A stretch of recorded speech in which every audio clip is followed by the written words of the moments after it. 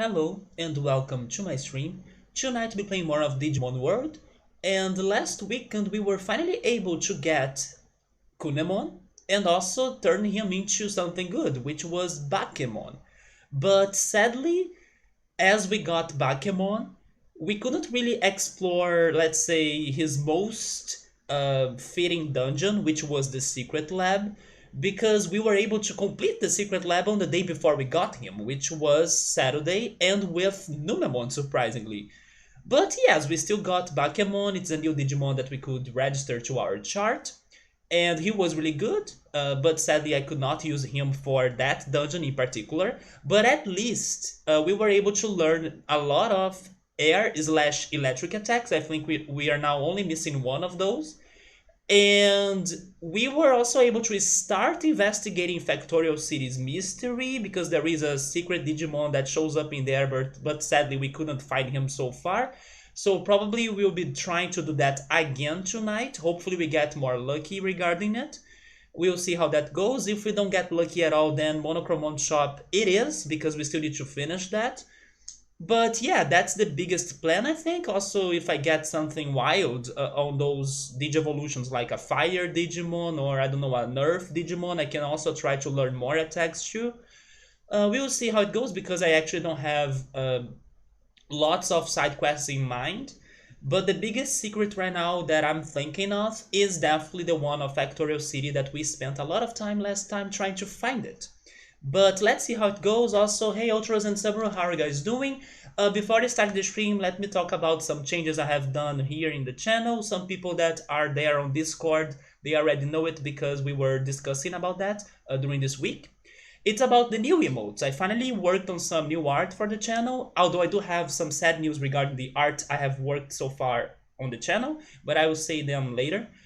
We got new emotes. Those are for those that have helped the channel with bits. And then I also decided to change the tier 3 subscription emote to another link as well, even though I don't think anyone will ever get that. But I wanted to all of the emotes in here to be links or skins of links, right?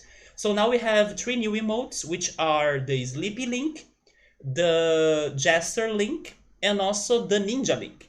And those are for people that have donated like 1k, 5k, or 10k bits so far, right? Not a lot of people, but hopefully some people will be able to use them and also enjoy them. I will see how or what other people think about those new emotes.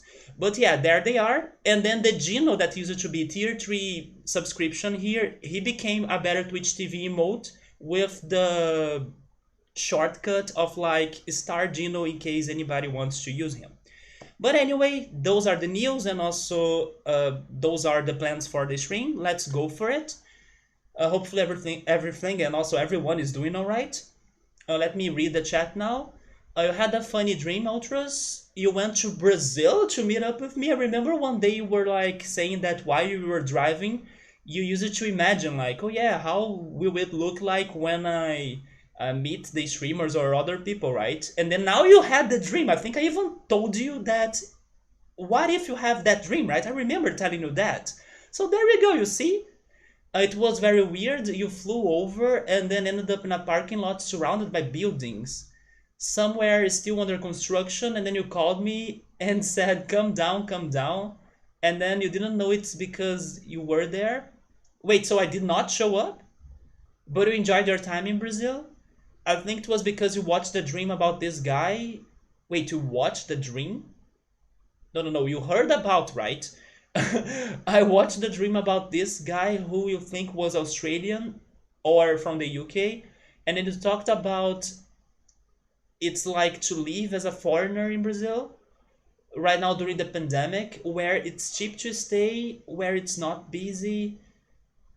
I mean, it would be great if you could stay in a place like that in here, definitely. I would suggest the Northeast region. There are some not very crazy big cities in there, so they are more chill, they are more empty, and they have fantastic nature, especially regarding the beaches. So, yeah, totally.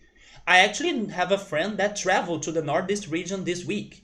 But I was disappointed to hear that he wasn't able to find a lot of delicious food and dishes that I was like telling him to try, right? I was like, man, since you are there, please eat a lot of green beans or try to drink a lot of kaja juice or kaja ice cream as well. And he was like, no, they don't have this in here. So I was like, what the F? Please don't recommend that hotel to anybody because you gotta have that delicious food while you are in the Northeast region. I'm doing alright, Subaru. I don't remember if we met up in the dream. Oh, you were watching yeah, you were watching a video, there we go, about a dream, right? He was talking about Rio and showing the beaches and popular spots. He said normally on a Friday it's packed, but you can see now just little small groups. What do you mean by like it's packed? You mean it's full, right? To be honest, some beaches in here are still very full and crowded. People have been ignoring the pandemic, right? And also, a lot of people are exercising on the bay side or around the bay. Also, hey Victor, how are you, man? He said the normal short stay rentals are even cheaper than before. Oh yeah, totally, definitely, man. The hotels are starting up their business again. Many of them are not like even getting tourists or people to stay. But yeah, they are starting again slowly to reopen and to see if some people can like rent a room or stay there. But the hotels here are still looking very bad.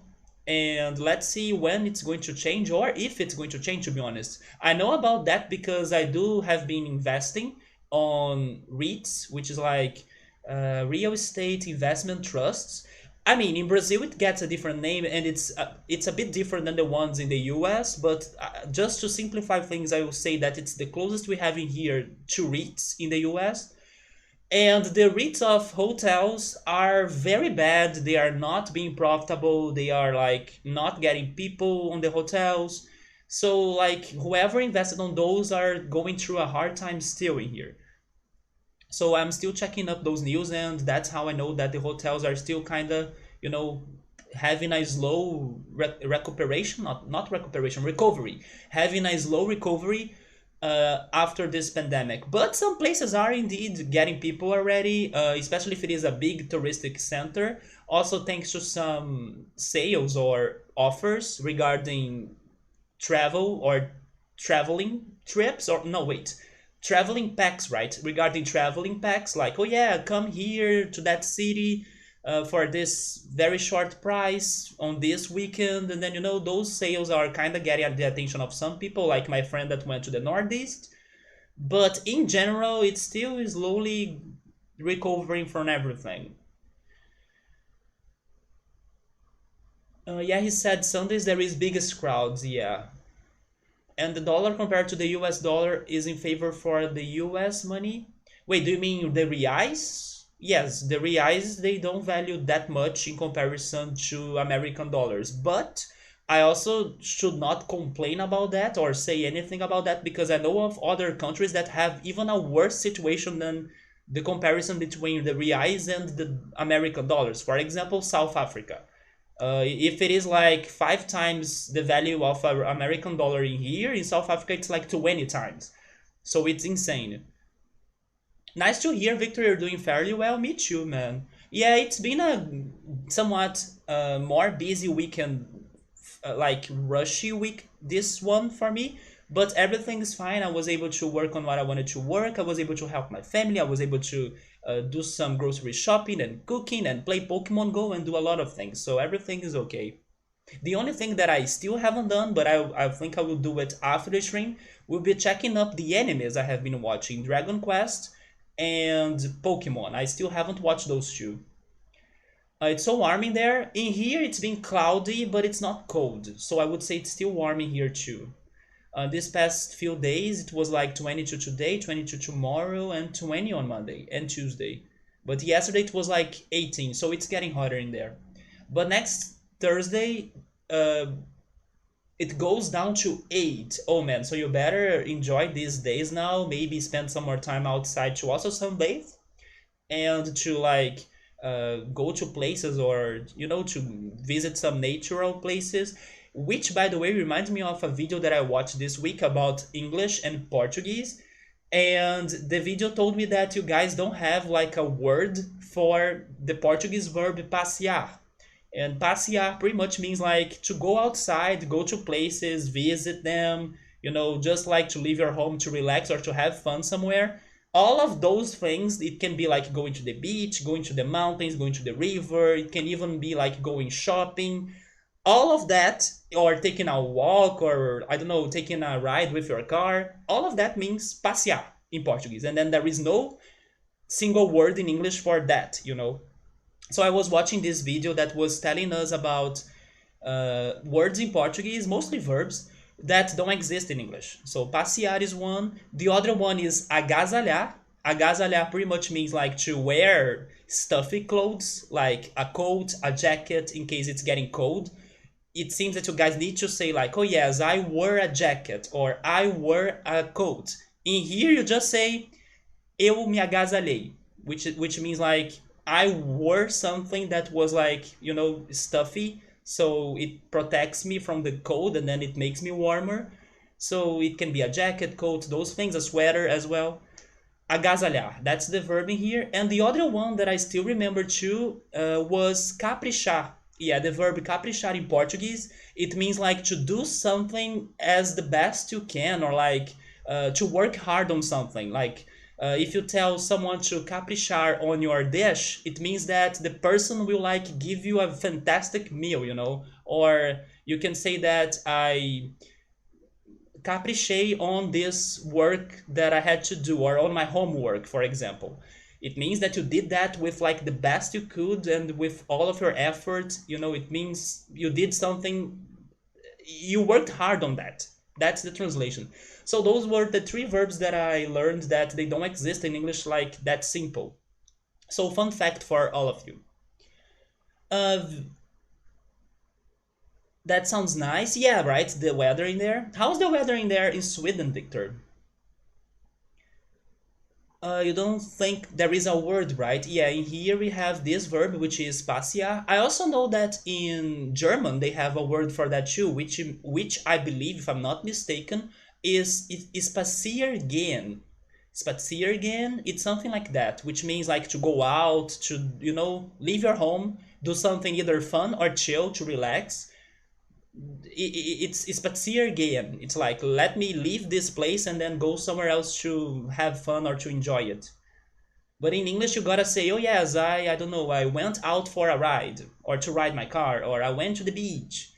You can just say eu passei in Portuguese, which means I went out to do something or an activity that would give me fun or to make me more relaxed.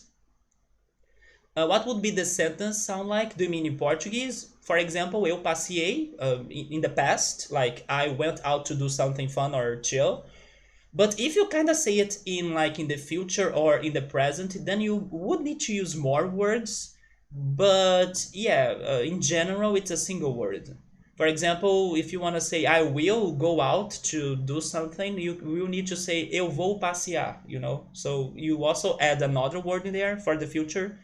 But yeah, the idea of the word is a single one. That sounds like bundled up. I bundled up today before going outside.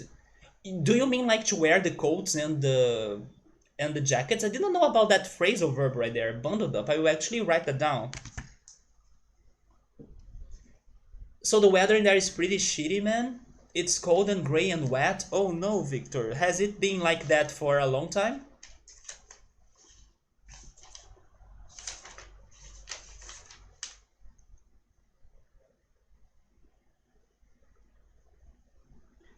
Bundled, right?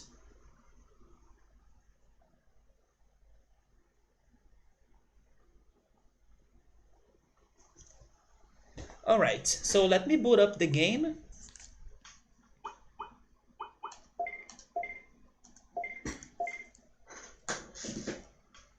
Man, I do hope then the weather gets better for you, Victor. And also, I hope that the weather in Ultra's place doesn't get too bad after these next days. And here I can't complain. Even though it's cloudy today, it wasn't that bad in my opinion. especially because it's not either too hot or too cold. It's been just like normal, so I kind of like it.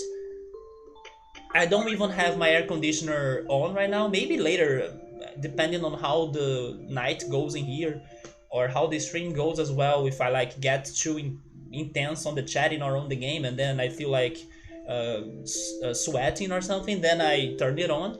But no, it's been super normal, super comfortable actually. So here we are. We are starting a new cycle.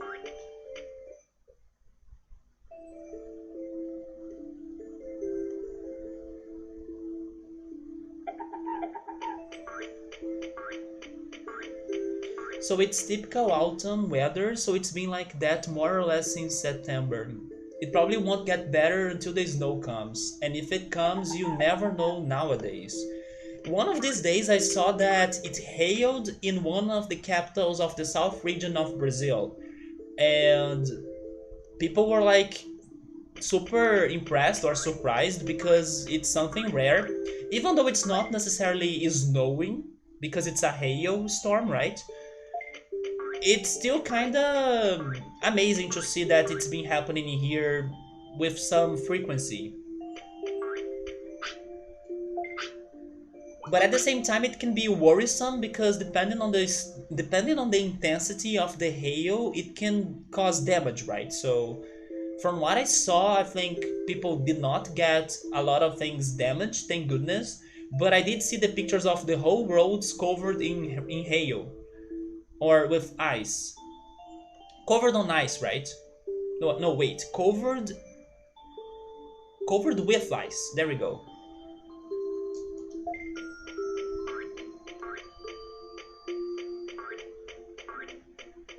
Victor, how was your Halloween, man? I remember now that you were crazy to watch Devil Townsend's stream, and I believe by this time it already happened. How was it?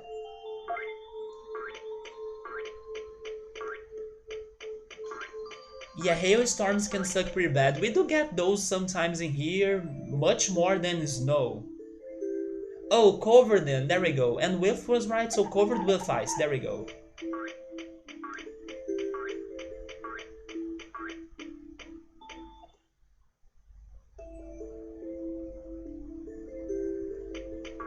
Also, Victor, I don't know if you use Discord, but in case you do, now we do have a Discord channel, so if that interests you or something and you wanna hang out with people there, or have some food talks as well, it's a thing now. Mostly thanks to the community that pressured me so hard for me to finally have one or make one. But now that it's been some weeks it's going on, I will say that it's been really great. It was a pretty good concert. There we go. Some lag issues and stuff, but overall it was fun. There we go, man. Correct me if I'm wrong, but it was a free concert, right? Or was it not for free? So I will be doing some shopping because as we just got a new baby, it means that we have some discounts going on. But I need to see what I have, right?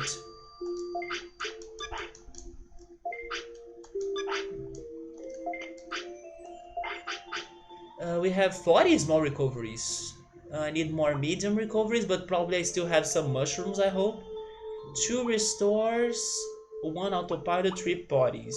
I will buy more floppies for sure.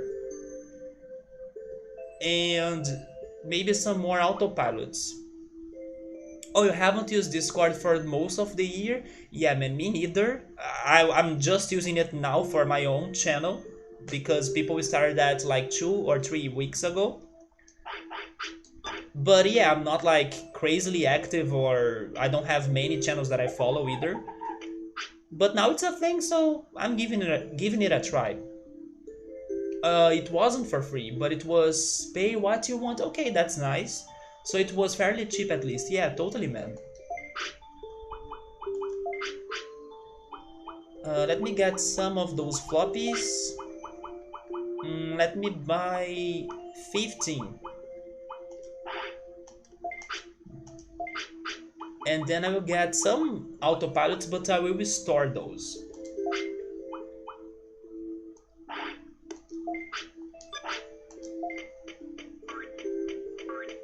Victor, have you ever tried to listen to this one very specific and different music genre called city pop?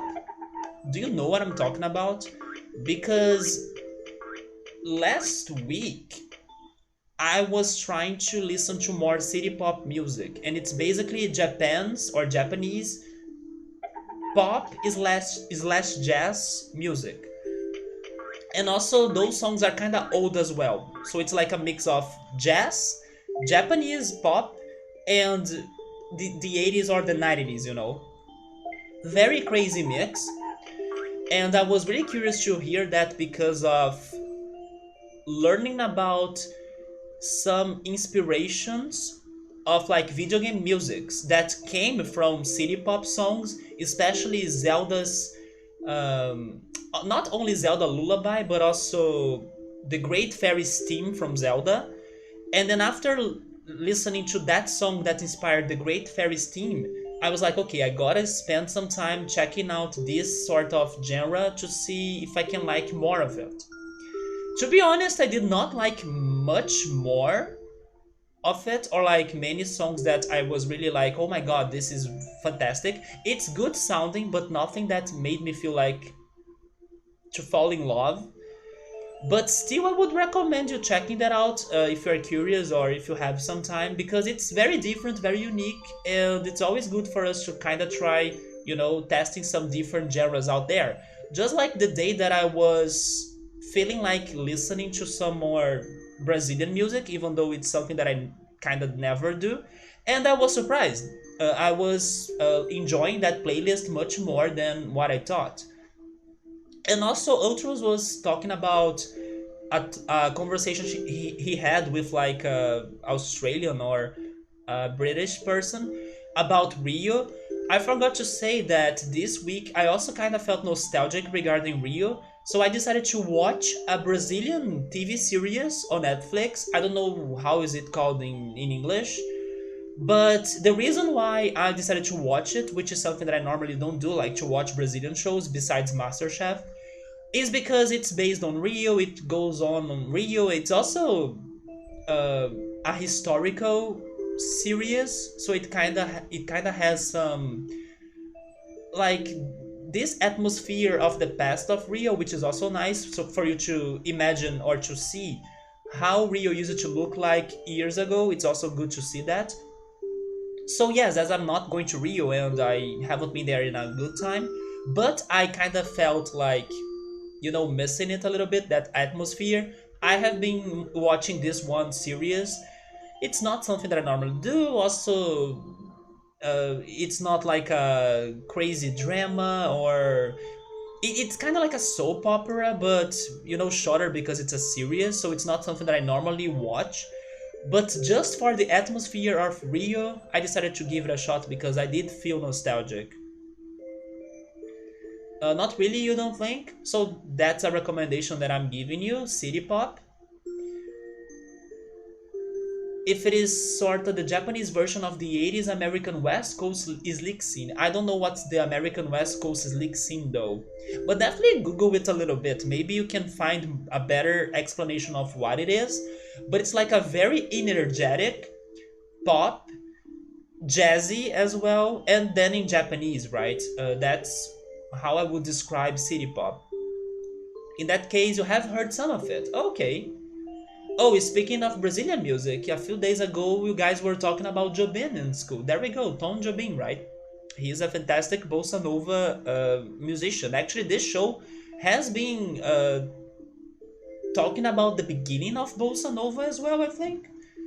But I believe it's their own interpretation of it. It's not like based on a real story, you know. It's just that they are. It's happening around the same years it started to become popular here. But I gotta still watch it more. And then the show is about this woman from São Paulo that was married to a guy that was working in Rio, but then when she decided to come to Rio to check on him and like to see how things were going on, they wanted to open a restaurant in Rio.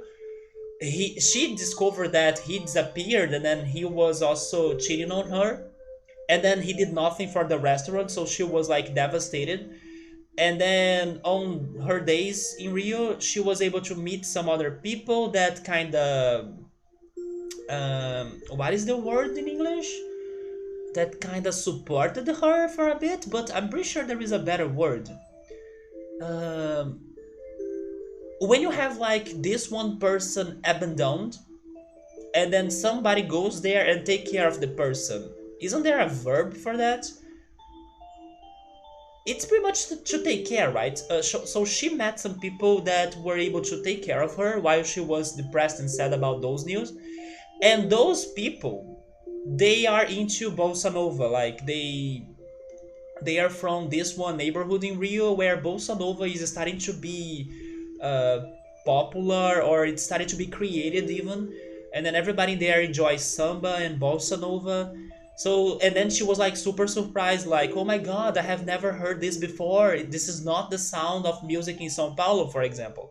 And then she was like, okay, I'm going to stay in Rio, open the restaurant myself, get rid of that husband, and start a life in here because I fell in love with this music, this city, and now these new people.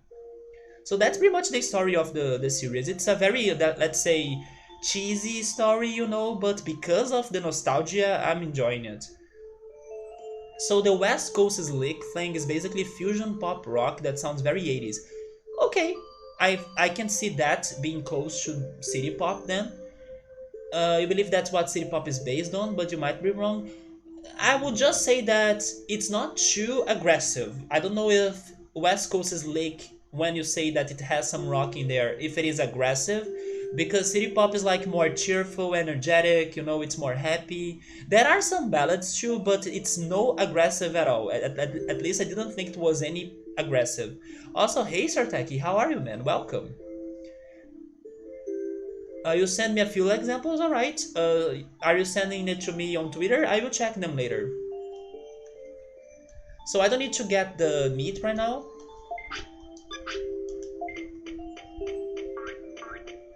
Sarteki, that was crazy, right? I told you on Discord that after the lesson you gave me of Polish on stream, I decided to watch like a movie on Monday, if I'm not mistaken, either Monday or on Tuesday, right? And then it was a Polish movie that they had in there. And then I was like, okay, let me check this out, this horror Polish movie. And then by the end of the movie, they gave me freaking kurwa, right? Which is that F word in Polish. So I was like, no, I need to send this to Sarteki to say that his lesson paid it off. Because I could identify the word from the sound more than just the subtitle. I was like, okay, this is the word I learned. So slick music is as far from aggressive as it gets. Oh, it's far from aggressive? Okay, it's because when I hear somebody saying like rock music, I'm more tempted to think it's somewhat aggressive. I'm not saying that every rock music is aggressive, but the first impression I got to my mind is something more aggressive because maybe it's what's the most popular, I would say. Something more heavy. But it's just my impression. But Sertaki, how are you, man? I also read that you were having fantastic Japanese classes. You really liked your new teacher as you started your semester. How is it going?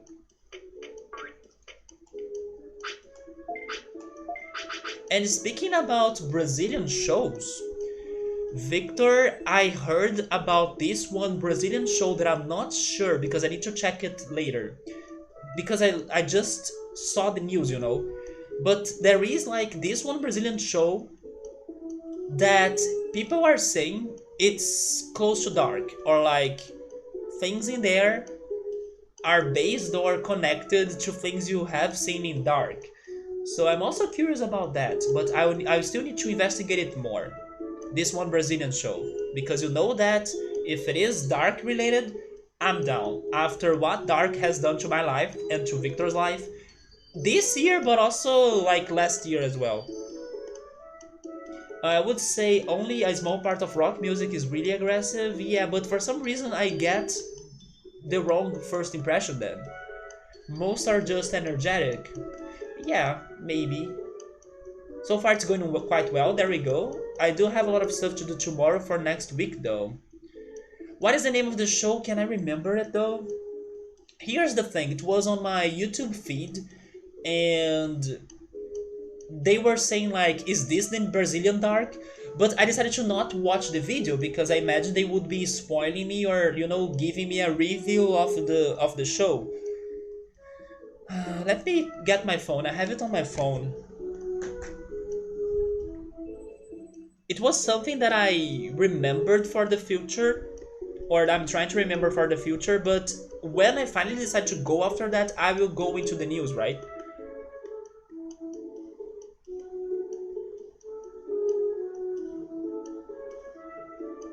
I think I'm starting to remember it. Isn't it Desalma?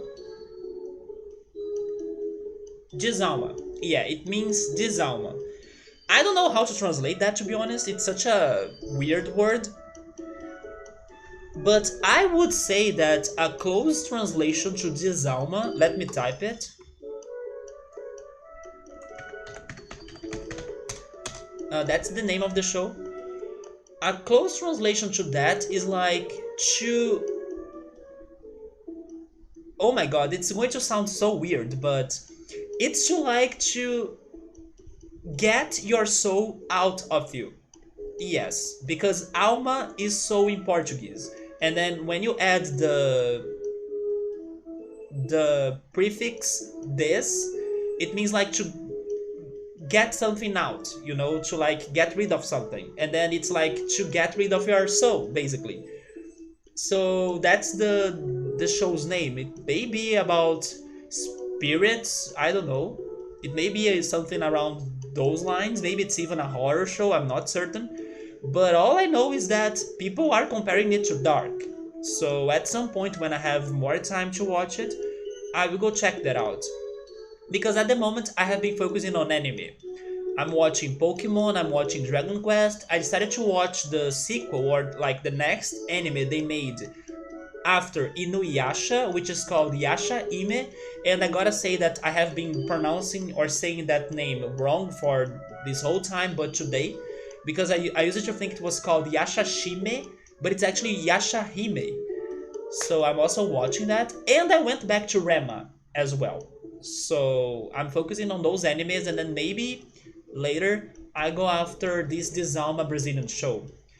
And also, before going to it, actually, there are two other shows, or maybe I should say three shows on Amazon Prime Video that I really want to watch. One of them is a remake of a show that I have watched and I think it was fantastic. It was released this week and everybody that I have seen on YouTube talking about it have liked it, which doesn't surprise me, even though I don't know if I will like it more than the original. But I'm talking about Utopia. If you have Amazon Prime, go check Utopia because the reviews have been good. I have watched the original and it's a very good story. And it's also very fitting for the situation that's been going on in 2020. So maybe that could be like what's the word? That could be something that you should watch only if you are not like feeling too depressed regarding the pandemic. It's not that Utopia will have like the same lines of what's going on right now, but it's also about a pandemic. So yeah, if you are like having a hard time right now with the pandemic and then feeling too depressed, then maybe you should avoid it. It's like a disclaimer, right? I think the word that I was trying to think was a disclaimer. So be careful about that. But otherwise, Utopia is fantastic. So I also need to watch this remake Amazon has done. But before that, even, I want to watch Tales from the Loop. Because even the name of this series on Amazon sounds like dark. Tales from the Loop. And also Dispatches from Elsewhere. Those are the series on my mind. All of the three of them are on Amazon. I don't have Amazon, but I have my ways of watching it. And yeah, only after those three that I really want to check, I will jump into this Brazilian one called Desalma. That is a word that doesn't exist in English, you think? Oh, to like get your soul out? Like to... It's actually a word in Portuguese that's not common at all. So I was also surprised to see they using that word for the title of the series or movie. I don't even know if it is a series or a movie. but it's a uncommon word in Portuguese. Those tend to be spoilery. Yeah, that's why I just saw that it exists, and then when I wanna check that out, I will start it myself instead of watching the reviews. But I did check the reviews of Utopia because I have watched Utopia, like I watched the original. And then I'm hoping this remake of it will be as good or better, maybe. I have low expectations of it being better, but I hope it still does justice to the original. That's fantastic. So Ultras has made a lemon pound cake today. There you go, man. Turned out a little dense, but you know why it's very still good either way. It's very hard for anyone to get like a dessert 100% perfect, right? So if it is still good, man, that does it. Neither in German. Sartaki, correct me if I'm wrong, but isn't there the word or the verb in German? It's again, because there is a word in Portuguese that I was even telling uh, Ultras and Victor that doesn't exist in English, which is pretty much passear, which I would translate it to German as spaziergehen, which is like going outside, leaving your home, uh, you know, going somewhere to have fun or to relax. There is no word for that in English. You gotta say, oh yes, I went shopping, or I went to the beach, or I don't know, I went driving to vent or to relax, you know. In Portuguese, you can just say, fui passear. Yes, I went to do something fun or chill out of my home, an activity outside. That's it. And then you have it spazieren gehen, right? Oh, but spazieren gehen in German is just for to take a walk. Oh yeah, so it's not the same then. It's not the same as in Portuguese. Because in Portuguese, passear can be anything. It can be going to the shopping, it can be going to the woods, it can be going anywhere you want. As long as you are not at home. Basically, that's what it means. It has a bit of Stranger Things vibe. Tales from the Loop, man, I gotta watch it. And if it has the Stranger Things vibes, then it also fits Dark, because Dark has a little bit of Stranger Things vibes too. They are very different, but there is a connection in both shows. It is based on a tabletop role-playing game that in turn is inspired by some really cool artwork. Let me go back a little bit on the chat because I'm missing some things. We only have a word for to put a soul into something, which is like beselen. Beselling, is that correct? Some prime shows to watch are Electric Dreams. No, as for A2 and Tales from the Loop. Yeah, Tales from the Loop is the one that I heard about. Electric Dreams is a book, right? Yeah. Yes, I have heard of that book. Isn't it the same one that was an inspiration for Blade Runner? Electric Dreams? Maybe it's a different one actually. Yeah, now I can't remember. It's vampire stuff? Okay, I'm not that into vampires. I guess you could say Diso. Diso, yeah, right. Diso and make it a word in English. You actually played a session of the Tales from the Loop RPG. It was fun. We played some kids getting into trouble with scientists who were trying to mind control pigeons. That's the one, yeah. Do androids dream of electric sheep? Yeah, the word dream sounded familiar to me, and then that's the one that's the Blade Runner inspiration. That's true. And I still need to get that book because I love Blade Runner, so I would love to read the book as well.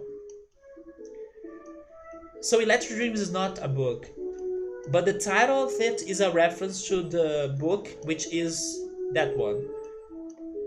Oh, Nos or Nose, right? Nosferatu. Nosferatu, yeah. Interesting. Crazy way of making that play on letters, right? Or play on syllables. Nosferatu.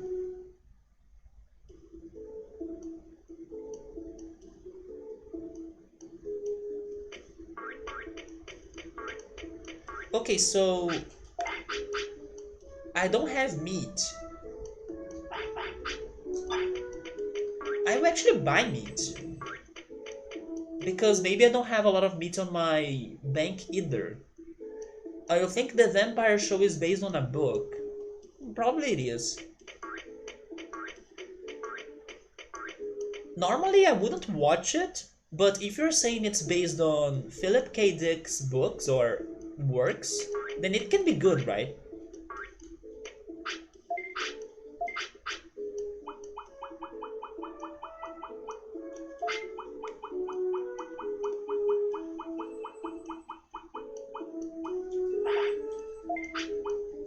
And I'm still getting the discounts.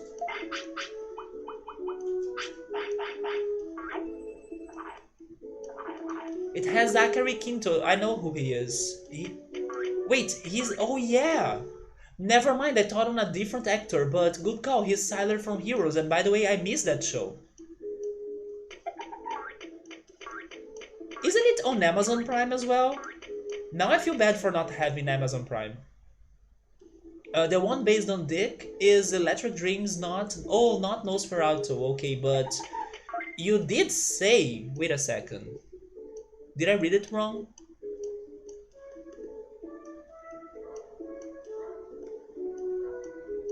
Oh no, you did say that only Electric Dreams was the one based on Philip K. Dick, right? The other ones were just recommendations from you, and then Tales from the Loop was the tabletop game. Which, by the way, I do miss also playing tabletop games. It's been forever.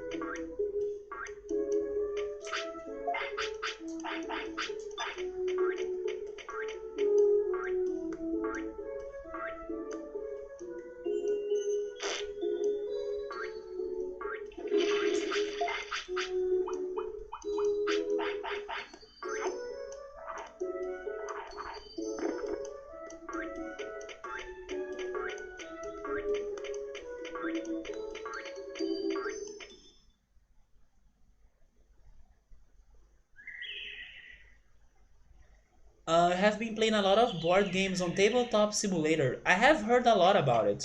People say that you can really come up with any board game you want or tabletop game you want by using that game. I will actually put you to sleep then. And then once you become in training, we go to sleep at the forest or at Kunemon's bed so we can try getting another Kunemon. You were really missing your weekly board game and magic meetups.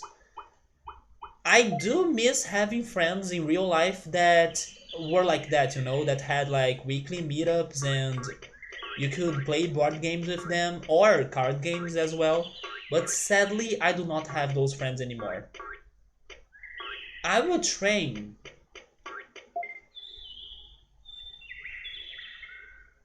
I will train your attack again. It worked for us last week and I'll try it again. Also, a lot of board game mods were made by people for Tabletop Simulator, both officially as DLCs and unofficially. Okay, so the companies that develop board games, they are with an open eye to this simulator, so they are investing on it and trusting it. Once the pandemic is over, go to a board game store or club. I know only a few ones. But I actually went to events of that, or like events where people gather together to play board games. I went to those, I think, once or twice. Oh, I forgot to get the manual, so good call. But the thing, Sartaki, is that I'm now remembering another event that I went to. But the thing, Sartaki, is that it's complicated because like a lot of people that go to those events, they kind of go with like companions, so like with their friends, and then sometimes it's hard for you to really, you know, blend with those groups of pre-made friends. It is doable, of course, but sometimes it's hard. I'm remembering the day that I went to this one event.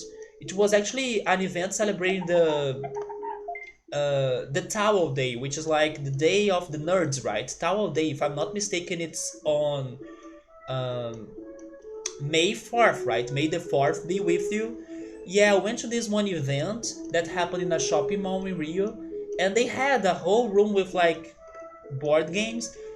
But the people that were playing with me, they were very reserved, kind of. So I was there like wanting to make new friends and maybe even getting new contacts so I could like uh, get to meet them in the future to have the same experience or like to play with them again. No, they were very reserved and then it was hard to really blend. But it was fun for that night. Sadly, I could not like keep it going for other times. And then I also went to this other event that happened in a fast food uh, place. I don't remember. No, it was not Burger King, but it's like one place in here, fast food chain that looks like that looks a lot like Burger King. And yeah, it was the same thing. I went there, I played the games, but I don't know. I would rather prefer if people were maybe more open to new friendships instead of just like polite regarding let's play this together and then bye. I would like to be part of the group, and then I know it also takes time, and uh, there are people and people, but so far what I'm trying to say is that I have had a rough time on really blending and making somewhat good friendships with those people that play board games out there. I should try it again, of course, because it doesn't mean that it will never change or I will never find somebody that could be more welcoming and then like, oh, come again like next Saturday, something like that. But so far it's been very normal, and then maybe because of that I haven't really felt the magic of keep on trying it. Which was the opposite of what happened to me when I went to video game meetings, which was like to the 3DS meetings where people used to go to shopping malls, to the food court of the shopping malls to play 3DS together. In there, people were way more welcoming, and then I was able to make some friends, although today I kind of do not hang out with them that much anymore, or like we are very distant at the moment. But for many years I was able to meet and to hang out with such people. But then for the board game events I still haven't gotten really lucky on meeting some people that were like more welcoming or like more open to new friendships. But yeah, I would love to have more board game opportunities because I haven't played a lot. Board games started to become big in here maybe 10 years ago. It's still something more recent because for a long time you used to always have the same board games that everybody would be playing, and then only like 10 or 8 years ago new and fresh board games started to come to Brazil and people started to really make them more popular, like Carcassonne, Catan, and those other games. But before that, everybody grew up playing the same ones, like the Game of Life, Clue, War, or actually War is called Risk in English, right? Risk. In Portuguese it's called War, which I think it's way more fitting. But yeah, only now the new games, or let's say more recent ones, are really becoming more important in here. Let me go back on the chat.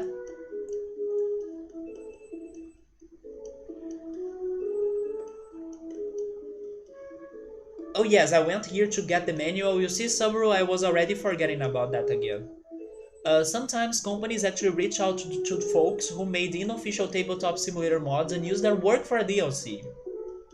Other than just take this down, right? Like Nintendo, for example. There, you have sent me a few examples of West Coast Slick, okay. You had a bit of trouble to think of good examples, so it's not the best examples. That's fine, man. And you know what? If I enjoy it at least a little bit, I can try listening to a playlist on Spotify this next week or soon of West Coast Slick to see if I can find at least one song that I really fall in love for it. But it should be enough to give me an idea. Let's go. Totally, man. Thank you so much for that. At least here, I never had trouble getting to know people at board game events. It's not that I had trouble, it's just that it was just for that night or for that time, or some people were already with their groups and their friends, and then it's hard for you to really fit in. Basically, that's what happened. There are board game cafes in Toronto. By the way, Outros, now that I read the word Toronto, and this is something that I will see talk about if I talk about it as well with Draco. Although it's not something positive, it's something actually negative. And that's why I wanna talk to more Canadians to give me an impression of this. But I was watching this video of this Brazilian YouTuber that has moved to Canada for like many years, and then he has been living in Canada for a good time already. He lives in Hamilton, and then he, for some time, had to move to Vancouver. But then once in Vancouver, he was like, no, I did not fit in this city. And then he decided to go back to Hamilton. And here's what he told whoever was watching the video. He said that while he was in Vancouver, which was the place that Draco lives, while he was there, he said that he was not able to meet anyone that liked Vancouver that has lived somewhere else before. Basically, what he was saying was that if you are from Vancouver, you probably like the place, but if you have lived somewhere else before moving to Vancouver, you probably don't like Vancouver. So is that a thing, or was it just his opinion? Because he said it in a very strong way of like, no, Vancouver was not a good deal, and then I have never met somebody that has lived elsewhere but moved to Vancouver to like it. So I was like, really? Is Vancouver that bad or something? You spent about 3 weeks in Vancouver? And then you work there, they separate 1 week stunts last year. No, never mind, three separate 1 week stunts last year. There we go. I went to a hockey game. You did some touristy things around the town and drives. He was not specific, like he did not say why he couldn't fit in, but maybe it's because the other Canadian cities were more chill, I'm not sure. You stayed downtown, hotel close, walk to the waterfront. It seems that you liked it, although maybe you haven't really spent a lot of time in there. Or maybe it's not that bad. It's just that he said that, and then I was like, seriously? I would say we enjoyed your time in Vancouver. It's a nice place and has a great close to ocean feel to it, which for you is an unexplainable therapeutic feeling. To me too. I cannot imagine myself living far from the ocean. Not at all. It's where I found my peace. Lately I have been finding my peace by sunbathing and then sky gazing, but the ocean is my number one to go choice for sure. But you can also totally appreciate how it sucks to live there. Very, very expensive, hard to drive, hard to park, super expensive. It doesn't seem like you can breathe anywhere because it's too crowded. Yeah, the idea that I got, even though he was not too clear, was that other Canadian cities were more chill. Maybe they were more deserted, with less people, less problems. But I was kind of shocked that maybe Vancouver is not that great as I imagined. And then he said that whoever has lived elsewhere would not be a big fan of Vancouver. But it felt very close to Toronto. Huh.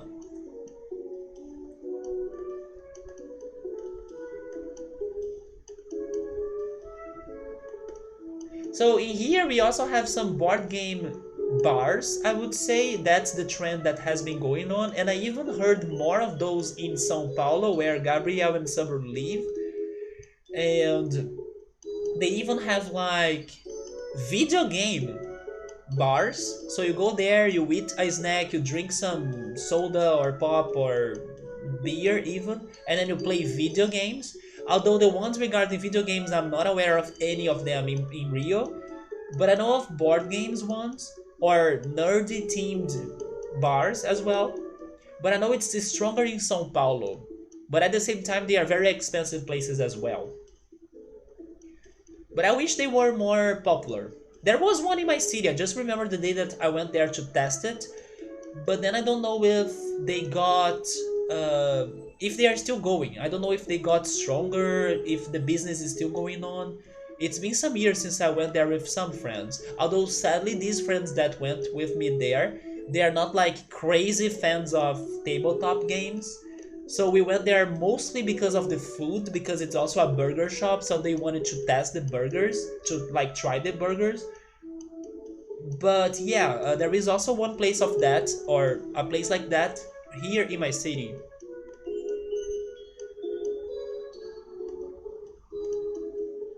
The last time I played games in a group was when you were dating someone 3 years ago. Right away, she talked me into going to her brother's house for a couples thing, and then you felt way uncomfortable most of the time.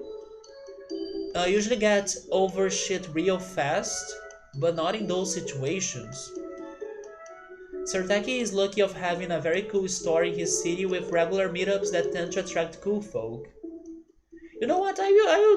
I will see when everything is like more normal than now, and if I decide to go back to Rio more occasionally because I kind of stopped going to Rio, I can also see if I should try going back to this one place in my city. But I didn't think it would be a very popular choice for me to go. But I'll see how that goes because I do miss playing board games a lot. Also, Amomon, welcome to the stream. I'm guessing you do like Digimon World. Don't worry, I'm finishing this chatting section in here so I can play and start a new cycle in there. But thank you so much for the follow. And also feel free to chat with us if you want. We are talking about board games, and then I also started to talk about Canada. I know South America took a while to jump on the board game craze. Yes, Sertaki, it did take a while. I would go to the bar arcade often. I remember you mentioning that bar arcade place, right? Now if you want the arcade, you have to book it with a group for an hour, and it's only your group, then they clean everything and go to the next group.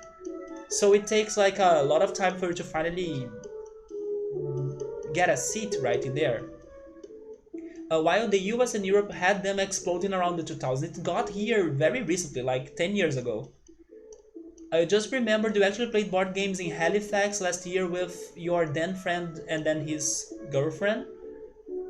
We played Catan. Catan is really great. I was able to play a little bit of Catan, and regarding these new games, it's one of my favorites. But I also played a little bit of Carcassonne.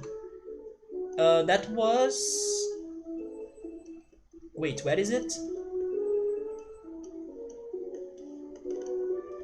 I lost track of the chat. That was the game that is often attributed for making board games to explode. That's true, Catan.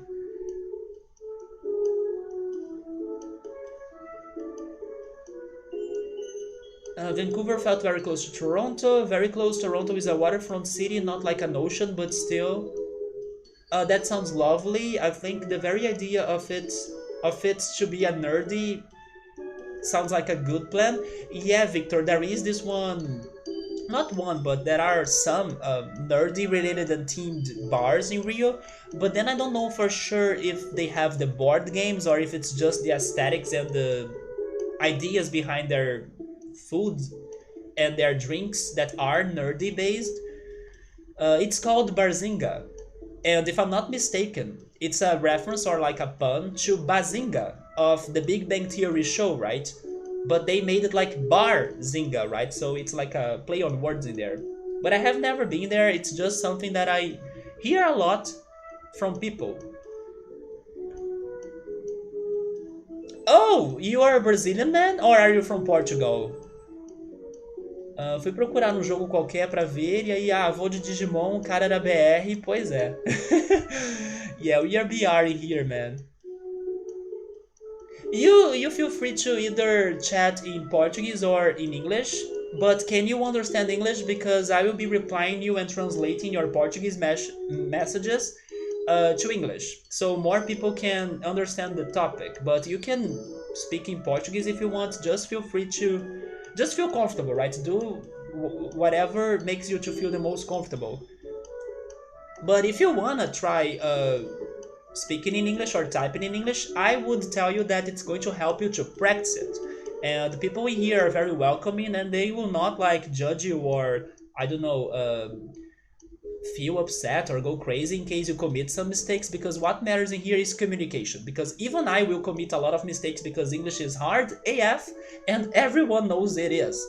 And I would say especially the pronunciation. So feel free to just like hang out and speak in Portuguese, speak in English, speak in any language pretty much, because Sarteki right there, for example, he's from Poland, but he's living in Germany, so he knows Polish, he knows German, he knows so many languages, he's studying Japanese. Anyway, people from everywhere will be here, someone may understand you. Let me go back and chat a little bit again. Well, not really, because I doubt they were busy. But like, I don't have any friends to book it with, and I don't want to do it for just myself. Yeah, I'm at the same situation right now, Ultras. I also don't have those friends that would go to board place cafes or bars to play with me anymore. And then the events that I could remember that I went trying to look for new friends, I was not that lucky. I had fun, but like I said, the friendships did not last past that day. It's just that normally when you hear English, you sigh. You sigh. Now it's going to mess up with my English in here. You start, right? You start typing in English. Yeah, man. I wish nerdy places like that would be more of a thing in Sweden. Yeah, more of a thing in here as well, I would say. But let's see, maybe with some more time it gets very popular and then it explodes and then it goes boom. But it's also a matter of looking for those places, right? I haven't looked for those places. So after the pandemic, I will see if there are new bars, new places. Maybe there are more than what I think. A video game bar opened in my city not long ago. I wonder if they had to close thanks to the pandemic. Hopefully they have also like uh, I don't know, burgers or some delicious food to sell, so they could still be operating with like deliveries, you know, not just the board game business. I really only know three, the rest I'm trying to learn. So you know English, Polish, and German, right? But I do think you do have a very good Japanese by this time, as last weekend you were telling me that those games I told you about that teach you Japanese, they were very basic. So I was like, okay, Sartaki, so he knows a very good amount of Japanese already. Even though you may not be fluent, I don't think you can guarantee yourself if you travel to Japan by now. You'll not like struggle crazily hard. You never really look for places like that, right, Victor? What about music places, Victor? Are there many music places in there where you go and then you meet people that are also very interested into music? I imagine that maybe some karaoke places. That's one thing that I actually kinda has never done. I cannot remember going to a birthday party that happened in a karaoke once, but I decided to not sing because I suck with lyrics and like singing as well. But what about like places where people go to, I don't know, that should be a thing, right? Like a bar with like music instruments or musical instruments where talented people or just curious people could go and get the instrument and play, you know? Like the visitors make their own show. I think that would be awesome. And then maybe they could mix it with the karaoke idea that people go there to sing and then they can be good singers or not. They are just there to have fun. Man, let's start this business. I can see the spark of success right now. If you have like a mixed karaoke and I don't know, instruments of people or instruments for people to be there playing them if they have some talent or something. I think a place like that could be very fun. I think every music venue in the city has closed permanently. Yeah, that's what a music store is, but people don't go to a music store to really play there, right? They go there to see the instruments and buy them. But I'm talking about, I don't know, a place where people could. That guitar, let me get it. And then there is a stage, and then the person plays a song on guitar, out of nowhere. It's just like those videos that you see people playing piano in the middle of an airport, for example. I'm getting that idea and turning it into a business. Don't you see how promising that sounds like? That should be a thing. But what I know it's also a thing are places where people have like quizzes. For example, they have, I don't know, I heard of this one in my hometown. I have never been there, but I heard about this place in my hometown. It's like a bar, and they have like themed quizzes for once a week or something. And then people go there with their friends to try to rock on those quizzes. But on the other hand, they also have like some jazz bands playing songs. It's not the same because like it's like a hired or invited jazz band. It's like someone more professional. It's not like a casual player. But I would love to know or to see a place where people could go there and then let me show you my talent, and then boom, you can be amazed by somebody that uh, knows a song that reminds you of like the past or makes you feel like excited for hearing that song. It's a way for people to, I don't know, even make new friends. Like, oh my god, you like that band too? Let's, I don't know, go to a concert of theirs sometime. We miss that. We need to have more places where people can go and, I don't know, have easier ways of connecting pretty much. And I think that just like having a board game section or having a video game where people can play together.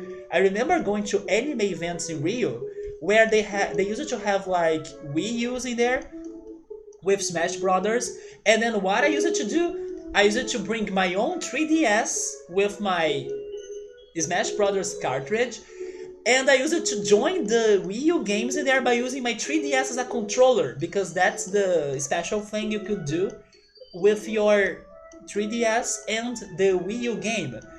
I use it also to go to some bookstores that also sell video games, and they used to have uh, Wii U or other consoles in there for people to try them. And then normally they would have Smash Brothers in there as well. And then I did the same. Like I bring up my 3DS with my game, and then hey, you wanna play Smash Brothers? I will go against you. And then I use my 3DS as my controller, and then the person uses the Wii U pad, right? The gamepad. We need more things like that for people to finally connect and interact, even if it's just for a day or for a night. And then this music idea, I think it would be great if such a place existed. Or a mix of everything. It would be the perfect place. Like you can come here and then you can sing on a karaoke. You can play board games if you want. You can play a musical instrument, or you can play video games. That would be the perfect place ever. The most successful place in the world, I would say. But you don't need to really have everything in one place. Well, there is an open mic stage. Oh, an open mic stage nights where it takes like instruments on a stage that people bring, or you bring your own, and you all try and figure out songs to do with random people or yourself. So I'm happy to hear that the music stores do have that going, or at least at some places. But I still feel like it's such a niche, right? It still needs to be more open to public and casuals, in my opinion. Because, Ultros, if you are not here telling me that's a thing that happens in a music store, I would never imagine it's a thing that happens there. Because my image of a music store is like, I go there to buy musical instruments. It's not, I will go there to play. Now you are making music stores way more interesting to me, even though I have never played anything in my life, like musical instruments. So it needs to be more accessible, more promoted, or more popular. Not just for the music people. So Amu was watching. I will call you Moon. Is that alright? He was watching, or she, I'm not sure, but I'm guessing he was watching some of that videos or some of those videos of a guy playing JoJo openings in the street, which by the way is an anime that I still need to get into. Yeah, there are people that play those in subways or in the streets, like you said, in the airport. I think it's the coolest, and then let's just give it a specific place for you to see that. Like a trivia night, yeah, the quizzes that I was saying, like a trivia night. However, when a friend of mine got married, he and a few of his friends set up a jam spot since most people there were musicians. That was fun, so it would be cool if bars did that, right? You wanna know something cool, right? Your gaming interest is starting to come back a bit. There we go, man. What have you been thinking about playing again?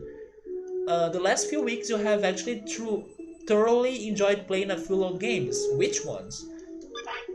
What has been growing again on me are my anime interests. Because now I went from 2 animes that I'm watching to 4. So I'm watching Dragon Quest, Pokemon, Yasha Hime, which is the next Inuyasha season, and I went back to Rama as well. So I'm kind of taking a break from movies and some series, but I was watching this Brazilian series that I mentioned earlier, and also Riverdale. But now I'm kind of feel more tempted to give more attention to those animes. And I forgot to get the manual again, right? Let me get it.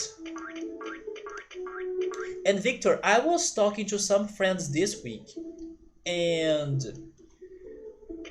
there is this friend of mine that he has started so many games, and then he told me that he could not finish any of them because he kind of gets tired of the games he's playing,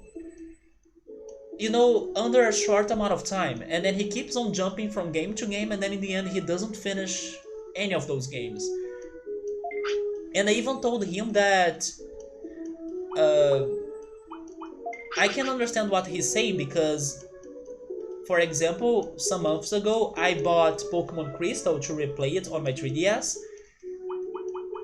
and after getting to like half game, I completely got tired of it. I could not finish it.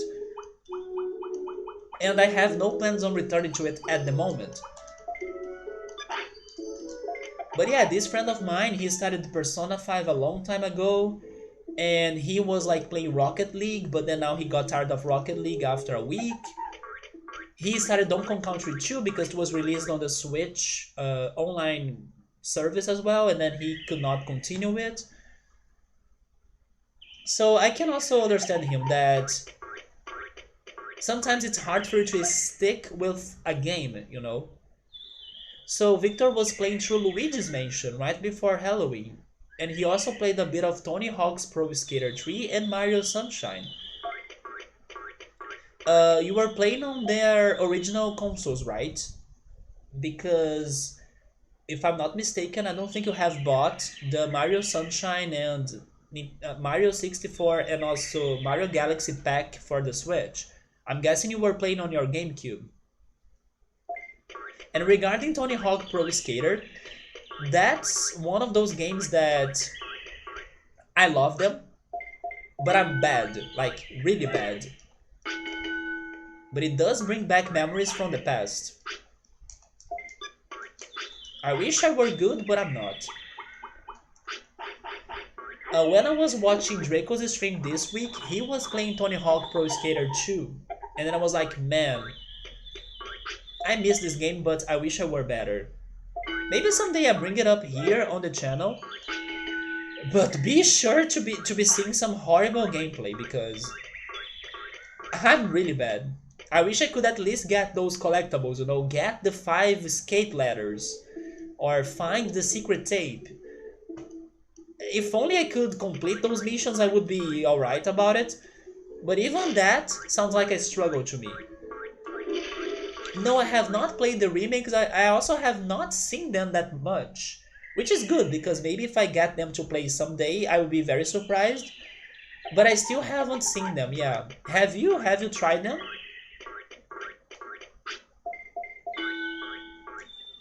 I also gotta say that very stuck. I'm very stuck to the first Tony Hawk because that's the one that gives me the most nostalgia. So I'm not like a crazy fan for the other two, like Tony Hawk's 2 and 3. Like for example, Victor is saying that he was playing Tony Hawk Pro Skater 3. I actually don't know how it's like because I can't remember. Tony Hawk 2 I remember a very little bit, and then the first one is the one that I like the most. You don't have an Epic Games account? No, you should make an Epic Games account. First, because it's for free. Second, because every weekend they give away games in there. Games that, of course, will not like be fantastic games every time. But they do have a good amount of good games that they give away. So, Moon, please make an Epic Games account. They have done remakes for Yes, Victor, you haven't you heard? They even it's like a remake of Tony Hawk's Pro Skater 1 and 2, and also they even included a Brazilian song in there. There is this band that's super popular here in Brazil called Charlie Brown Jr., and sadly, uh, if I'm not mistaken, not only the vocalist, but like two members of that band, they had an overdose and then they died. And then people are not sure, or they were not sure if it was like a suicide or if it was just an overdose. But anyway, that band sadly was over thanks to that event. Exactly, it was Chorão, his name, the vocalist. But the fans were like devastated, everybody was devastated. But thankfully, Tony Hawk Pro Skater decided to give them a like this tribute of getting one of their songs to the soundtrack. And like it was super crazy that they did that, and everybody here felt happier for them to be remembered uh, in those games because they had a very punkish slash skater style, you know. Uh, they used to love to skate, and that's why they decided to include this one song on the OST. It's a song that I'll be honest, I still haven't heard it. In my opinion, it was not one of their most popular songs, so otherwise I would know which song they got in the game. But I know they did that, so I think it's very great and surprising. Also, hey X5, how are you? Welcome. You have such a giant pile of epic games you got for free. Man, Sertaki, I have been getting their free games since day one, and I still haven't bought a single game in there myself. I have gotten also free games thanks to Humble Bundle, uh, GOG. I don't know if you guys know about GOG as well. Normally, those are the other two platforms that give away games, but also you have Uplay that give away games sometimes. But on Steam, I have bought games myself in there. Although on Epic Games, I still haven't spent a single cent on it. And I have like a whole list of games that I got all for free in there every Thursday. So don't waste more time, right? I know that Epic Games can be something that's debatable, like some people may hate it, and I understand that. But dude, you can be saving up some cash by getting their free games. And that's what I have been doing. And they do give away great games sometimes too, so one of these days they were giving away one of my favorite games, like Roller Coaster Tycoon 3 Deluxe. Like the whole Roller Coaster Tycoon 3 with its expansion packs.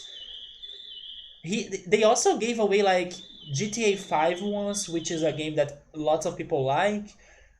So yeah, stay alert for that because maybe eventually they will give away a game that you may like. But I also know that some people don't like them, and I can understand. Like if I had to pick, I would totally prefer Steam because I also like their platform more. But regarding free games, especially during a pandemic and like being poor, no, I wanna get the free games. I will not be complaining. That's it. That's me. So yeah, don't miss out this chance. Let me go back on the chat a little bit.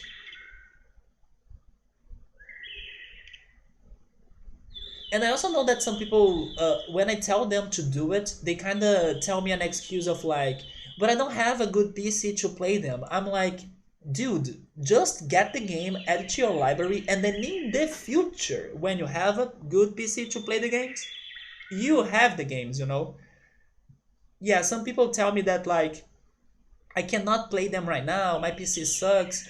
Okay, but just add to your library. That's it. You don't need to play the game like today, you know. You don't need to install it. You just need to add it to your account.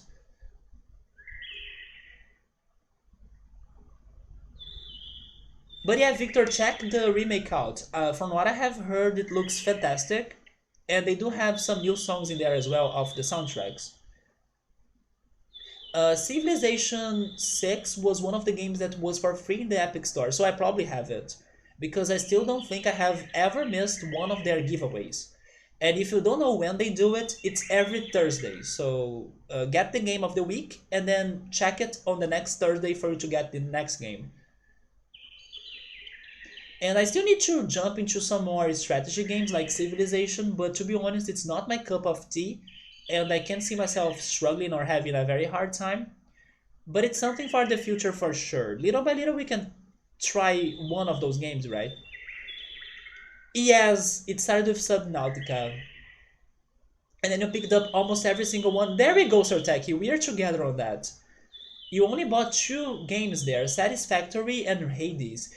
And one reason why I still haven't bought games in there, it's because I know that if I give it time, those games will get for free, or they will be for free. And also, I have other games to be playing myself right now at the present time, so I have the whole future to wait for them to make those games for free. And you know why I'm saying that? Because you are mentioning that you bought Hades. I still don't have Hades, but I played Transistor on stream some years ago, and last year, right? It was not years ago, it was last year. And Transistor is by the same developer. So if they gave away Transistor, I imagine at some point they could also give away Hades. And maybe also Bastion, but Bastion is another game that I got, but that one was thanks for a gift, right? I was gifted that game. And I should play it at some point as well. But yeah, I do expect them to give away so many games in the future. I just need to be focusing on the games that I have right now, which is a lot. And then in the future, oh yeah, that game that, I don't know, people bought, it's going to be for free today, you know. So Pro Skater was such a great game back in the day, I agree. GOG, Humble Bundle, Epic, and Steam. Those are the ones that I follow the most. Exactly X5. But sometimes you play as well, and very rarely you can find free games on EA's platform that I forgot the name of it. Like they gave away The Sims 4 one of these days. Hades only when you were able to combine the $10 coupon they gave out last month with the Halloween discount. Oh yeah, they had that. So we're saying that the fans, the Brazilian fans, they created a skate uh, park, I would say, based on the vocalist of Charlie Brown Jr., the Brazilian band. It's in the game, Subaru? Or, oh, it is a mod, right? Oh, okay, so Subaru is saying that he's not sure if they made that Charlie Brown Jr. based skate park as a mod to the game, to Tony Hawk, or in the option in the game that's like for you to create your own custom skate cars. But still, that's fantastic, man. Satisfactory you got immediately when the early access started because you wanted to support the devs and play it. The Epic Store platform still needs to get some features. I totally agree. It's not the best. It is slow. It crashes. I hate it. But I'm patient because everything is for free, so I should not complain for something that's for free. The future are very, very bare bones. Last month, you actually started grabbing free assets for their Unreal store, just in case I ever feel like making games. I see those assets and softwares on Humble Bundle the most. Yeah, they are often sending me emails of like, you wanna make a game, so buy these, I don't know, 5 softwares to help you to create a game. So yeah, about coming up with art or games or even music, I see those offers more on Humble Bundle. You never thought that you would play Shadow of Mordor when you got it. A couple of years later, your brother gifted you his PC with which was a really good one. And now you can play almost all of the games that came out. You see, I do have a bunch of games that I got for free on those giveaways that I cannot try to play them because I don't think my computer would be able to run them, also stream them. But for the future, maybe one day I get a better PC, a better setup, and then I can try playing them. You gotta also think about the future, not only present time. And that's also why I do recommend all of you to start studying about investments. At some point, anyone will need a new PC, that's so true. And at that point, cheap PCs will be able to play things that used to be a high end in the past. Correct? Oh yeah, the EA platform used to be called Origin, right? But they normally don't give away many games, yeah. It's like once a year. It's very, very rare. But I was able to get The Sims 4, but another one, I think. But it's been forever. Most of the last games they gave away were really bad and old. I mean, I didn't mind The Sims 4. I know that here in Brazil we have so many The Sims fans, and when they were giving away it, everybody was talking about it on Twitter. Like everybody was telling their friends about it on Twitter. So I don't think The Sims 4 was a bad game. Wait, was that Kunemon's bad? It was, right? So Epic owns the Unreal Engine, so they sell assets on their store. And there is a list of things each month that they give out for free, like their games. Oh, really? I didn't know about that though. That's actually awesome. The Sims 4.5 without... Oh, yeah, right. That's true. It's only the basic game, not the DLCs. Which remind me of the video that I have watched like some time ago. And by the way, no Digi Evolution. Probably because I don't have enough stats, right? I need to train Kunemon more. But the video that was saying or listing the top games with the worst DLCs ever. And the number one was actually The Sims. Because according to the video, after The Sims 3, all of the DLCs of the Sims games were like very empty or very basic. They were just for objects. They were not introducing new mechanics, new features. They were only for like object collections. And it felt like a waste, you know, like seriously, you're getting a DLC just to get more objects. Yeah, and then that makes me sad because in the past they used to have somewhat better DLCs. Like for The Sims 1, for example, you had The Sims Superstars that you could go to a studio and then have some new animations or features in there. The Sims in Vacation that you could travel to many resorts and you know interact in a different way with your Sims. But no, it seems that they changed that and then now it's just for objects.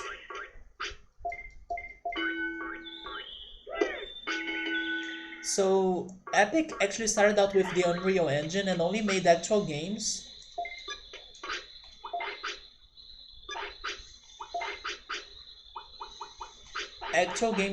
much later.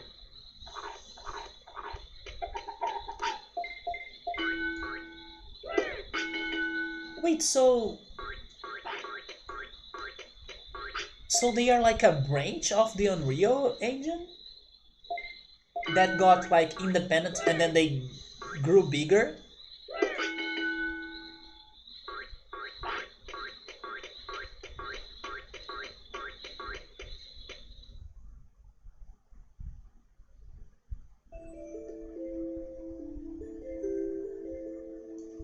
But speaking about The Sims, it used to be one of my favorite PC games as a kid.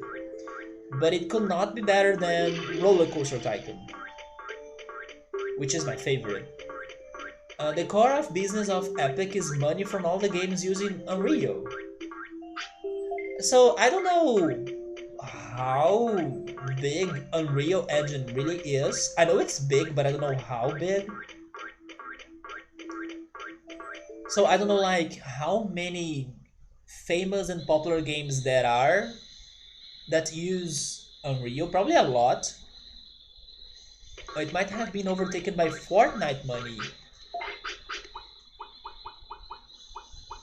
It seems to be one of the most popular engines.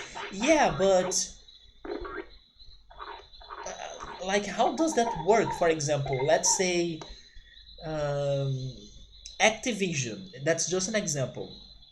Will Activision be able to use the Unreal Engine to make their games? Because when you talk like that, it makes me want to believe that only Epic Games will be making their games by using their engine, and that maybe other developers will have their own engines to make their games. Exactly, that's what I was thinking.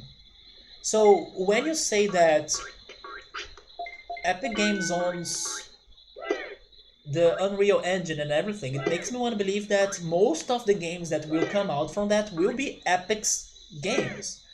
But then not necessarily the most popular games out there. I think if you pay for the license, you can use the engine. I can also see them doing that, but it's just that I don't know how many other third parties have been doing that. So how far am I into this game? Okay, so I will show you how's the city development Moon after I get him to the next stage. Because I feel like I'm messing up with this training right now. So I gotta give it some focus. But then I will show you the File City. But I can show you the chart right now.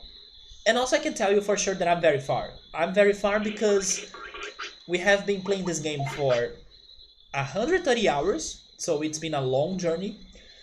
And that's my Digimon chart. I still need to work much more on it. It's okay that like I have missed a lot of good Digivolutions that I got like bad Digimon. That's fine. I'm playing this blind and of course I'm learning slowly with the game. I don't want to get help for that, at least not for now. But yes, I still need to work a lot in here. The medals, I'm kind of ignoring it, although we got one thanks to the amount of time we have been playing it, which was the last medal. And the cards, I'm also working on them to collect them all. So the cards is almost there. Little by little, we are filling up everything. But then File City, I will show it to you as I get him to a rookie. You have gotten Phoenixmon once. The one that I got accidentally was Metalmamemon. Yeah, Metalmamemon came out of nowhere. But we have been learning more about the Digivolutions and I have been able to get at least better champions. Not every time, but for many times. Hopefully now I can get another good champion. Last weekend, for example, we got Bakemon and then we had a whole cycle with him. The other thing I need to show you is my ability list, right? Which is now looking like this. Yes, we also have been trying to fill this chart. And last weekend we were able to learn a bunch of electric and air attacks. We do also have a lot of water attacks and ice. And a good amount of physical and fire. But we still need to work more on those. And then also earth. And definitely mech. But little by little we are completing that too. And regarding the plans for this weekend, um, my goal is to investigate a mysterious Digimon that shows up in Factorial City. That was what we were doing last Saturday as well, but sadly I still couldn't find him. It's been a struggle, it's fine, like don't help me about that. If I need help I will ask for like some answers to some questions. So far I'm still patient about it as well. I'm saying that because Moon is new in here, so I need to tell him that the less I know, the better.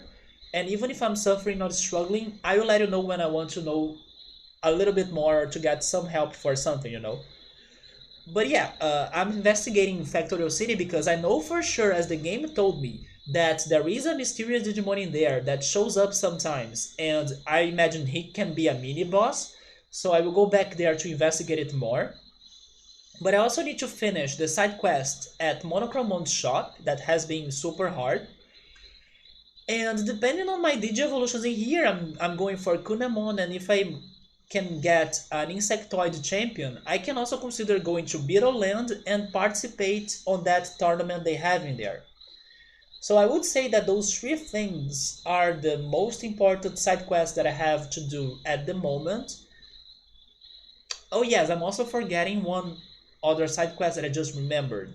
I also need to investigate the mysterious door on a tree in the forest. No clue about that, but we will investigate it with time. But those are the things I'm working on the game right now. If I wanted, I could, I guess, beat this game because they opened the path to the last dungeon, which is Mount Infinity, to me. And our city's prosperity is at 70 something at the moment. Almost 80, I would say.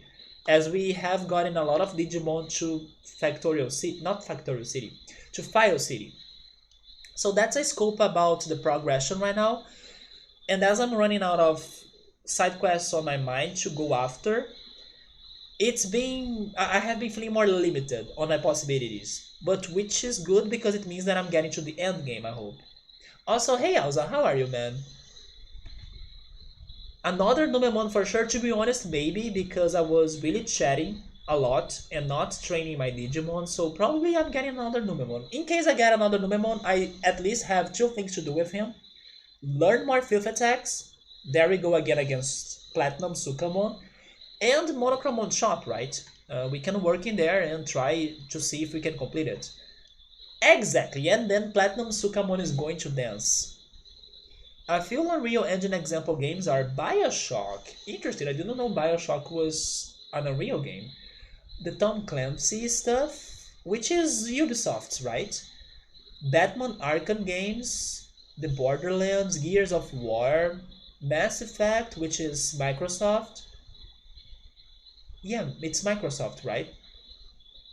Then Mortal Kombat, and then Tony Hawk Pro Skater, XCOM, and then Jedi Fallen Order. Okay, there are very good names in there from also different publishers or developers. So I can see that it's being powerful, but definitely not like the only one that the developers are using to come up with their games.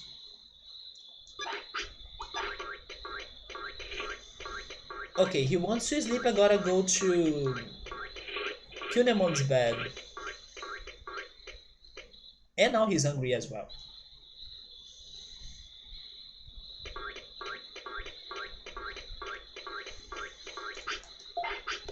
So, Sertaki, you are trying to develop a game on the Unreal Engine? Have you started that? Or are you still studying it?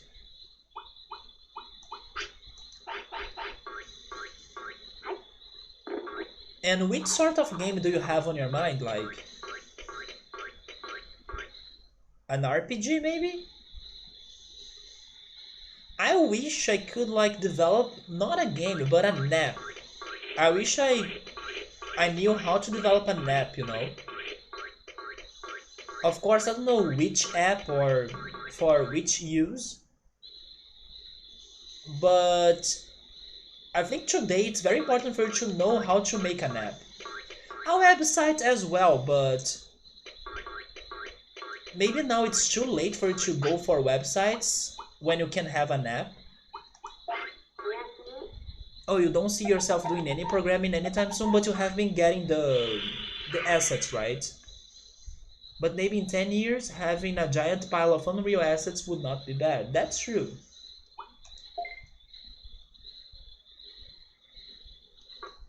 Oh, it is happening. There we go, we are getting another Kunemon. Maybe what I... No, never mind, I did the same on my first attempt. Which was like sleeping in here for 2 nights in a row, right? I did that too, and then it did not give me a Kunemon.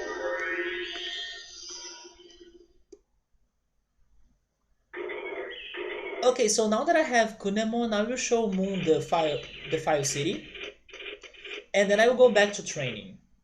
And then hopefully we can get another good champion. I don't mind if it is Bakemon again, although I think it would be I don't know, a waste because I don't have anything very specific to be using him for. But yeah. Hey Gabriel, how are you, man? Welcome. We just got another Kunemon, our second. Kunemon, the second. And Moon, let me show you the File City very quickly so you can see which Digimon we have in here. And then I'll go back to training. Oh, you are playing Dungeons and Dragons? Alright, man. Have fun in there. Probably it's going to take some time for us to get something exciting in here for sure. Let me see. We have Bakemon, we have Centauramon and Koalamon inside the clinic. We have Greymon and Penguinmon in the arena. We have a lot of people in the restaurant like Meramon, Tyrannomon, Garurumon, and most recently Frigimon and Vademon. And we also have Gearmon with his jukebox. We also have Shellmon's bulletin board right there. In the shop we have a bunch of people. We have Patamon, Biomon, Piximon, Unimon. And down here in the secret shop we have Numemon, Ninjamon, and I'm forgetting one, right? There is somebody else here that I forgot.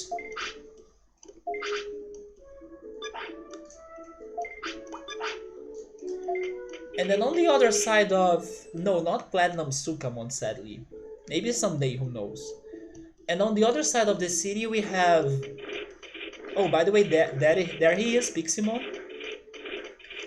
We have Mojyamon and Gabumon working on the treasure hunting. We have Vegemon, Tanemon, and Palmon working with the harvesting for meat.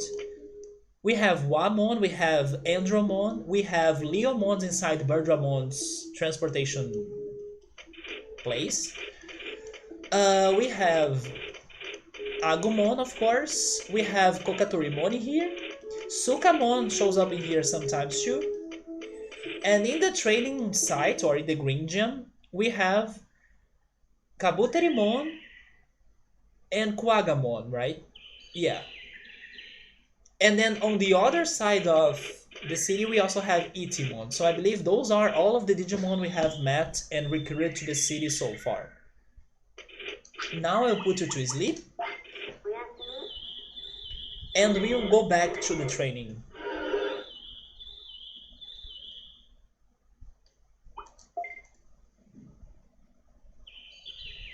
Okay, let's start it. Oh, by the way, let's not start it. I will also buy a carrot so I can try boosting his training. I gotta use all the resources I have.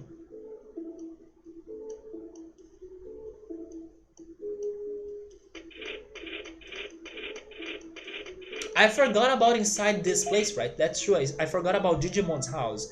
We have Angemon, also known as Spoilermon, Monzamon's costume. We have Airdramon after we fought him and defeated him. And that's it, right?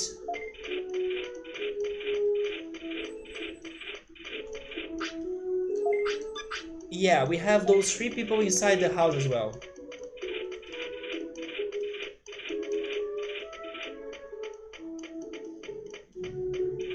And, no, I mentioned Frigimon.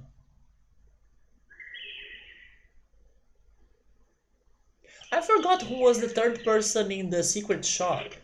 It's Numemon, Ninjamon, but somebody else as well. I forgot who he was. I did not buy the carrot. Man, I need to focus. No, it's somebody else, isn't it? Isn't it one of the Mac Digimon? But it's not Gearmon, because Gearmon went to...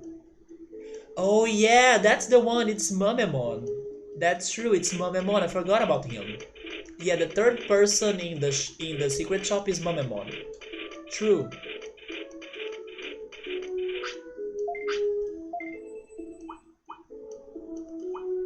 I don't buy that because I'm guessing that's also for training.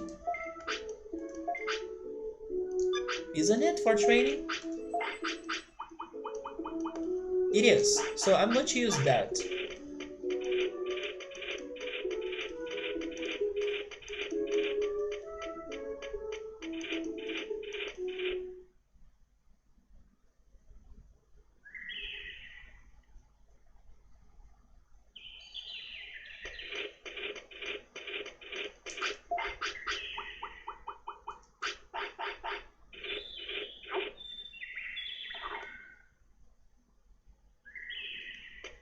And then let's train HP.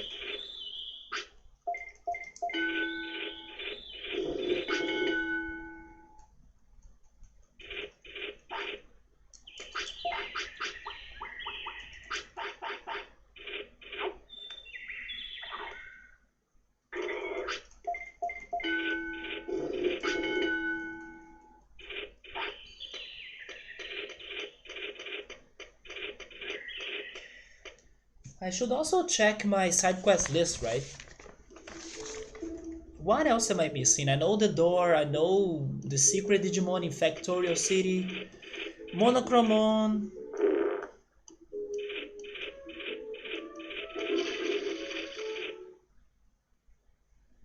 I'm not missing many things.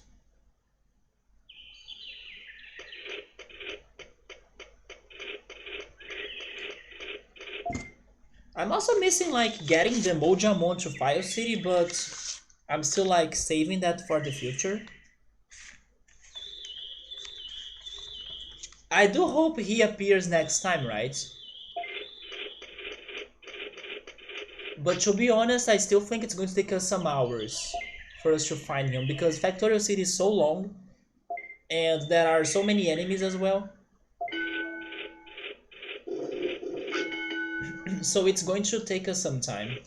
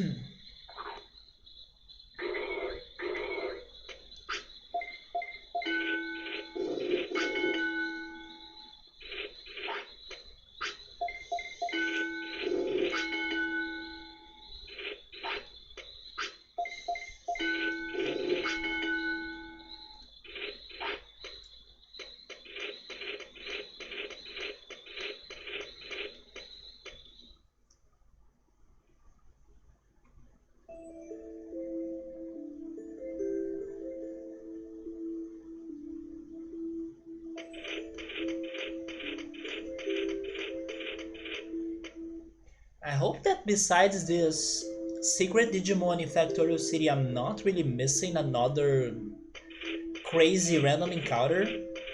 Angelmon will let me know about that for sure, but I hope I'm not missing many of them. And you know somebody else that I still need to find again? Nanimon. Yeah, I'm still not sure if we are done with Nanimon's appearances. Not appearances, that's wrong, right? That's not the word. Nanimon's... No, isn't it correct? It's because when you say appearance, it sounds like the looks of it.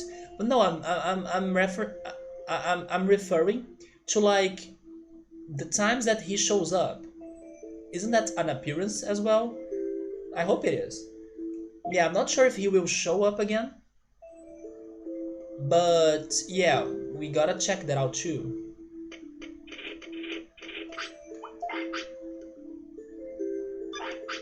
I will not feed you this time because I don't know if I should make you fatter. So I will hold it a little bit.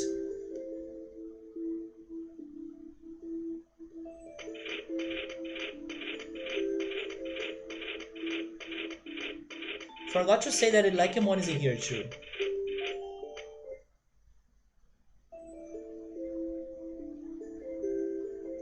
English is hard. Yeah. But I think it's right. It's just that it's not the first translation for that word that comes to my mind. Normally when someone says appearance, I think on the looks of it. But I think it's also right for you to say like, oh yeah, if something shows up, it's an appearance. I'm also thinking a little bit like in Portuguese, but I think it is correct. It's just maybe not that usual.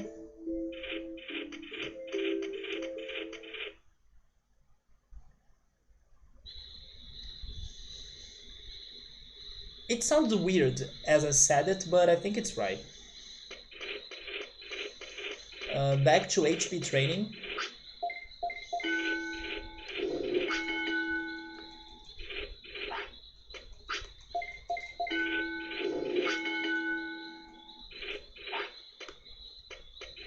It can happen that when you say it in your head, it sounds correct. Yeah, it could be myself telling me that I'm right or something, but then the words come out of your mouth and then yeah, you can like double guess yourself, right? It's because when I think about people using that word, I think on them using it for a different meaning. Well, I put you to sleep because hopefully you can also wake up without feeling tired.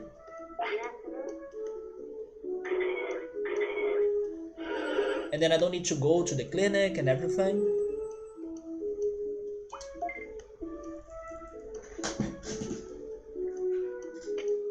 Yeah, that worked. So let's go back to the gym.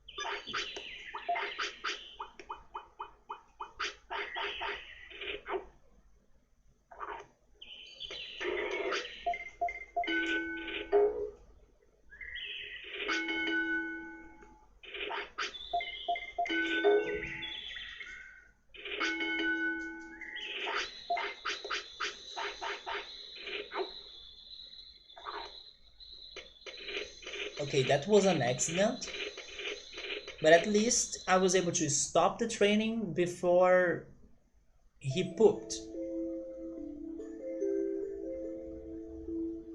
I do think that I'm messing up with this training though because I was like trying to get him to 2000 HP, but maybe I should do that after he's a champion and then try to get to the other stats up to like 150 or 200 because time is passing by. So I need to do this all training fast or faster.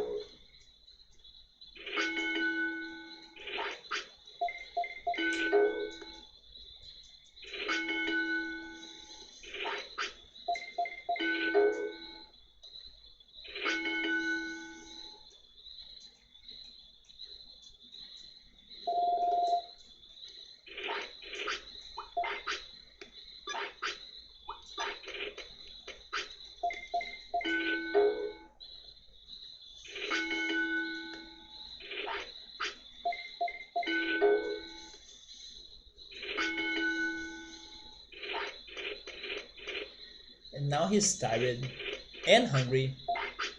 Can you stop feeling tired if I give you meat?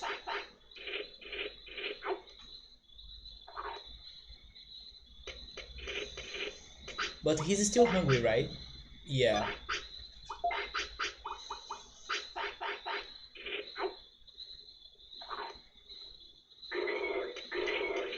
No, it didn't work.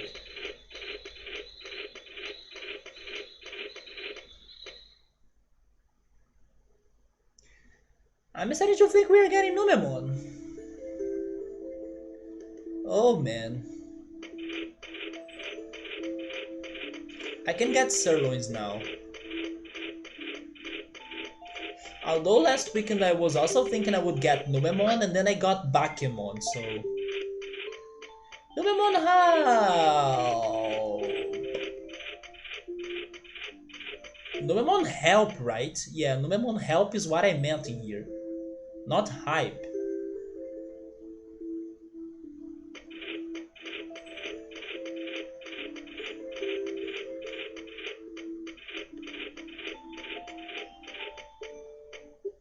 But at least we are getting the Kunemon Digivolutions right. Because at first we couldn't even do that.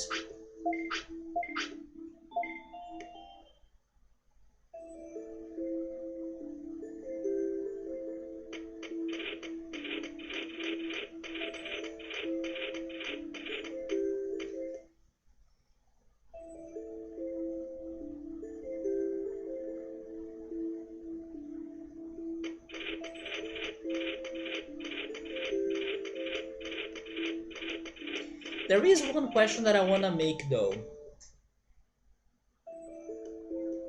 Because I haven't really spent a lot of time by fighting in the arena of File City.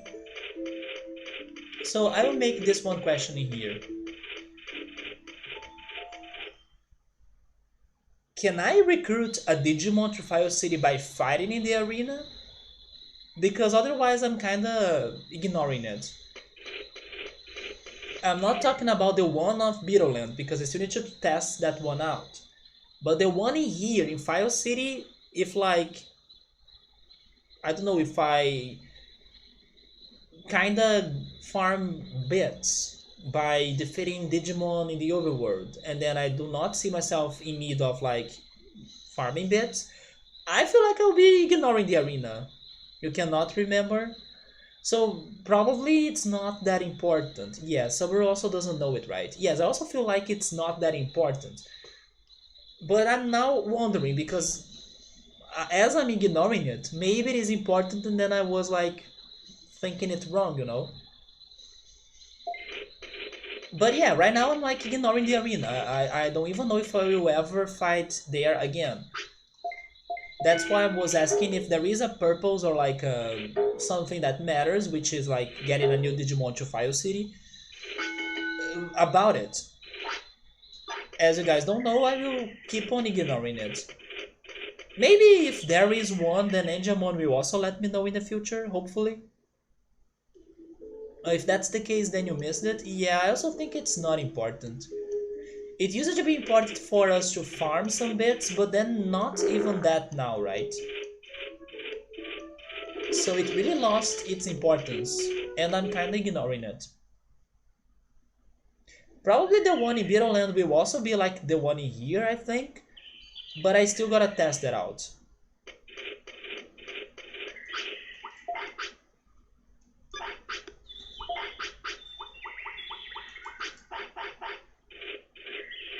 But yeah, I gotta start wondering where could be the final Digimon that I can recruit to File City, because I'm running out of options. I should also go back to the Dino area again because it's been forever. It's not that I expect it to change, but who knows, right? Maybe there is something different in there.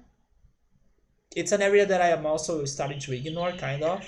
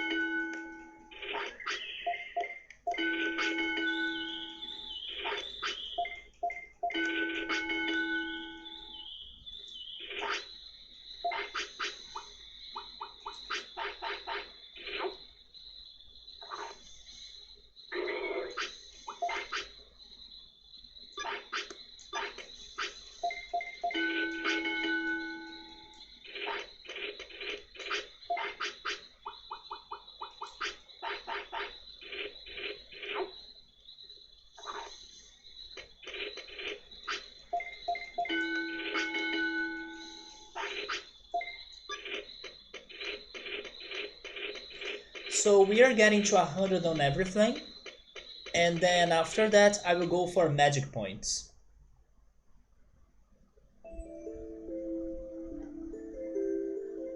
And then after I feel alright regarding the magic points, I consider increasing maybe 50 on the other stats. Something around those lines. Maybe we still have time, but it depends on how fast he can learn his next command. Or like get to 100 of brains before he falls asleep.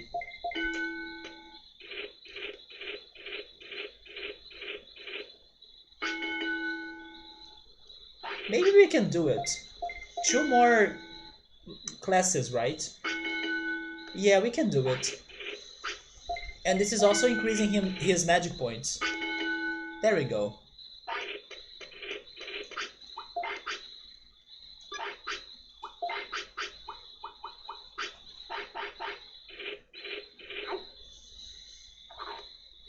Okay, now we go to the waterfall.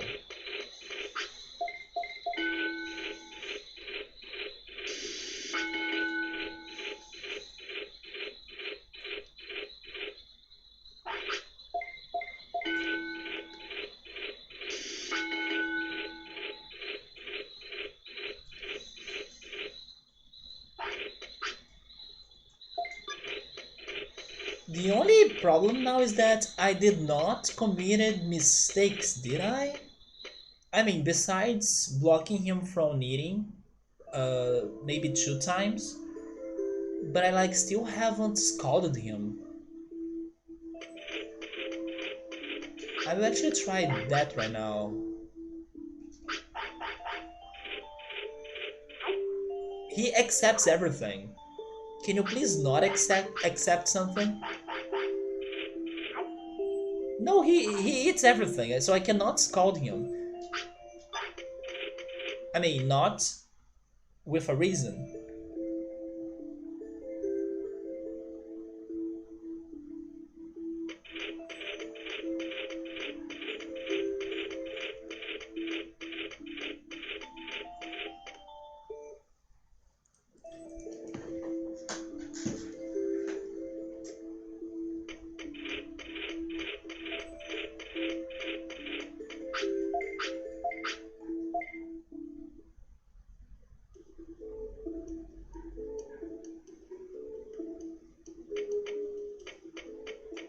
Oh, but now he wants to sleep, okay. Maybe now this is my last day. It's so much hunger that he eats everything, right? Probably tonight I'll feel hungry after some more hours because I ate spaghetti for lunch. But I kind of wish I had a good dinner, but I don't. I'll probably be eating some cereal. I wish I had, I don't know, a burger, a pizza, something greater. F, you think we are not doing it, X5? I still wanna believe we can do it.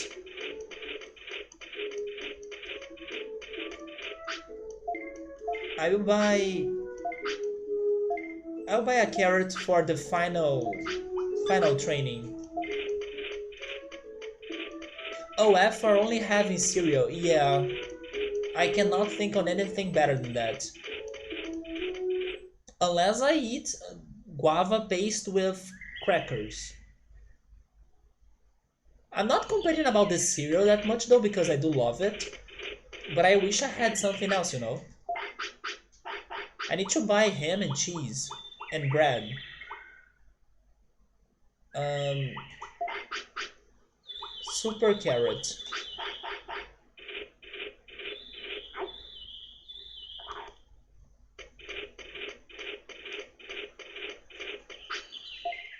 Hey Relva, welcome.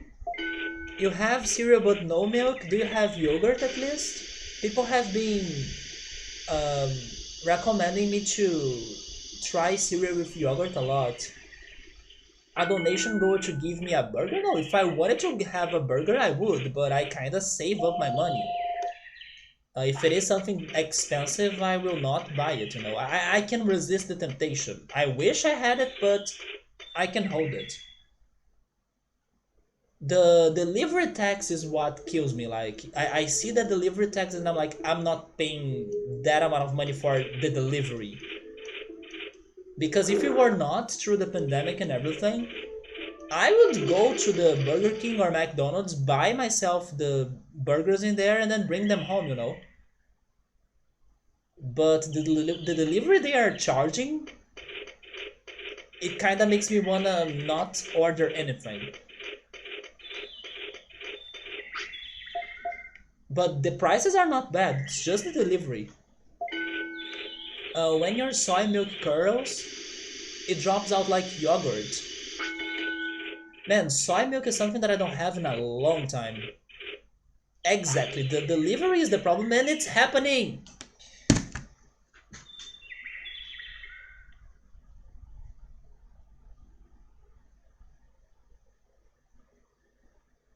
Deliver something good to us!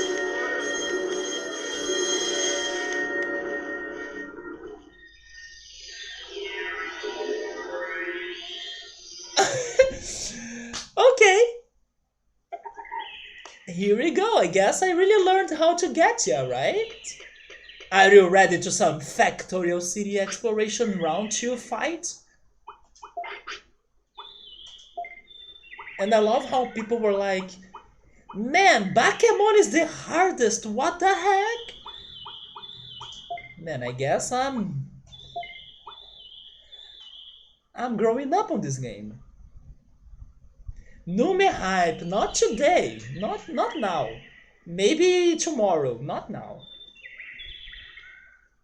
So good to Bake see you, Bake. We have all of his attacks because we learned all of them. And now we gotta go to Factorial City again. Yeah, book a cake. Yes, I wish I could bake a cake. I baked a cake 2 weeks ago, an apple cake.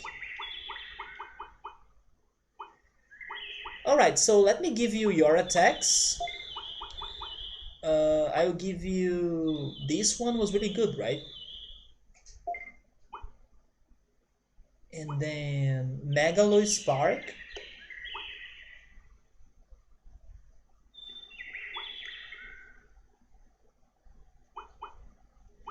And the last one I think was the Electric Cloud. Oh wait, but I also have the Ice attacks.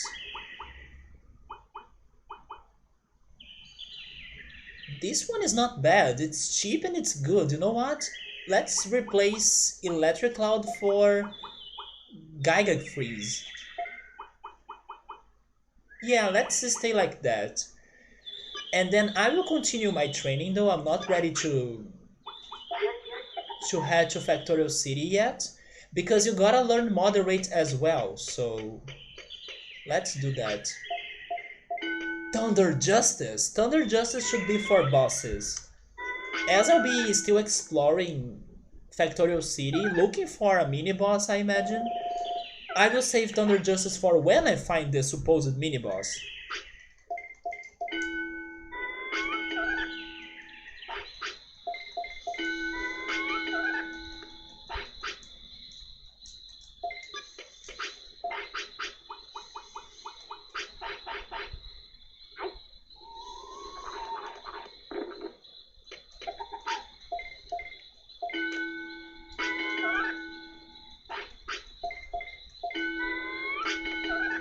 Okay, there we go, we got Moderate. So now I'll get to 2000 of magic points and then I will also work on the other stats. So they can be at least past 200.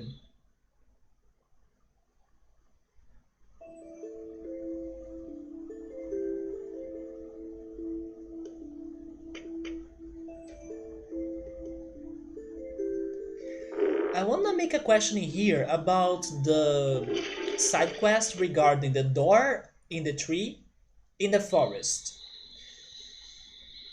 Oh, don't never mind, I know the answer for my question. Angemon will tell me, right? Angemon will let me know what I need to do about that. I was about to make a question of like, is the game going to help me about it? And then Mojyamon will help me about it for sure. Never mind. When the time comes, he will help us.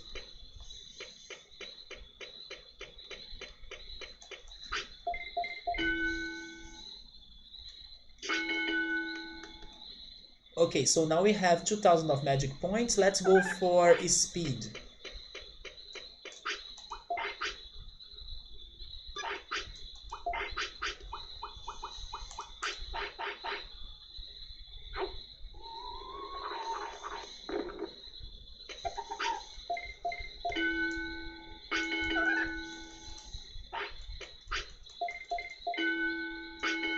Let's see if this Bakemon can have a better run than our first Bakemon.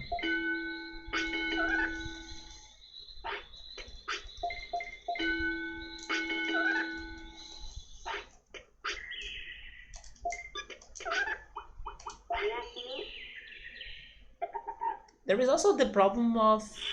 Oh, never mind, you guys told me last weekend that time was not vital for this Digimon to show up in Factorial City, right? So never mind, we can sleep in there. Because I was noticing right now that he sleeps during the day, and then I was like, damn, I will not be able to explore Factorial City during the day then. But then I just remembered that if I learned something from last weekend's exploration was that time was not important. So if he asks for sleeping, I can allow him to sleep actually. Because maybe I don't need to explore that area during the day. It's not a factor. Okay, so I'm starting to remember the things we learned last time. And now I can use that as an advantage. Okay, so now that's 200 of speed. You are missing defense? Yeah, defense. Just defense. Okay, so I'll give you a piece of meat. I will also go there more prepared. I will like bring up more meat so he doesn't starve, right?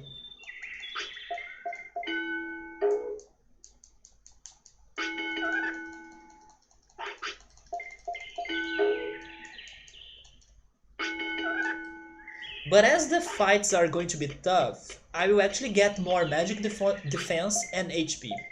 I'll try getting to 2500, which is not going to be too hard because we are almost there.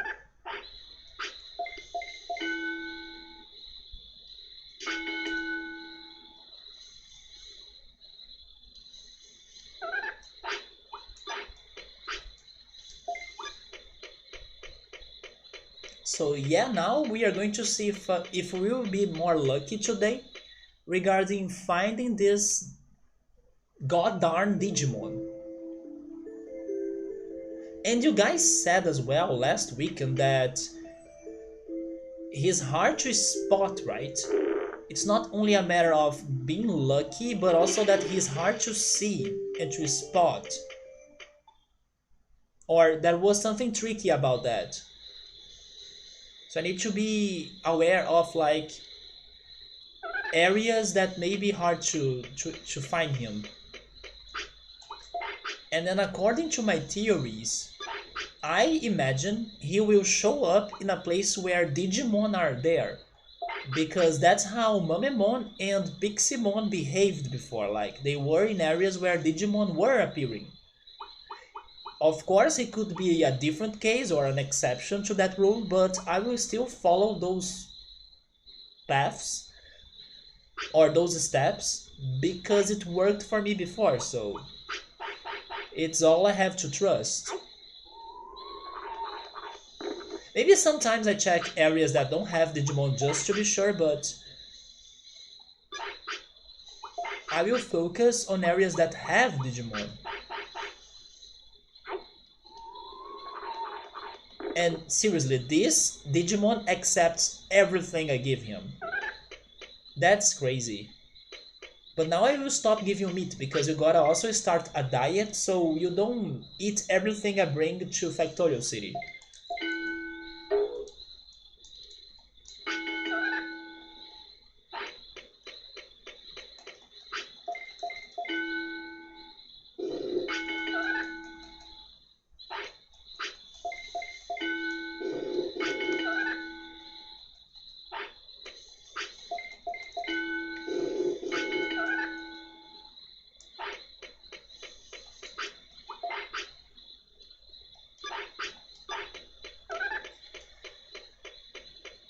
Okay, so we have a few hours of night, and then he's probably going to bed.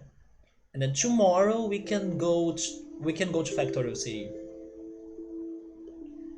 I don't know if I have a lot of money because I bought some items, but hopefully I still have enough supplies to bring there.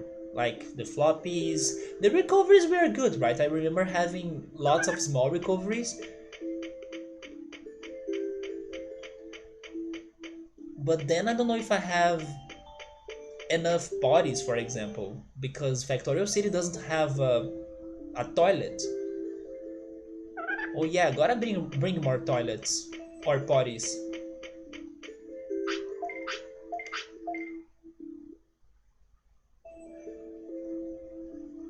So I need to buy more meat and more potties and maybe more floppies.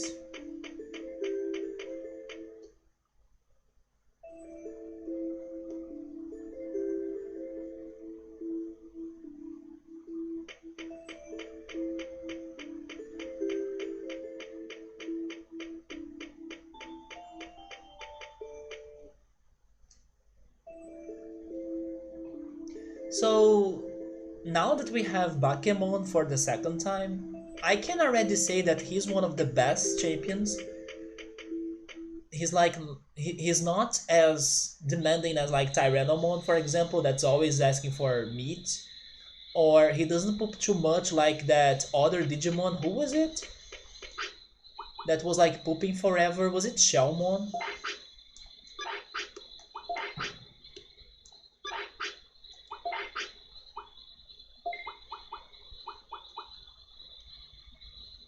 I think it was Shellmon, but I can be wrong.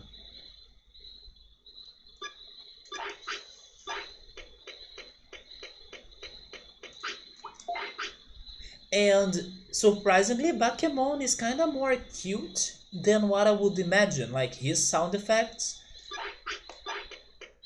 they are not creepy, they are very cute.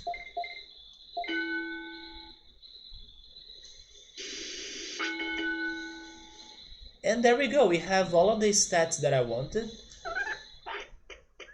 And he wants to sleep right in time.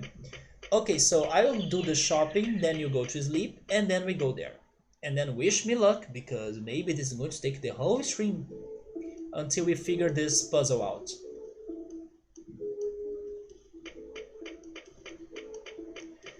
Let's get the meat.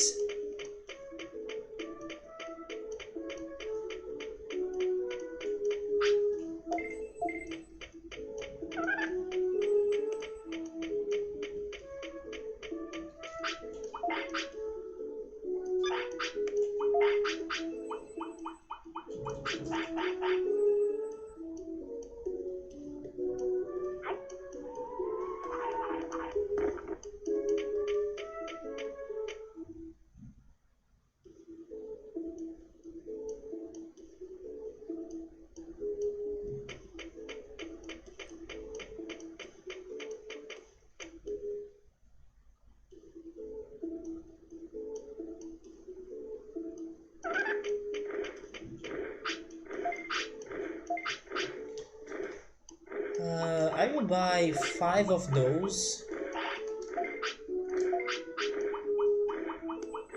and 2 more potties. I forgot to buy the meat though. I can only buy 3 meat now, right? Or 3 pieces of meat now. I take that.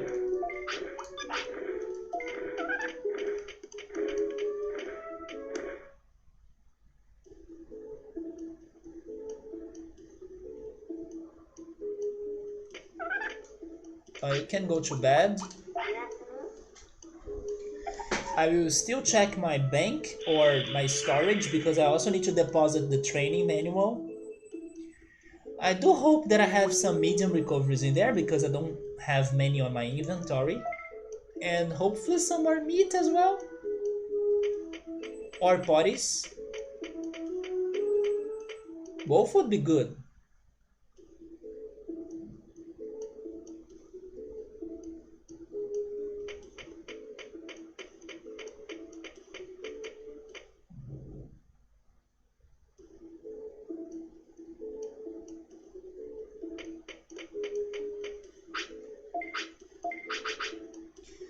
I have a couple medium recoveries in here. I will get 15. I don't have more floppies, like I will save those. Maybe a medium MP, sure, I can carry a medium MP. Various, I will have one just in case. I have 2 restores already. I will carry a medicine just in case as well.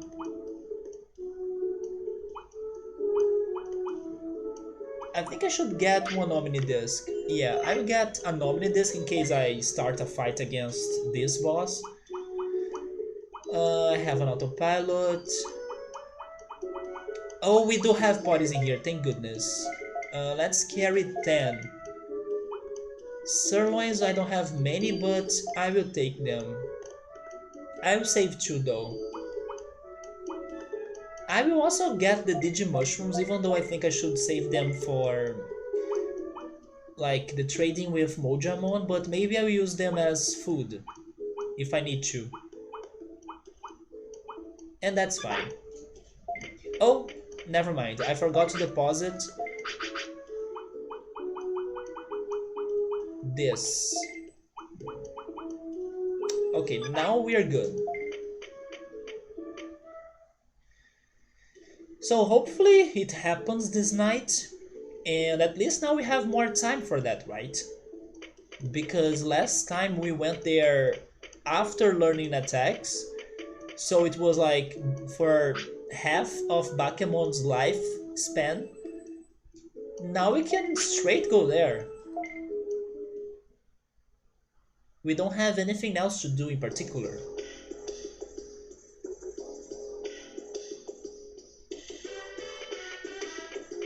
Here we go.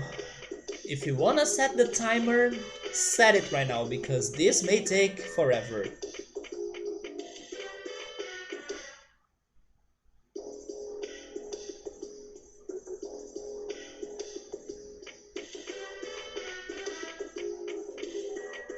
So I'm looking for a Digimon that shows up out of nowhere, probably in a very tricky spot. If he follows the pattern, he's probably small, because Piximon and Mamemon are small. That's the timing there. That's the timing here too, we have the same time zone. Yeah, on my stream time, it's like 2 hours and 28 minutes, 29 in 5 seconds. So it's kind of like 2 hours and half hour. We can also use that as a reference. But I'm guessing this is going to take at least 2 hours and a half. Maybe the whole stream.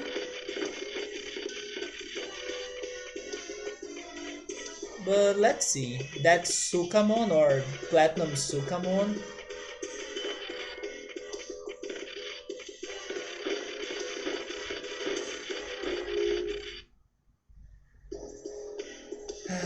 What sucks is that he could also be inside the factory, right? Wait a second.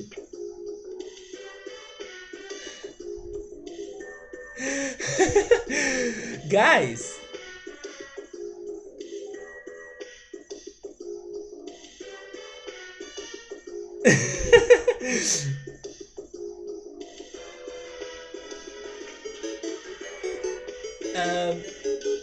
Agustin, welcome to the stream. You just came in right at the right moment for us to have a fight against this Digimon that we have been trying to find him for forever. You know what this reminds me of? This reminds me of Final Fantasy VIII. And then I was like, oh yes, there is the secret island in the overworld, let's look for it. And then the first place I travel to, I find the freaking secret island, you know.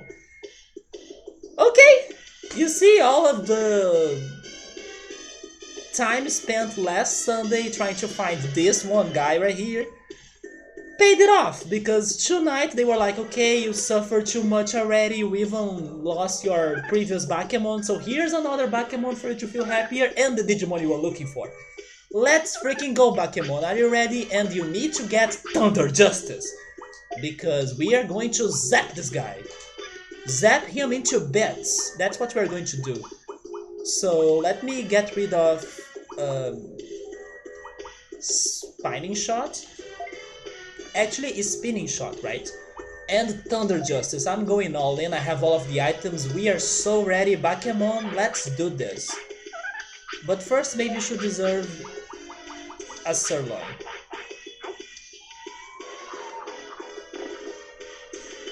Here we go! Who are you?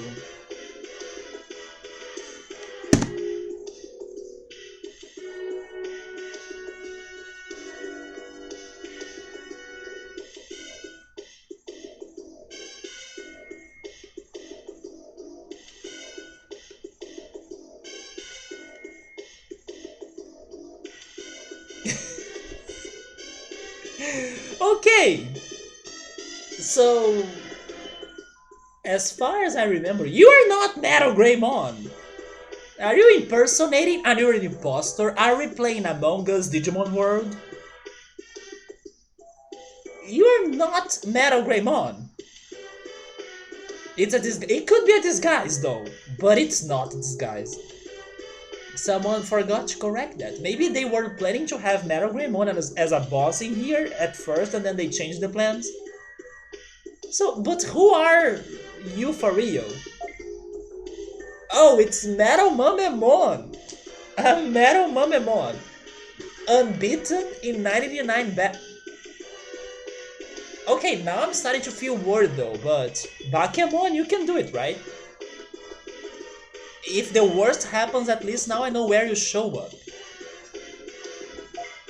I don't believe anyone like Ern would run away. Sorry, laters, imagine, right? I have been waiting for this moment for my whole life. Let's freaking go. And thank goodness I gave Bakemon Thunder Justice because I'm hoping that's going to help us. Starting up with Moderate for sure because I don't know what he can do.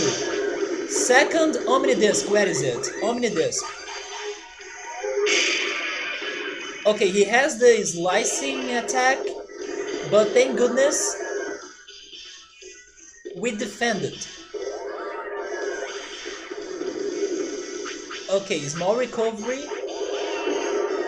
Oh, he has the Metalmamemon attack. I remember that move. I miss it so badly though.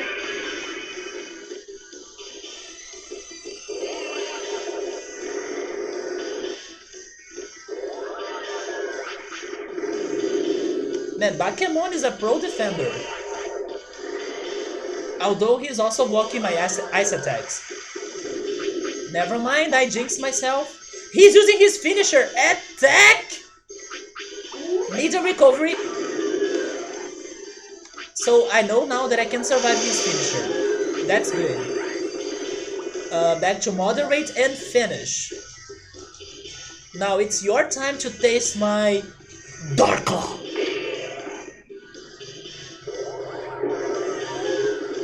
Stop throwing Legos at us! Thunder Justice takes him down.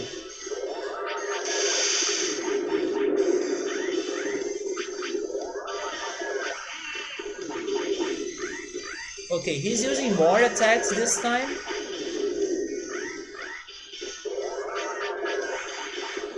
But I got you, Bakemon. Okay, maybe now I should use a medium. Nice. Then a floppy. You know what, Bakemon, attack him. I take care of your health.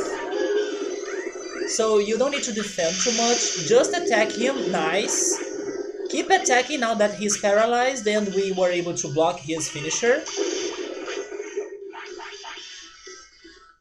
Here's more floppies.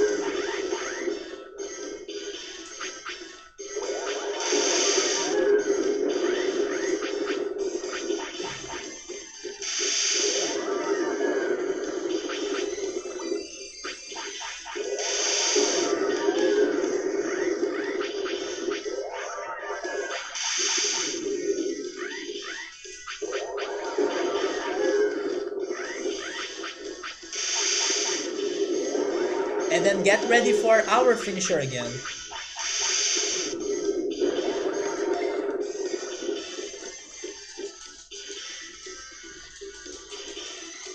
So now that I know where he shows up, I'm pretty sure he did not appear on last Sunday. Because to be honest, I don't think that's a hard location to spot him. It's kinda obvious in my opinion. So I'm very sure that I did not miss him.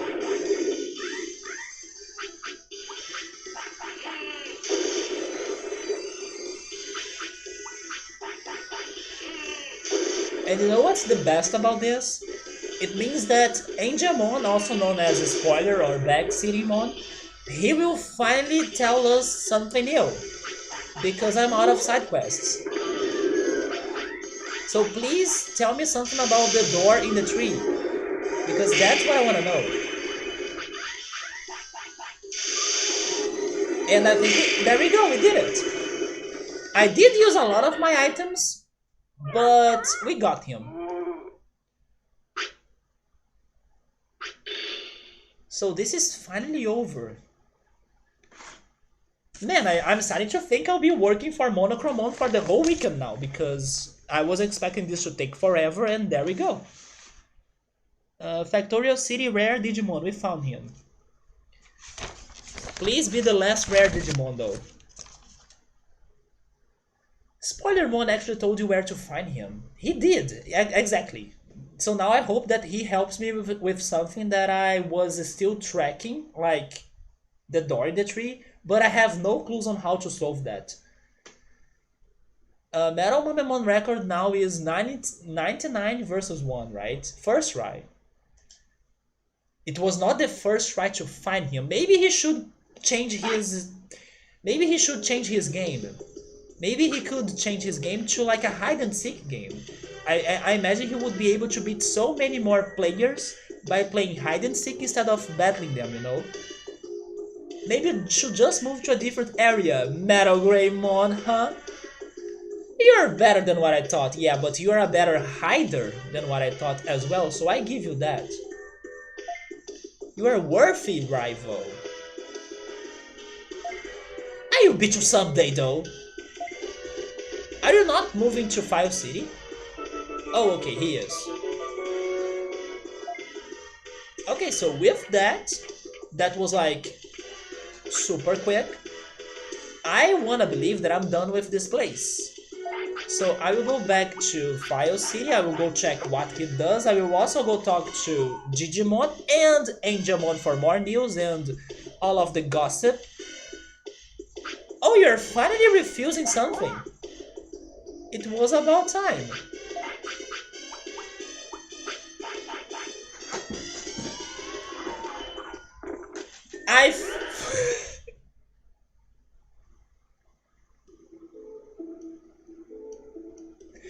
Saburo, who needs the chip, man? Come on.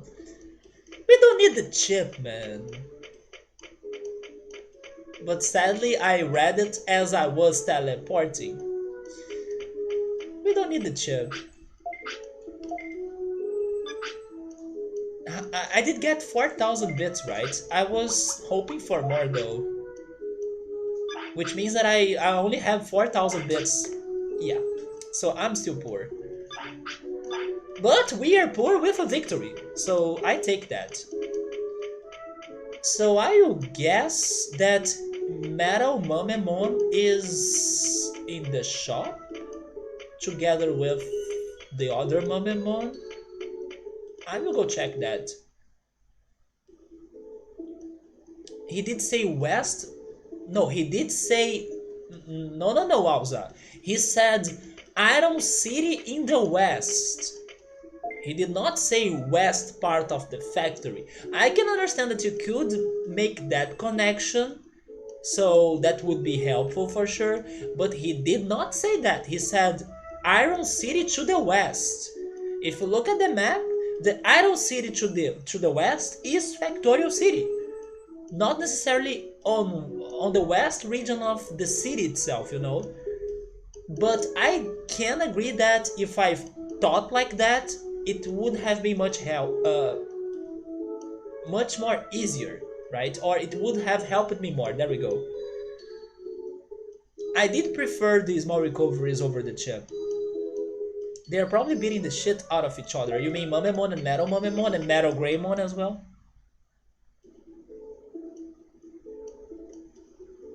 I gotta say that I love the glitches or the bugs of this game. They kind of make it more fun, you know. It's like, what?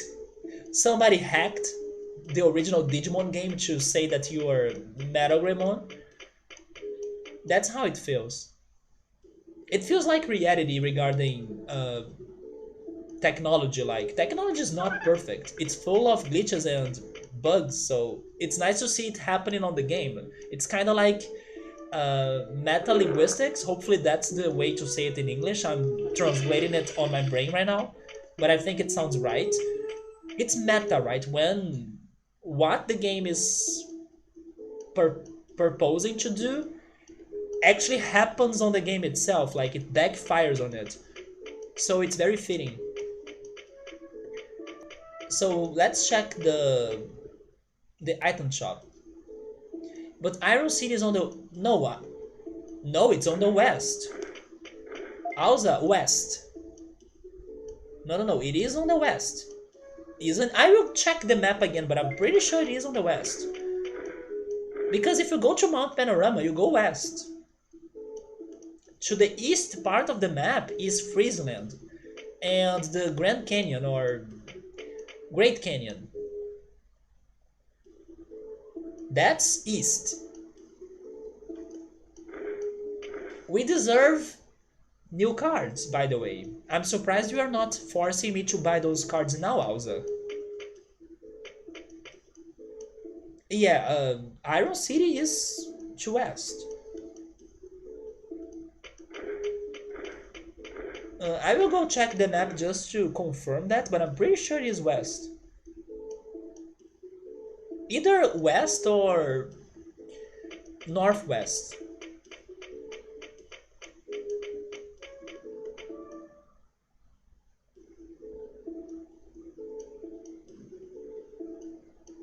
But man, how couldn't we find him last time, you know? This was so much easier. Maybe it's because also I was spending a lot of time by checking the factory. You see, if you look there on that map, although Leomon is in here covering it, can you see my cursor? You can't, right? But Iron City is right there on the west.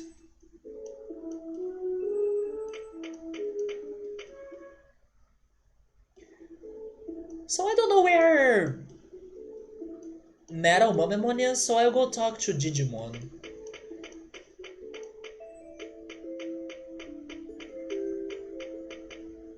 I will also save because who knows, maybe I get a power outage and then I lose my progression. No, I'm saving.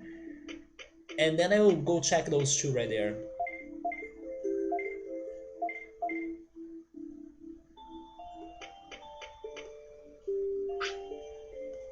Okay. In any case, Metalmamemon came here to, I don't know, asking if there were any jobs that compete with mine. Jobs?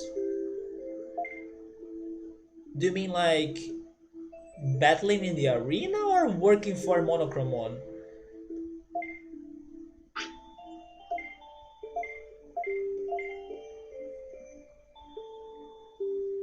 Wait, what? What about that?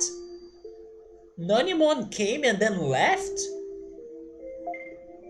Oh my god, I need to go after him again?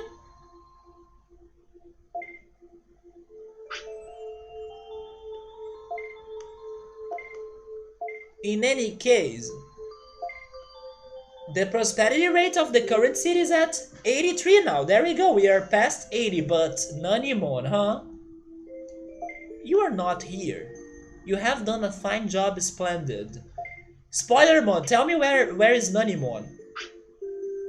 Okay, let me tell you what I know. Let's see. Then he's going to tell me about Monochromon. He's going to tell me about Mojyamon. What is the last advice you have to tell me now? That's the important one. Come on, give me something good, something that's going to blow my mind. And also, there are still some unknown Digimon.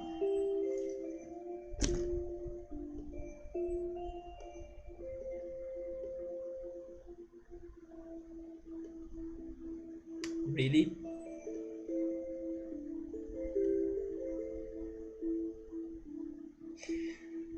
Priority work? Do you mean like Monochromon's work?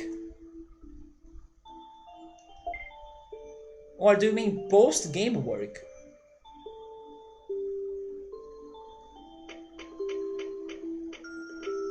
Anyway, he was not helpful, which means that I'm kind of almost beating the game, thank goodness.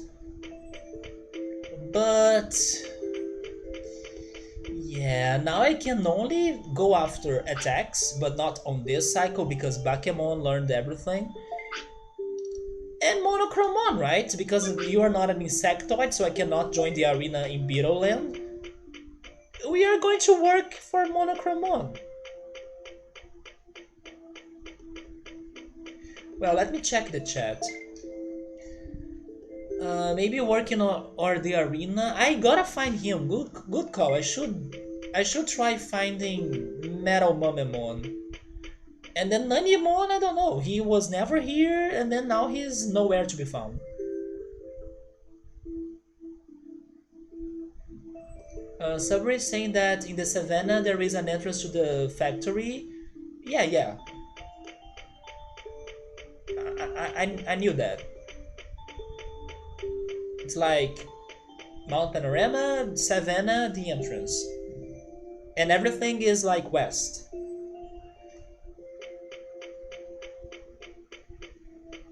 If I need to really guess, I would say that Metal Nanimon. No, wait, it's Metalmamemon. Metalmamemon will be with Itimon because they are both villains. They are both like proud. Maybe they are fighting each other as rivals. Because wait, looking for a job. What if Digimon meant like the shop?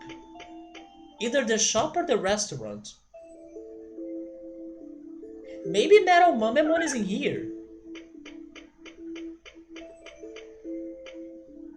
Let me investigate the shop a little bit.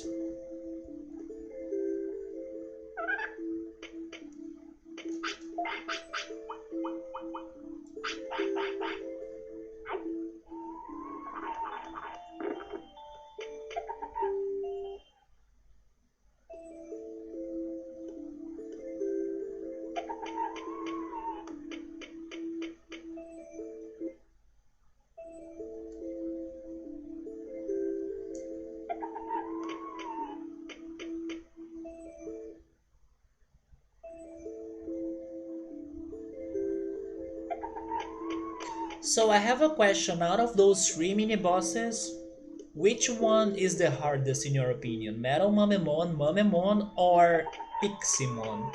I expect some people to say Piximon.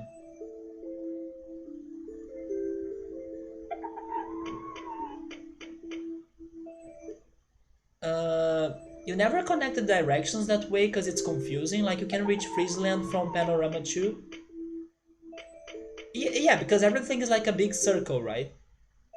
Piximon 100%. But it's not on the west. Yeah, Freezeland is on east. And then since the whole island connects to everywhere, yeah.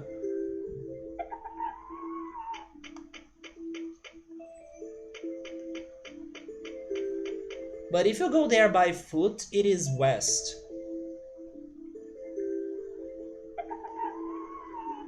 Wamon is a cheater because Wamon swims, so it's like I have the possession of every direction I want. Ha ha ha ha ha.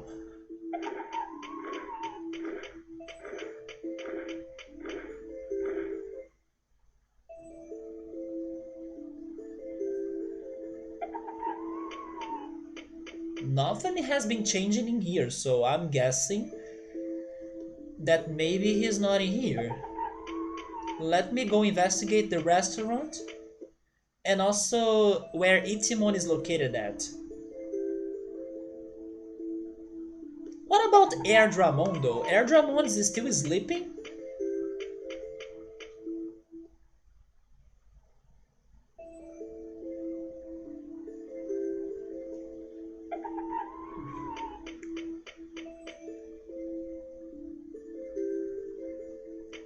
It's like the savannah, the swamp, then the misty trees, and then Freezeland, yeah. And Toyland.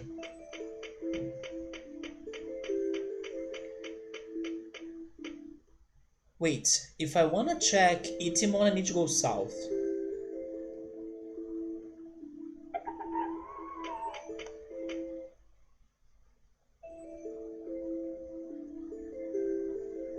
So here's the thing, if I don't have like a clear objective right now, I will go farm bits.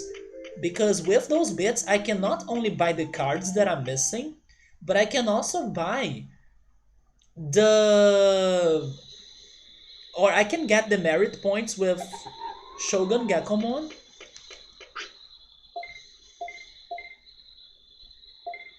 And get those items that digivolve my Digimon, you know? So yeah, like if I do not go for Monochromon's shop, I will use this Bakemon to farm bits like crazy. And then I will work on collecting all of the cards and getting those items from uh, Shogun Gekomon. I think that sounds like a good plan for this Bakemon, maybe better than working for Monochromon.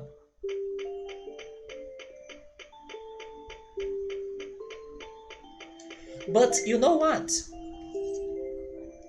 No, never mind. Because I was about to ask again. Will this game help me out about the side quest regarding the door in the tree in the forest? Because Angemon said like, oh yeah, do your other things first that are still Digimon lost somewhere. But maybe after I finally do the other things, he will tell me about that. I can't be sure, you know. So I don't know if this game will ever help me out, but there is still a chance because of what Angemon said. Huh. Maybe, right? Yeah. But I will ask this even though I think I know the answer. Whatever is going on in there, it's something that I can achieve right now, right? And it's something that it's not obvious.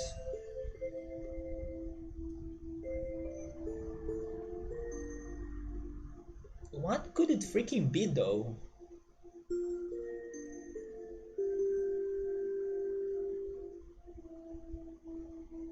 And I remember people saying that it's not as complicated as what happened regarding Frigimon.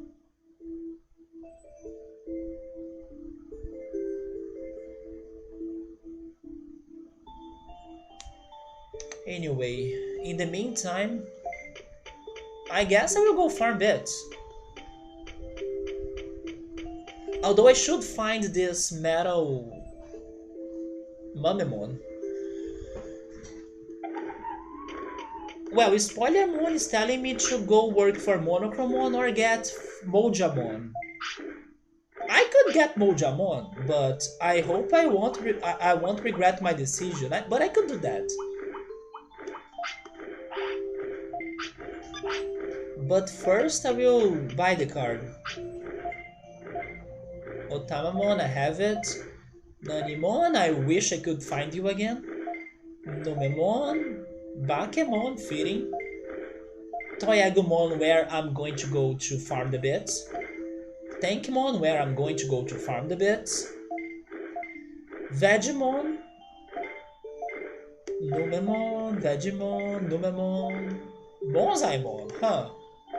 Okay, that's new.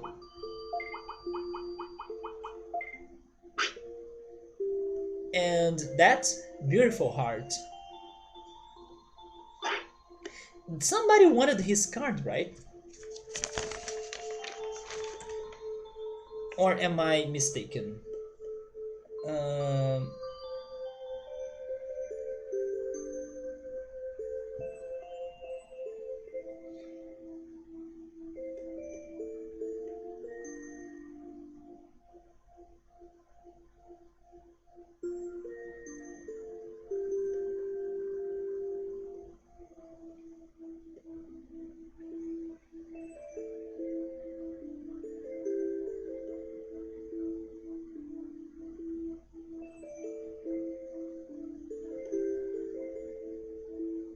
no, actually, Clear Agumon wants Hagurumon's card, Toy Agumon, and Warumonzaimon.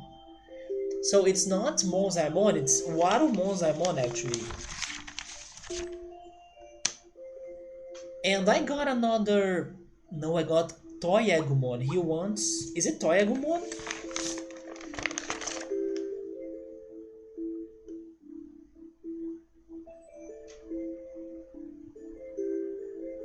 Oh, it is Toy Agumon. Okay, so I should not turn it into a merit.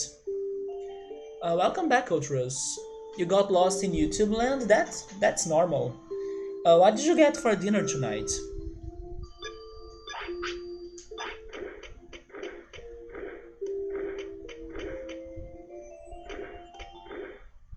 Okay, so I will go north and farm beds. Or I could go after the Mojyamon as well. Let's do both. Let me check if I wrote down. I think I did. Which items I need to bring to Mojyamon? I'm pretty sure I wrote that down.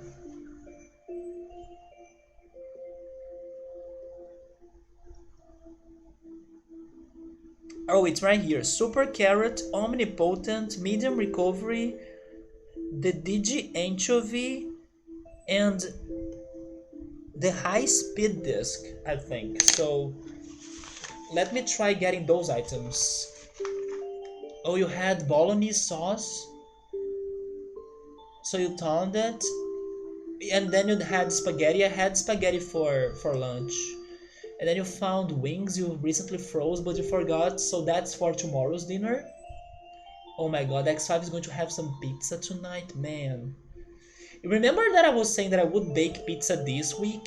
What happened was that on Monday I went after those Middle Eastern dishes again, the sfihas, and then that was what blocked me from making pizza or baking pizza this week.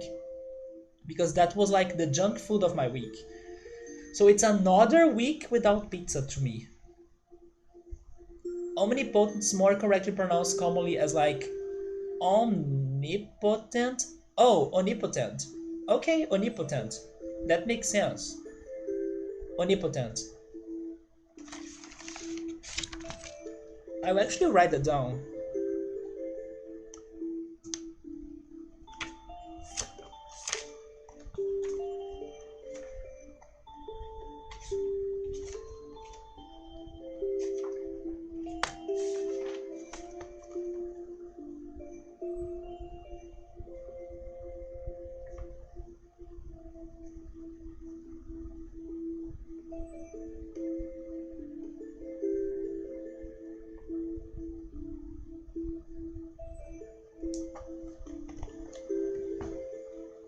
Which pizza are you having, X5?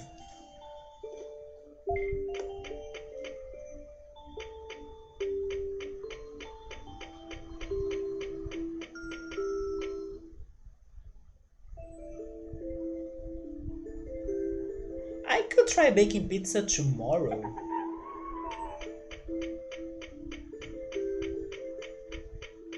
Depending on the time I finish my stream tonight, if I decide to like make it a shorter stream, I could do that.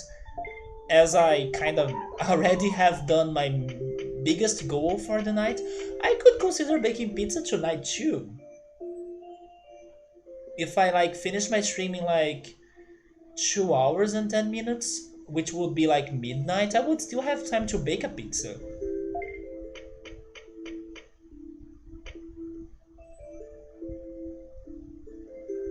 So yeah, I gotta get a super carrot, right?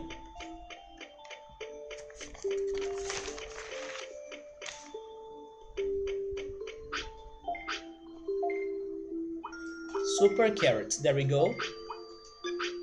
Then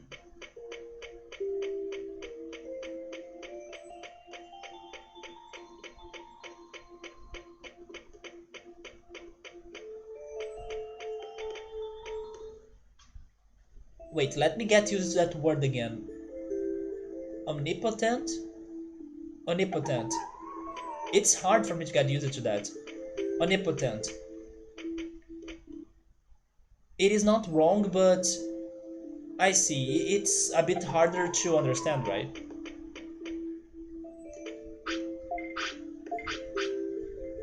Do you sell that? That's another item, a high-speed disc.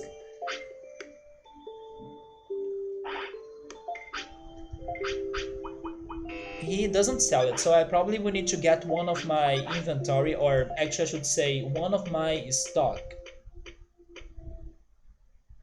It took you some seconds to realize what I was trying to say, yeah. I think I have been pronouncing it like that because of Final Fantasy VII's Omni Slash, so I kinda give the stress to Omni, you know? But it's actually omnipotent, not omnipotent. Actually, never mind. I was actually giving the stress to potent. Omnipotent.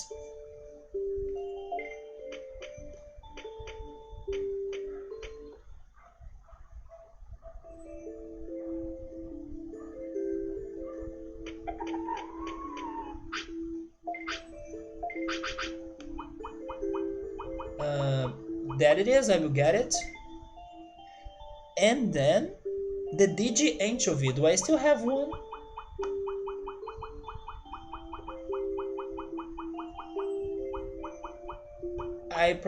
I sold it, right? I sold it when I was trying to buy the training book or the training manual. I sold all of my fish.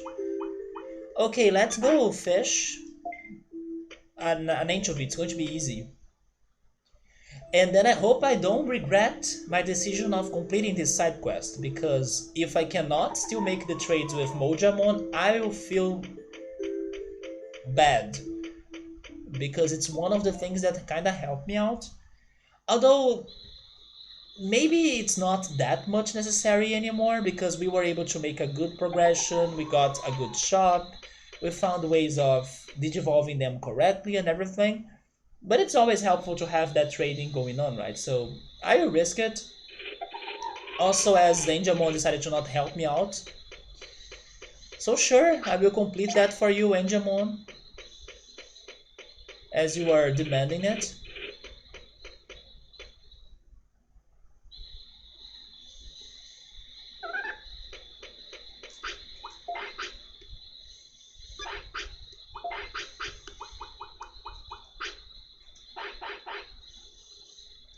It's so exaggerated that they give you a 30 items slot for your inventory. You you will not be using 30 items in there, right? It's too much.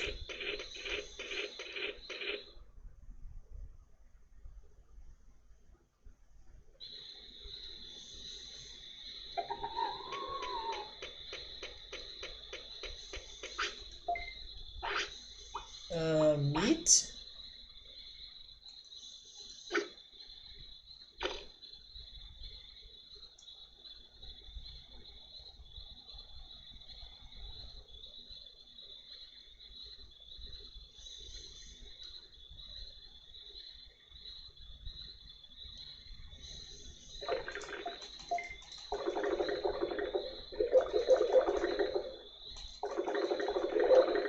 So this is going to be either an anchovy or a trout.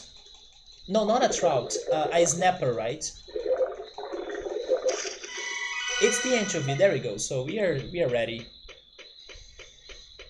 So we're saying that this is supposed to be the opposite of the beginning of the game, when you don't have a lot of slots. Yeah, you only have 10, right? But as you upgrade it to 20, it feels more than necessary.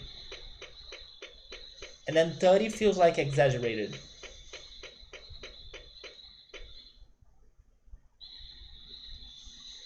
But yeah, at the beginning of the game it feels like it's not enough space. But 30 is too much. Especially when you know that after you lose a fight or you have like a game over, they will steal your items. So why would you be carrying a lot of items if you can lose them?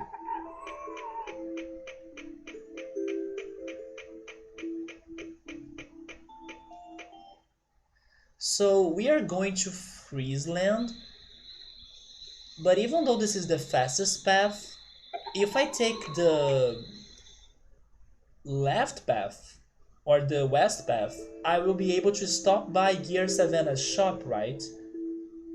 So I will take the left path. Also, okay. Yes, I have everything, but I will actually deposit some of those autopilots. No, you know what? Let's just go. I don't think I will die, so let's just go. I'll get the meat and then we go.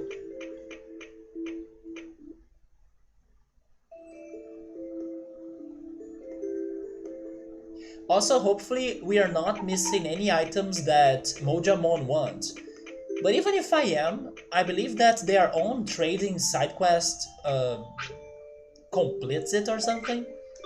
Like, they can give me items that I can give to another Mojyamon and then it does it, you know, it feels like that.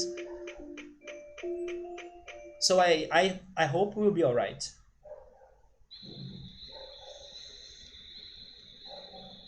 And I still couldn't find freaking Metalmamemon.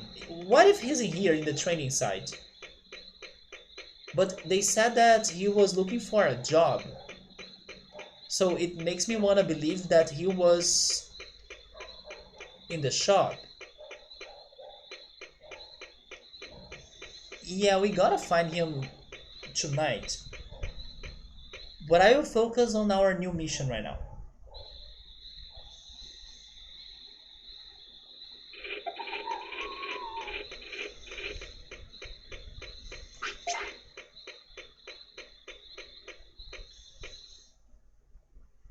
Man, what the heck, right? We had a mission for the night that took us forever last time, and then today it was like easy.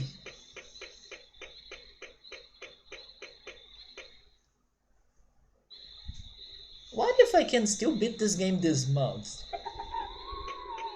Because I don't feel like it's too far from that.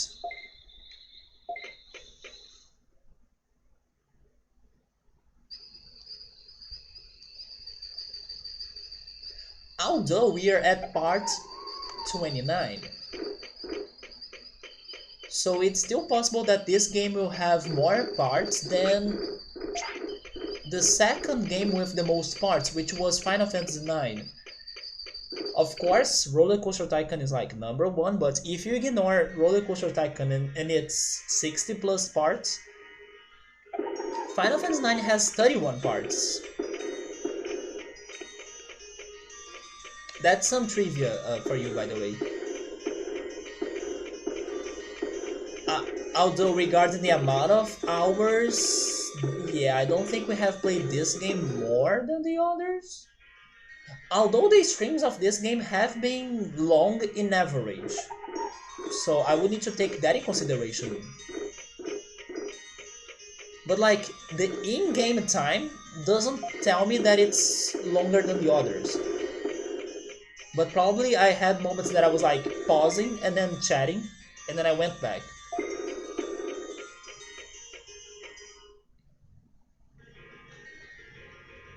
Yeah, it is like the basic idea of like, I killed Emerald or Ruby weapon, so now let's go after Sephiroth. I'm feeling like that.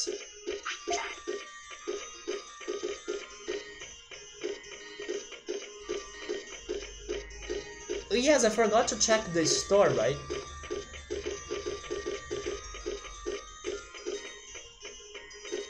I still can't believe I was not able to relearn my tremor.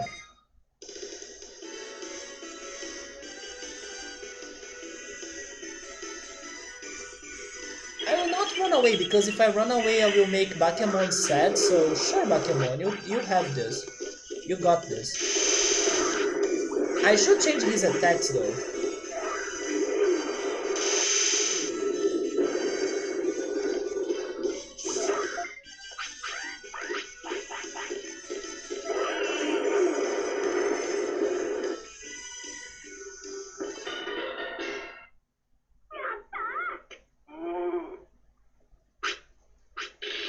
Once you really understand this game and get like great attacks, this game turns easy. Not like freaking easy, but it doesn't feel like the nightmare of the beginning, you know? Um, I will change your attacks and I will put you to sleep.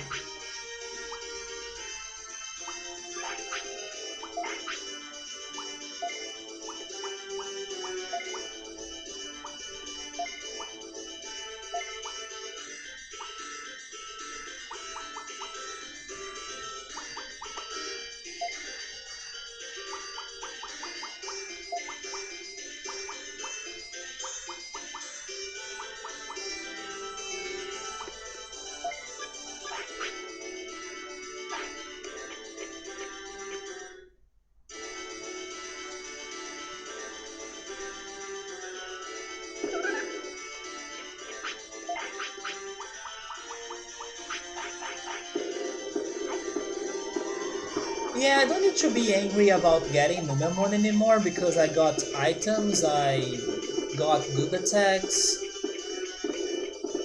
Mojyamon can be surprisingly good also with training. It's just that with his horizontal kick that does nothing, it's just that the problem. Actually, I don't wanna buy that. I wanna buy individual cards. So he has Phoenixmon, Hercules Kabuterimon, Shogun Gakkomon again, and Mutismon. I have those two for sure. I have this. I have all of them. Yes, I have all of those. Then he has Mojyamon, Skullgreymon, I have them. Metalmamemon, I don't. I don't have it. So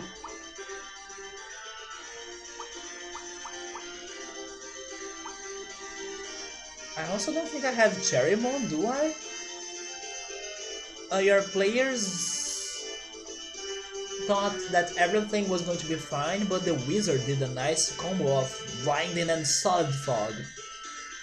Why did I read solid fog thinking on sexy frog? But once the enemies are inside the fog, you can't see them. And then the actual enemy is now protected inside the solid fog, the sexy frog. And then he keeps summoning creatures around the battlefield. I do hope they summon the sexy frog. Oh, I'm selling.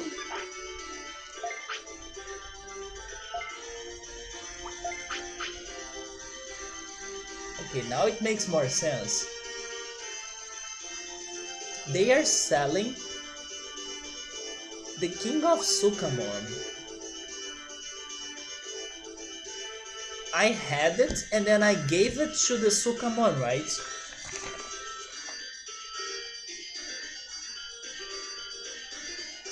And then they gave me Itimon. So I need to get it again. Oh, he has Wado Mojyamon though. Okay, I'm buying a lot of cards in here. Give me the King of Sukamon. I will confirm that I don't have it anymore. I'm pretty sure that I don't. Yeah, I don't have King of Sukamon anymore. Or Birdramon. Do I have Birdramon? I don't, right? I don't have Birdramon, King of Sukamon. I don't have Warumonzamon. I also don't think I have Giromon. Do I? This is not Giromon. Okay, so I will need to sell some sirloins.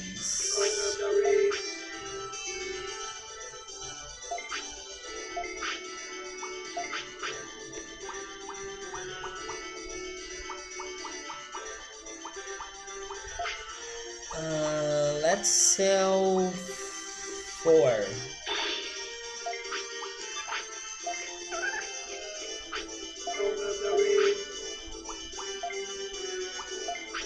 Okay, I need Birdramon.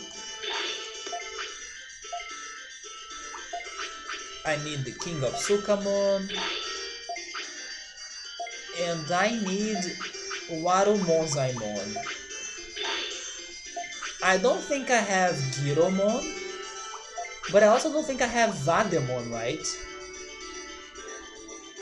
I know for sure that I don't have Giromon, so I'm buying that. But I also want to have Vademon.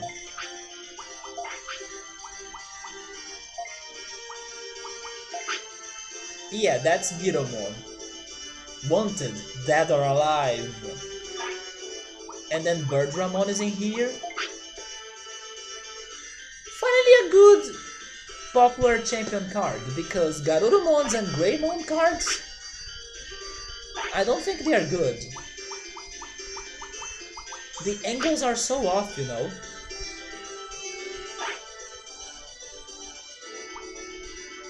And then the other one was Vademon. I don't have Vademon. Yeah, I don't have Vademon. Oh, Mojyamon up here. And then the King of Sukamon.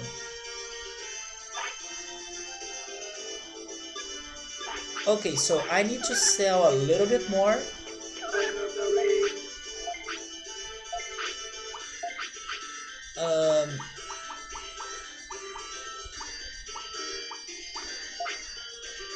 And then I will get Vademon.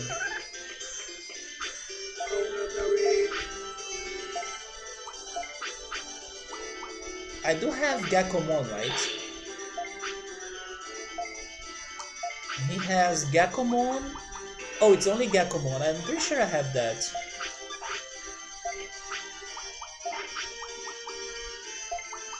Right?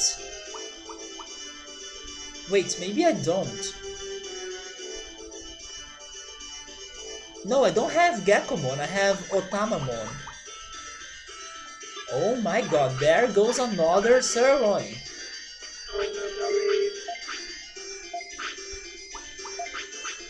This right here is going to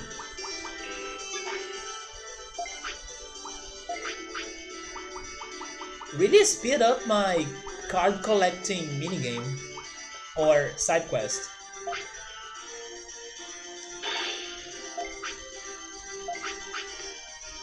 I still need to sell a little bit more, so sell 3 meat. Yeah, there we go.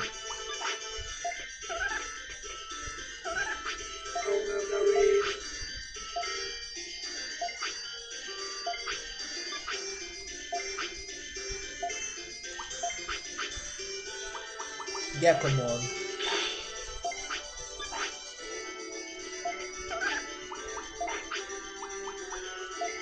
Oh, he's up here. He looks like a vampire. Okay, so now we got all of their cards, it seems. You gotta go to bed. And then we had to... We could stop by Gecko Swamp or Volum Villa to get some more merit points. And then we head to Freezeland. Or I could also go farm the bits at Toyland, right, as it's on the way. I'm near everything or all of the places I wanna go.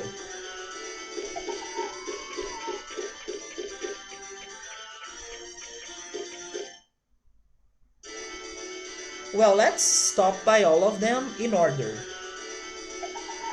The first one is Volum Villa.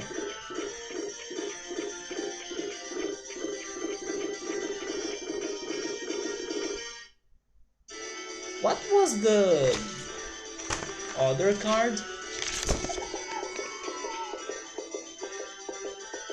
Hagurumon. I think I only have one of that. Like not Toy Agumon. Clear Agumon asks for Hagurumon's card Toy Agumon's card and Warumon's card.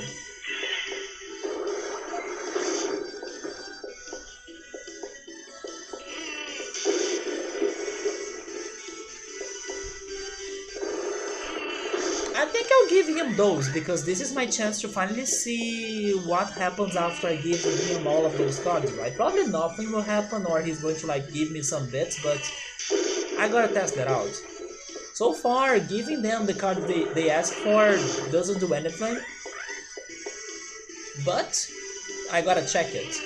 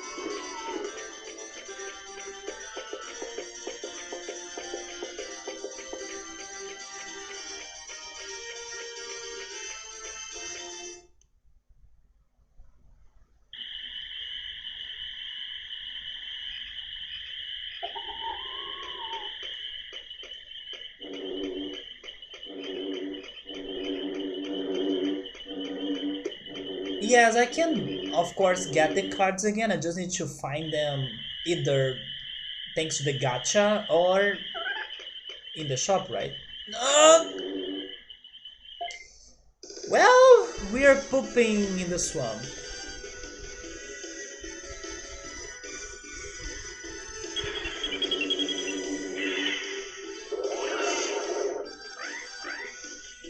That one goes for Sukamon. Whoever is like Sukamon hype team, that's for ya.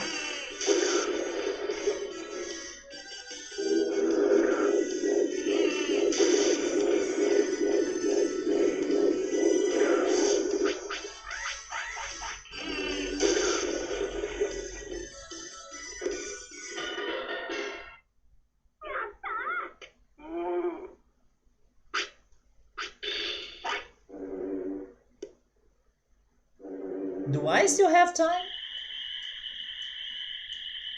I do! Never mind, Sukamon, not today. Portable potty.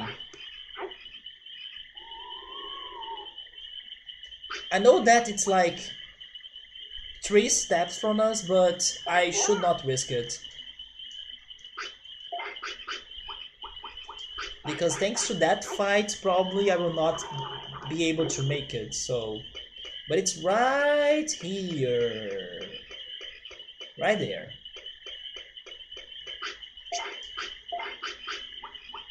I will give you meat.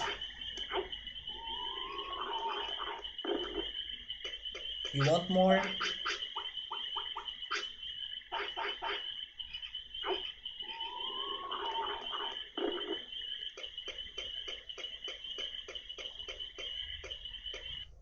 Okay, we're back to the villa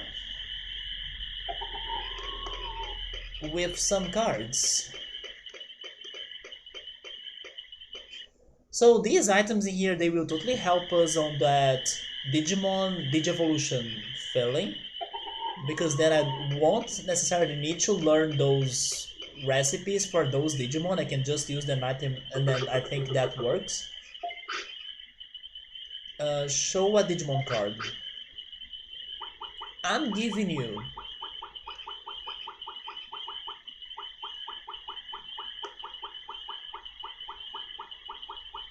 a Bakemon,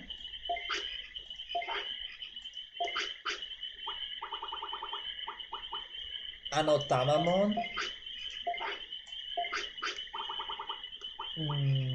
I'm giving you one Toy Agumon, I need another one, and Tankmon? Yes, I can give you Tankmon.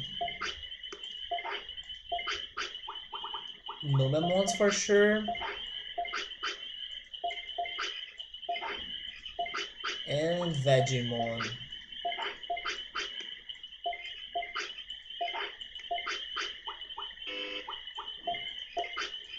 Okay, there we go. Can I trade for something?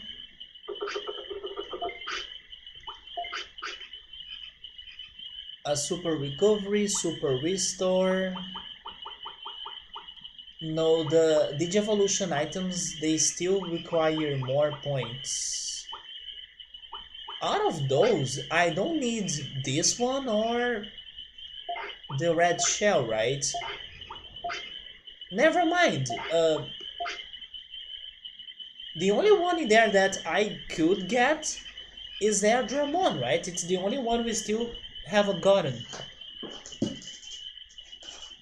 So maybe I don't need to spend my money on lots of those. But you know what I'm thinking right now?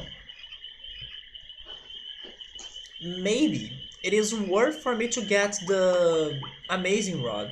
Because with the Amazing Rod, I will be able to get more black trouts because my fishing will be better. And hopefully it's going to be faster as well.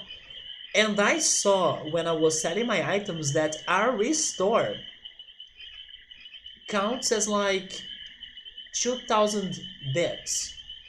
So that could be a way for me to farm bits, right? So it could be worth.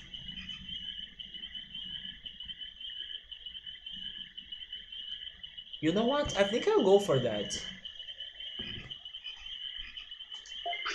Yes, it's happening actually.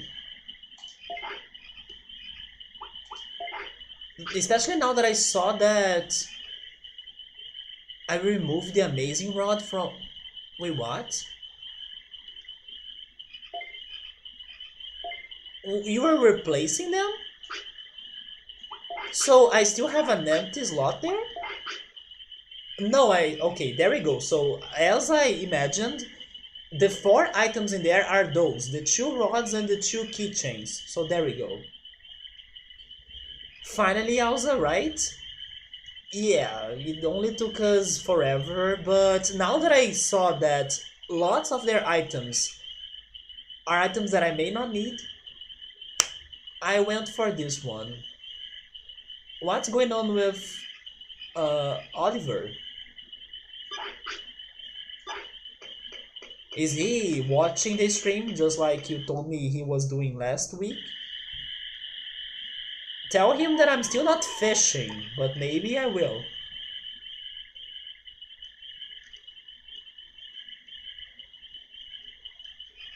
What? Oh my god. He really loves those clothes of yours.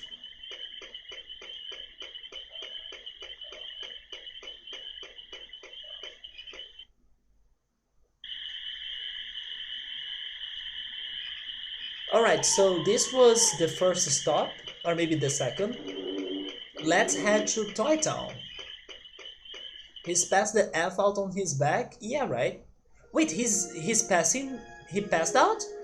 I thought he was just playing in there like... Uh... Scratching his back on the clothes?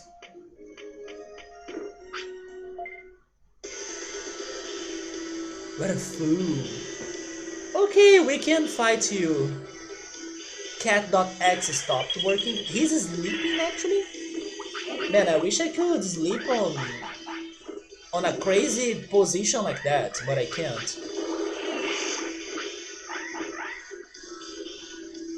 I really envy people that like sleep on buses, on trains, on planes. I have such a hard time on doing that.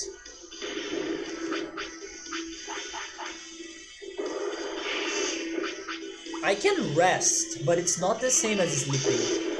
I can like close my eyes and try to not make my brain too tired by thinking on things, but it's not the same as sleeping.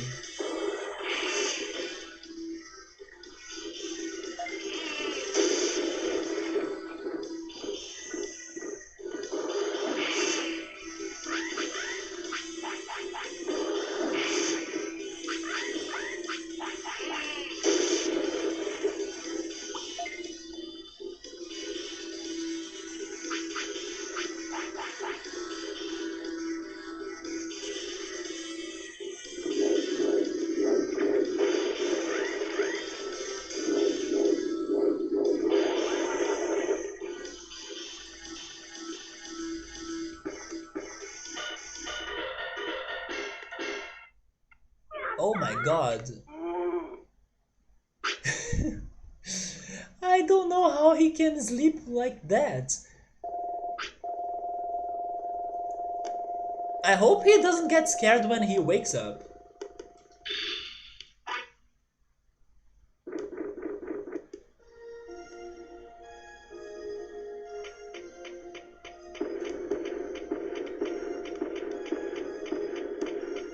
Wait, now I need to go right? And then I go north.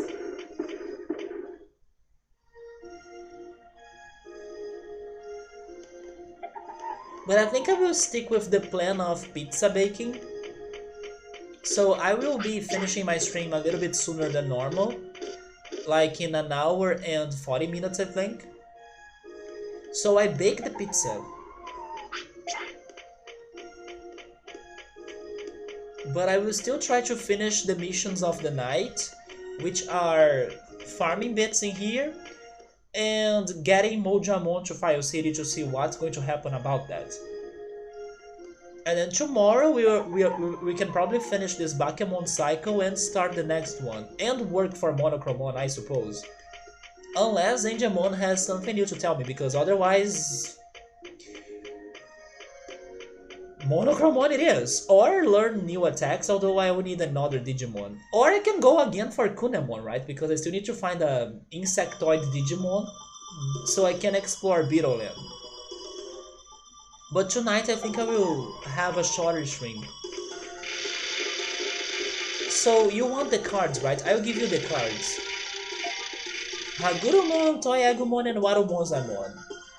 Then I will give you one. So he's going to give me one card in exchange of those three. This sounds fishy AF, but sure. Give. An X bandage? Wait, that's not a card.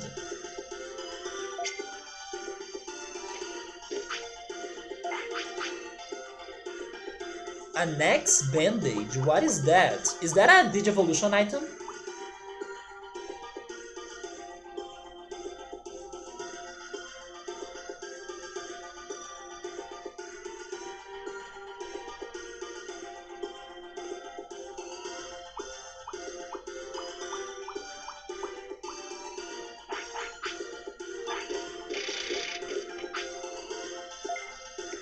Wait, so I can get that every time I give you those cards? Huh.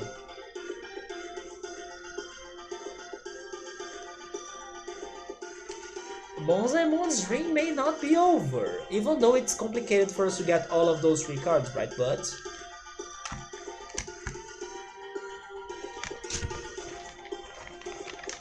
okay.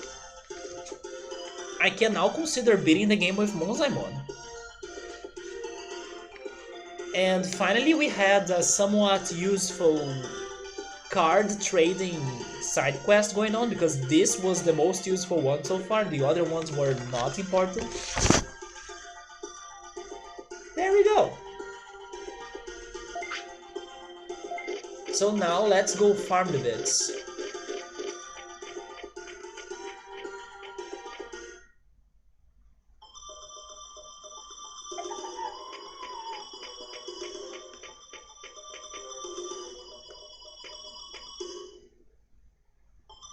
So that also means that there are Digivolution... oh yeah, of course there are Digivolution items for Ultimates, because I do have the Mystery Egg that also gives me an Ultimate, which is Digitalmamemon. So now that we are fighting multiple enemies, let me change your attacks. You can go for Winter Blast. Megalo Spark, I will keep it.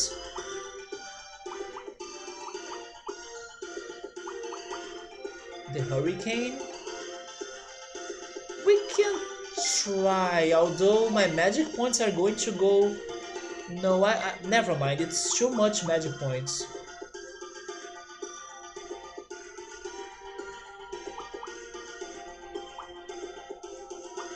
No, I will keep the Electric Cloud for like moderate and then low MP usage.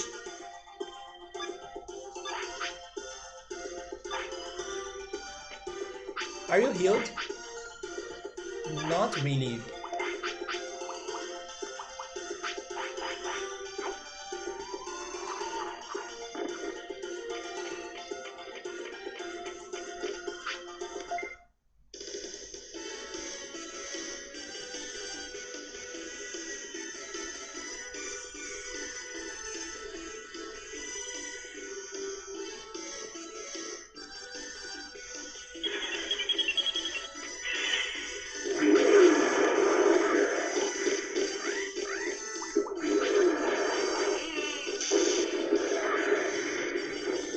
Yeah, now we are going to have a big series of fights. Also, hey Emily, how are you? Emily, I know you said something on Discord about like, get ready for me tomorrow. Guess what? I'm ready for you today, Emily, so please share the news. Spoil the beans and I'm dead. Emily, I'm dead. But Emily, what are the news? You said something about having lots of food? I'm actually planning to finish the stream a bit sooner today so I can bake pizza.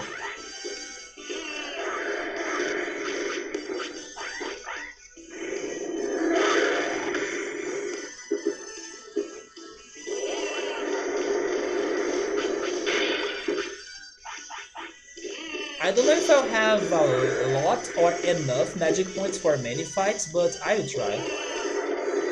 Don't worry, Emily, it's good. I still had some items in here to resurrect, so I'm fine. I was also not expecting them to be this strong. I was underestimating them.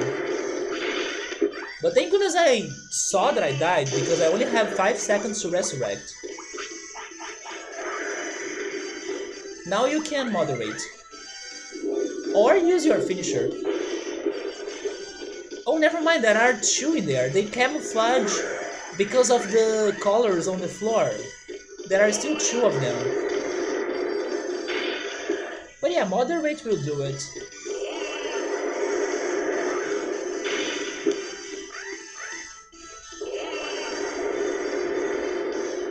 Yeah, there we go.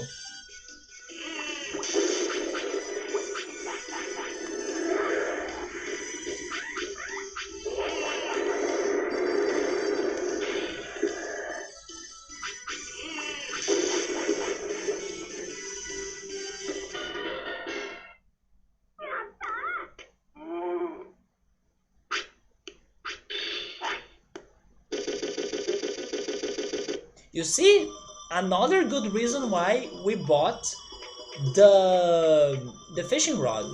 Now it's going to be easier for me to get another restore. Oh my god, Ultros, I'm kinda scared or worried about your cat. Because I'm worried of like him waking up super scared or afraid and then, you know, falling on the floor or something.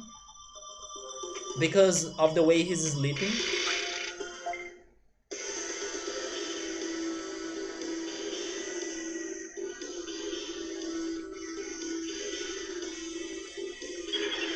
He does that sometimes.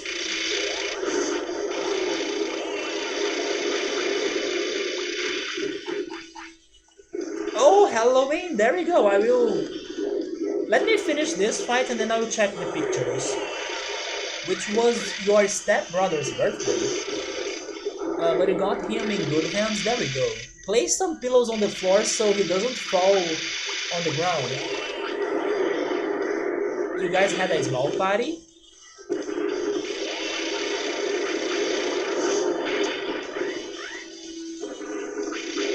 Were you in a costume?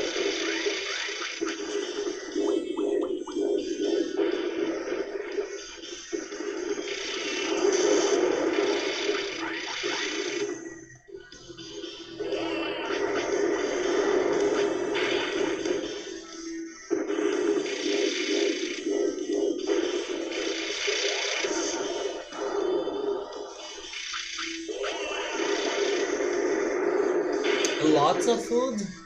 Those are the best parties. Some people may say lots of drinks, but to me it's lots of foods. Or lots of food.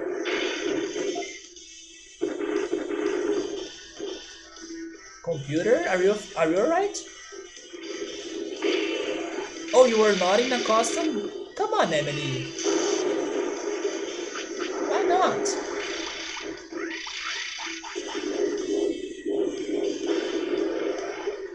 I'm pretty sure you probably have like crazy Nintendo Animal Crossing or Nintendo characters hats or something or shirts. You could wear one of those or all of them together and come up with a costume.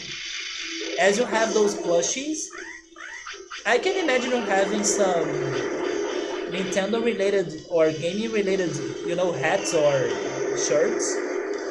That counts as a costume in my opinion. For example, I have my Luigi hat. I can get it.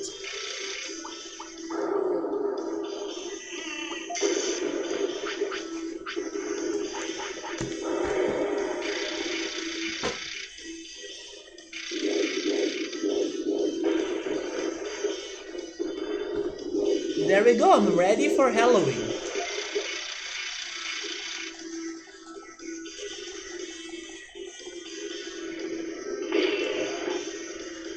Oh, there we go, you did it. At the end of the party, you end up with kitty ears. You have a pic of you on those, and you did a makeup very Halloweeny. So you had a costume, Emily. Makeup is a costume too. Okay, I will check it.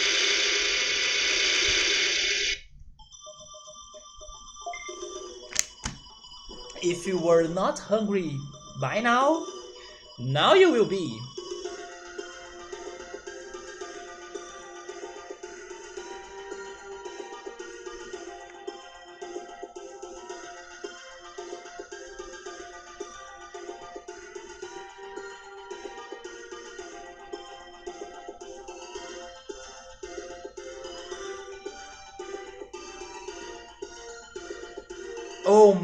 Oh no.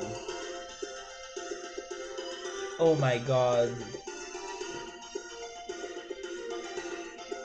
Emily, is this? You said it's your stepbrother's birthday, right? Okay, so now the food makes more sense to me. Because I was about to say, is this a birthday? Because like you have all of those snacks right there. This is like a Brazilian birthday because of those snacks right there. And I think I saw the kipe. There is a kipe there, but Discord's not showing it.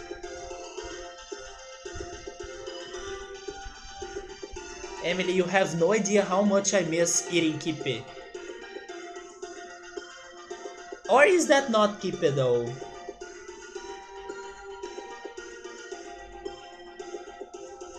So you have like a savory pie, I'm guessing? Is this a savory pie? Is that a savory pie? Maybe a chicken pie? And I don't know what's that cake, but I see the spider. But what is the flavor of the cake?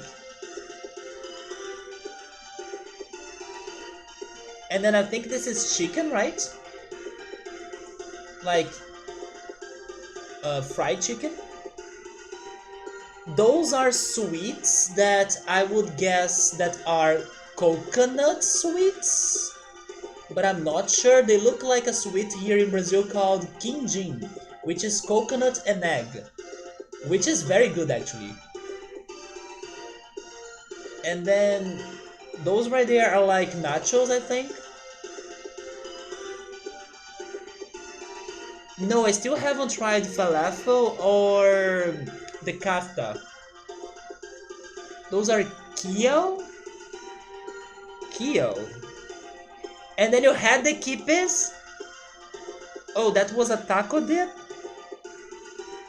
Wait, do you mean the yellow thing? Oh, now I can show the kipes right here. I miss those so much. Oh my god, dulce de leche cake? You think I would really like falafel? I have heard mixed opinions about it. Some people, it's either you like it or you hate it, you know? Maybe I will like it because it looks like kipe, which is something that I love. But at the same time, probably by the time I eat it, I will compare it to kippe, and then I'll be like, okay, but kippe is better, you know? So those are savory tarts, but you don't know what they have inside. Oh yeah, they look like pastelitos, right? These right here look like pastelitos to me, down here. So they can be like cheese, ham, pizza flavor, they can be sausage, they can even be sweet like pineapple and plum. There are also and raisins. There are all sorts of pastelitos. Also, they can be turkey. Oh, the yellow thing was a taco dip? I see, I thought it was a pie, like a chicken pie. What about the yellow dessert snack? What is that? Is that coconut?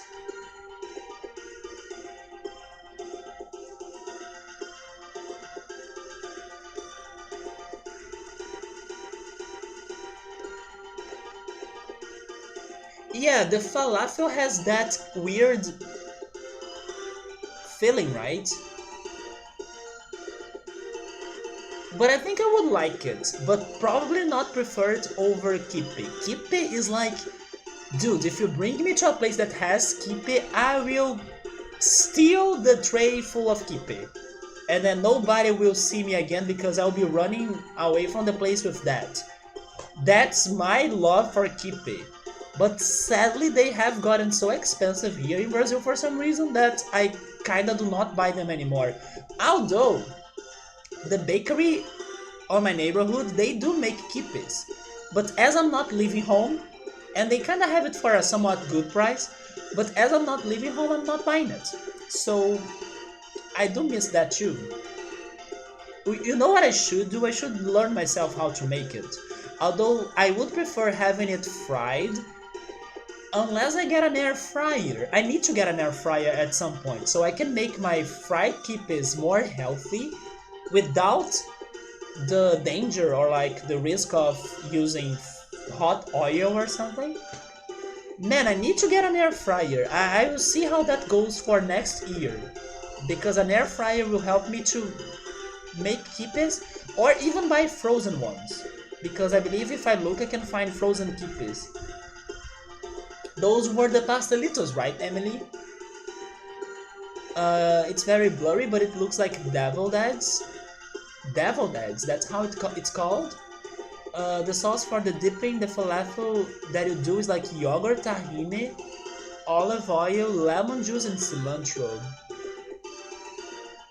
It's like a soft ball made from ground beans. You know what? You remind me of, Ultras. I don't know if I have showed you this before, but the word ground beans and like making a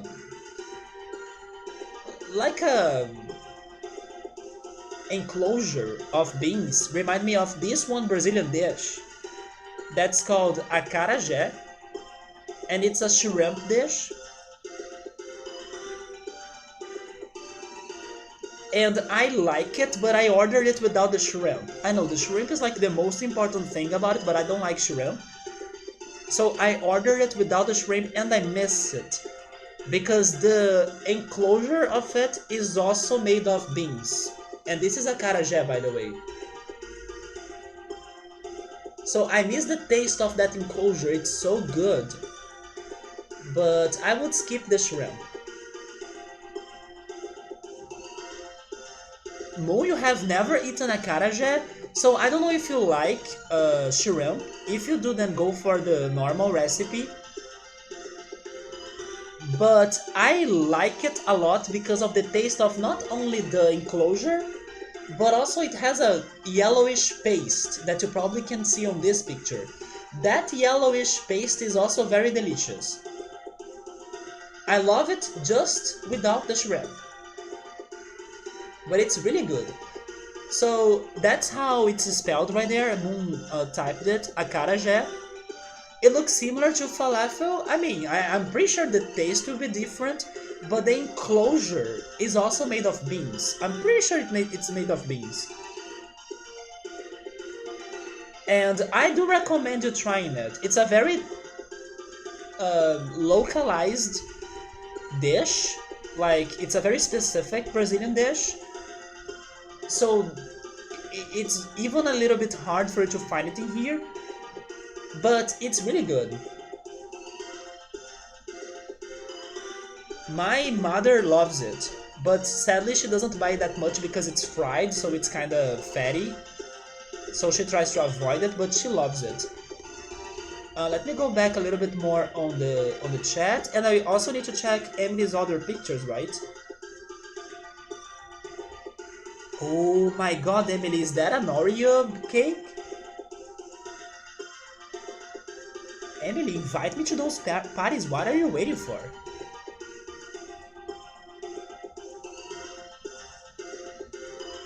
Was it cold? It's probably not cold, right? But if this is cold, then it's perfect.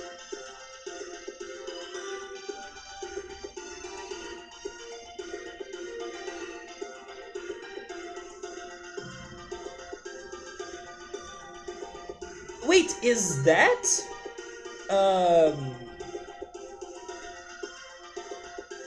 How is that? How is that called again? Man, guacamole? It is guacamole, right? I still need to try guacamole. Emily posted like she making guacamole.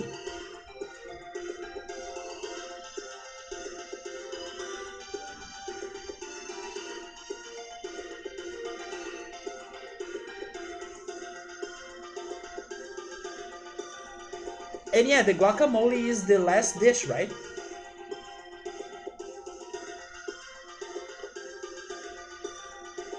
I still need to try it.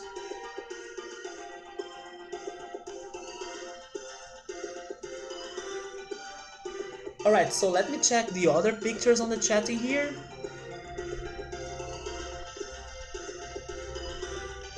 Chicken and cheese pastelitos.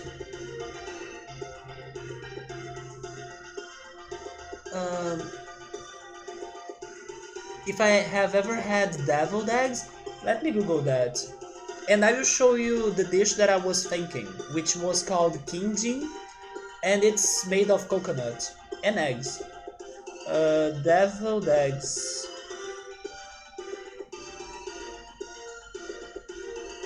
Oh, no, I have never had that.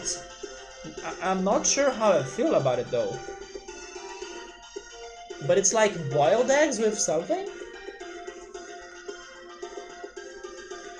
No, what I was thinking that Emily had in there was this.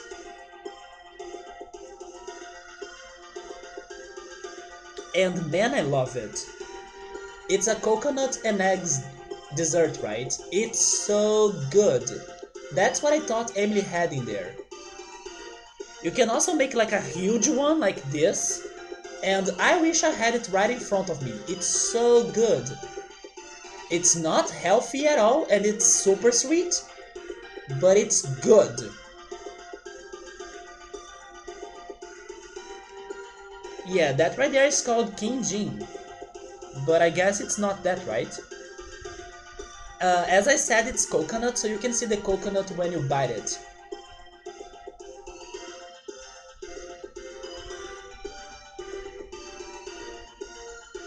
Yeah, I don't know if I would like those deviled eggs either. But that's what I thought Emily had in there. So it was an ice cream cake. So Moon was allergic to shrimp when he was a kid, and then one day by 15 he ate some shrimp and then he forgot he was allergic. Thank goodness nothing happened, that was super risky. But again, try it without the shrimp, because the paste they have and also that enclosure made of beans, it's so good. Plus the vinaigrette sauce and the other spices like the cilantro or the pepper, it's worth trying. I love the... It's like, I love the things that go with the acarajé, but not the main dish, which was the shrimp, you know? It's meal with barbecue as well. I love the side dishes The rice, the farofa, the vinaigrette sauce, the beans, the grilled pineapple, the garlic bread. I love all of those things, and then the meat, I'm like, okay, I can pass the meat sometimes. It depends. Unless it is picanha, because I love picanha. But yeah, the side dishes is like my favorite.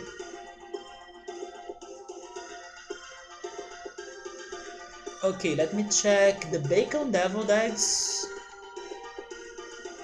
You know what? The bacon ones sound good. Yeah, and I do like boiled eggs. It's just that it's hard for me to picture them as the snacks, you know? And on the other hand, it may be hard for you to picture boiled eggs on pizza as a pizza topping, which is common in Brazil. Not only pizza topping, but also hot dogs topping as well. But then you use boiled quail eggs. So yeah, this is a trade-off like strange boiled eggs usage. This is uncommon to me, but I know on pizza and on hot dogs it tastes great. So maybe this also tastes great, even though it is only it. It's not mixed with the rest of the dishes, you know.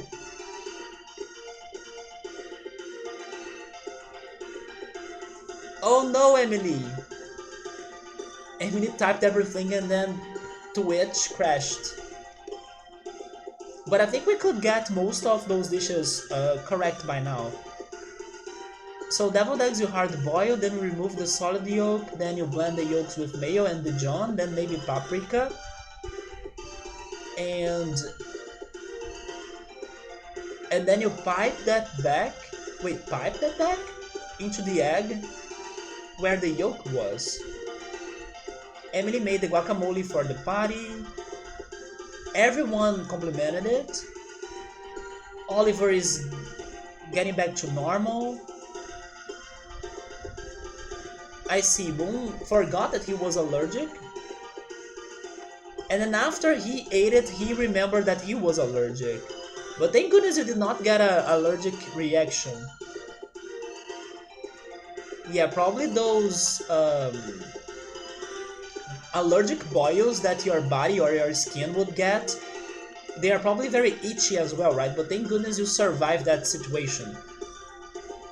It's super common to see, right? To see people getting allergic to shrimp. It's one of the most common allergies out there. I actually don't know if I'm allergic to it. I think I'm not, because even though I never really ate a shrimp, like the animal per se, I used to eat a shrimp flavored snack. Like it was like it was like chips, you know, that was shrimp flavored. Go figure. And I used to like that as a kid, and nothing ever happened to me. So I imagine that I may not be allergic to shrimp, but I have never really tried one, and I don't plan on trying one because I'm pretty sure I will hate it.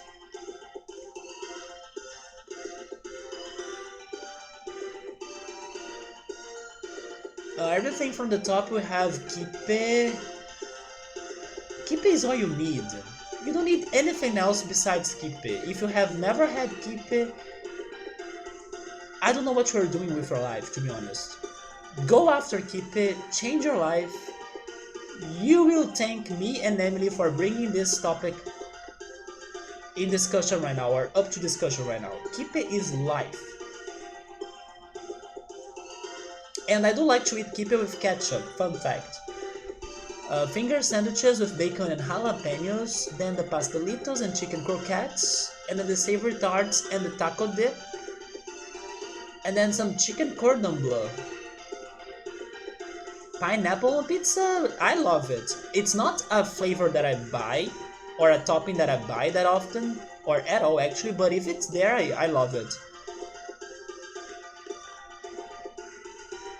I'm sorry to hear that your followage depends on my answer, but I do like it a lot. It's just that I don't buy it myself, but if I go somewhere that they have it, I'm down. I love pineapple, I love ham, I love sausage, so no problem to me.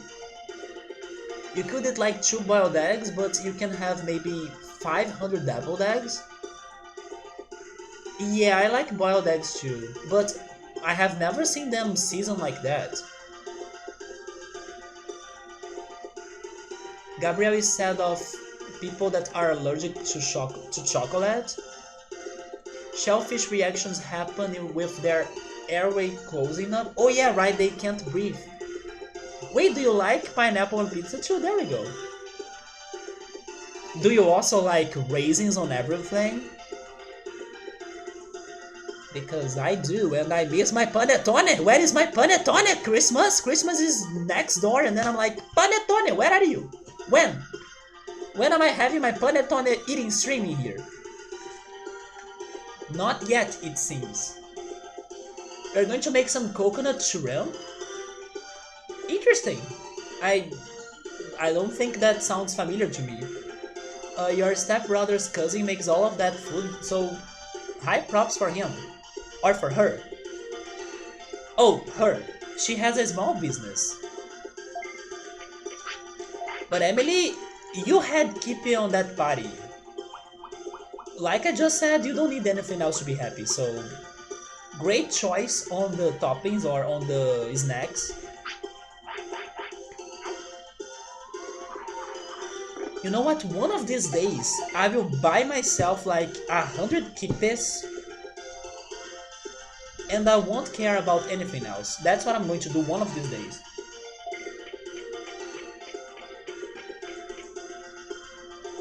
Sadly, I think I will eat them all at the same day though. I will not be able to save them for another day like I do with the esfihas. But man, I love Kippy, I miss Kippy.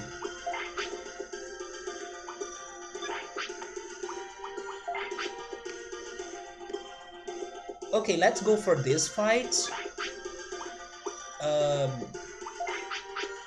I only have 3 floppies, but I have the medium floppy, right? Yeah. Let me just sort this.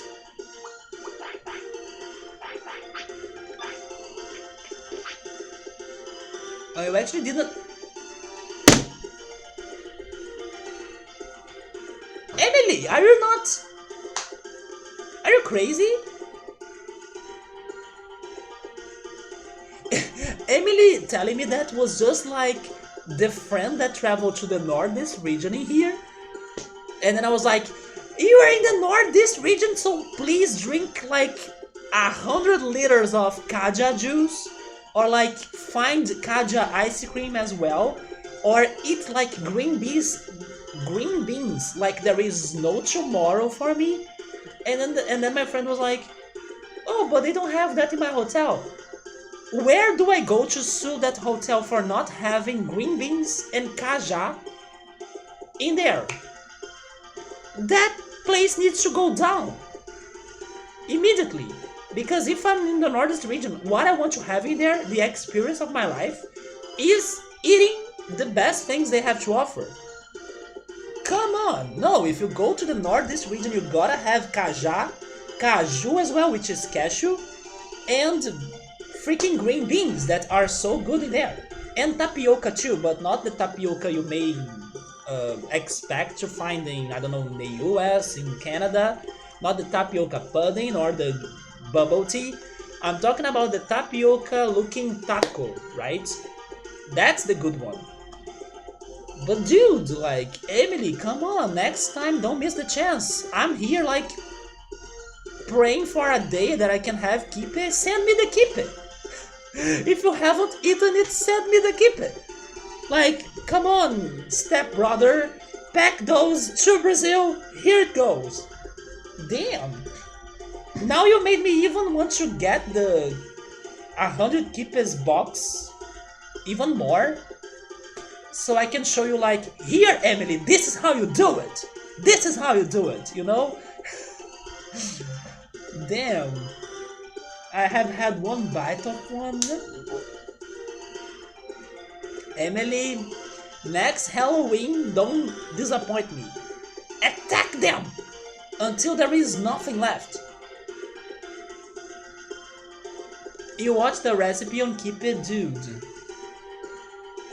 It's like ground beef fried in a bowl. Yeah, it's ground beef. It also gets a specific flour. It's like it's actually called like kippe flour, in Brazil. It has that specific flour, and it has the herbs, right? That add some freshness.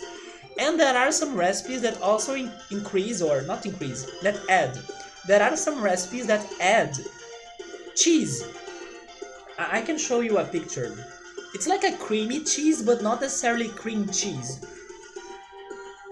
But some recipes have cheese as well.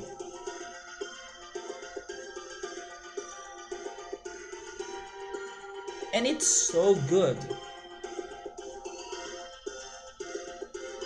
Yeah, this is the one that I'm talking about that has cheese.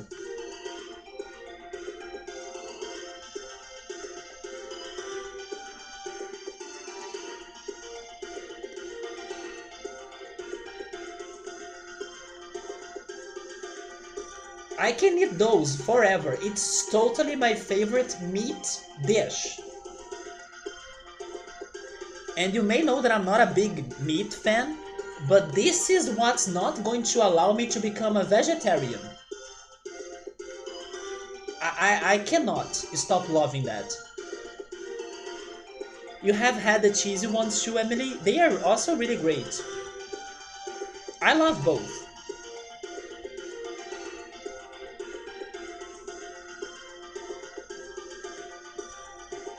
It's called bulgur wheat. Okay, so it's called bulgur wheat. I never knew how it was called in English. Yeah, it is a very specific wheat, right? Man, Ultras, please try it. You return here as a different man. It's like super good. But then I wanna try having it fried by using an air fryer.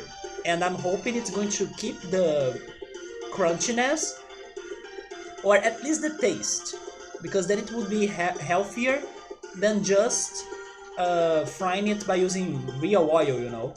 But there is also the baked kippe. Have you ever had the baked kippe, Emily? There is also a recipe that it goes baked. Not my favorite though, I think they are very different. But if you wanna try, there is also the baked kippe recipe. It's not necessarily only fried. But yeah, the baked kippe, I would go for the fried one.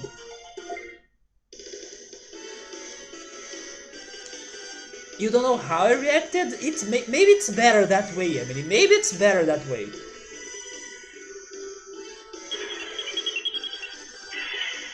So that was on Halloween. Then you had some good stuff after that as well, alright? Feel free to share more pictures.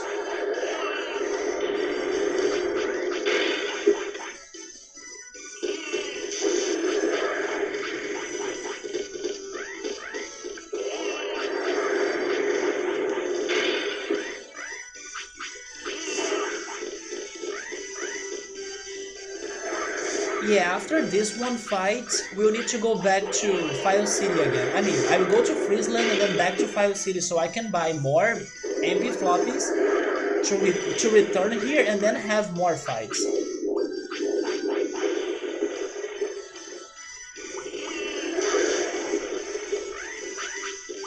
But I can still use the medium MP.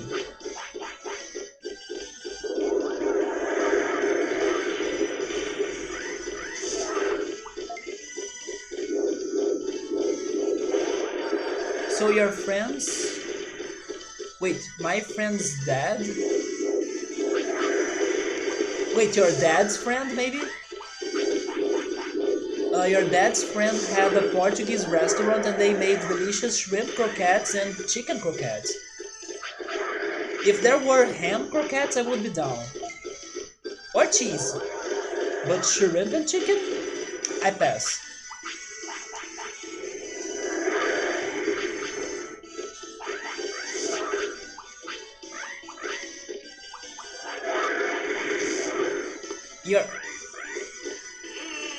Oh, your friend's dad. There we go. Okay, I get it now.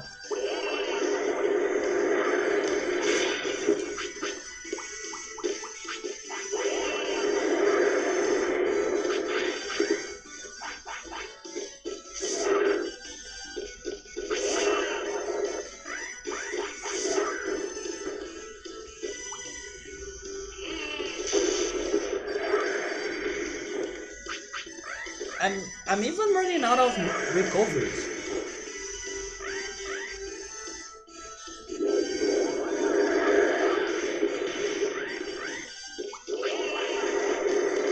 That's my last attack.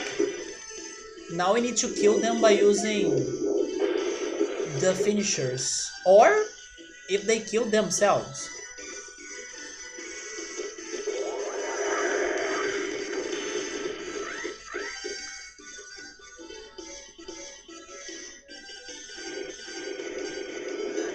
Dark Wombat, welcome to the channel. Thank you for the follow. Right now we are grinding or farming some bits with this Backseating. And after this fight, I'll head to Freezeland to try to recruit or to convince Mojyamon to move to Factorial City. And then I'll go back to Factorial City, buy more items, return here to farm more bits. And then I will use those bits to buy cards. So that's the plan.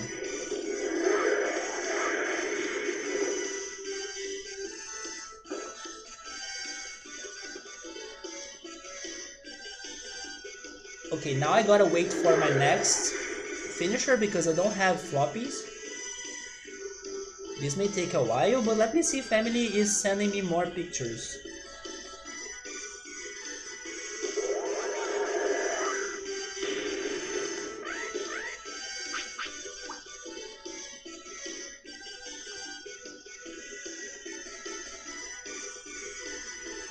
She is actually. Oh my god, Emily.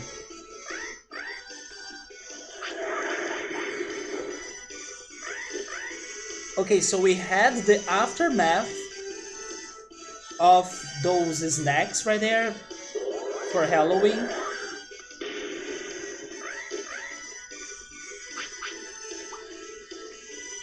That's the aftermath.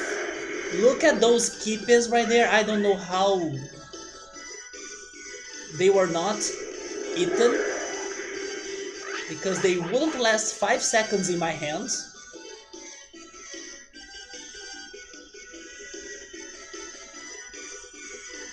You see, this is what was left after 5 minutes.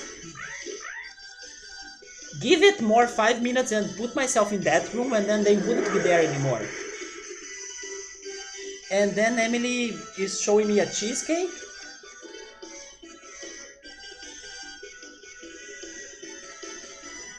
Pepperoni pizza, which sounds fantastic, even though it's been forever since I had pepperoni pizza.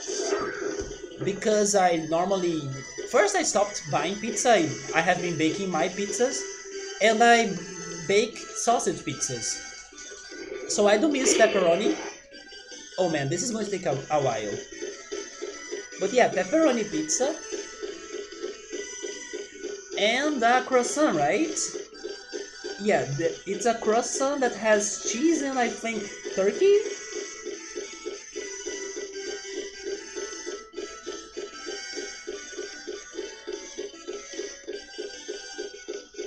And the last one looks like a fruit salad with some sweets, I think.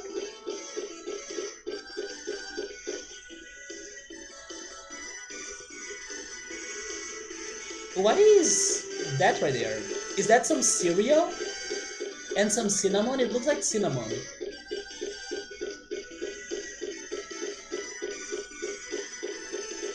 Oh, it's actually oatmeal. It's some peanut butter oatmeal with fruits, right? But the croissant has ham or turkey, Emily? It looks like turkey to me. I'll have to try them sometime. Looks yummy. What you wanna try? There are so many dishes in here that I'm lost, but you should try those ones right there. The kipes, those are my favorite meat dishes. Kipes. I love them so much. Okay, let's get to the next finisher. The kipe. Go after it, you'll not regret it. I do miss them so much. But I will have my happy day of ordering like 100 of those and eating all of them in one day. That day will come. Or I will get an air fryer and see if it still does or cooks kipes very well, and then I will be able to avoid the mess of like frying them with real oil, you know. I think they will work actually because my sister makes like chicken nuggets by using her air fryer and then they taste great and they are still crunchy, so why would that not work for kipes, right? So it seems that Clear Agumon is also not fighting us anymore, so this is going to be easy. Oh, so there was turkey. Yes, I saw the turkey on it, and Emily, I love turkey so much. And then a spicy ham and some cheese. It's been forever since I last had croissant as well. In here, there is this one croissant food chain that... Not food chain, it's like a...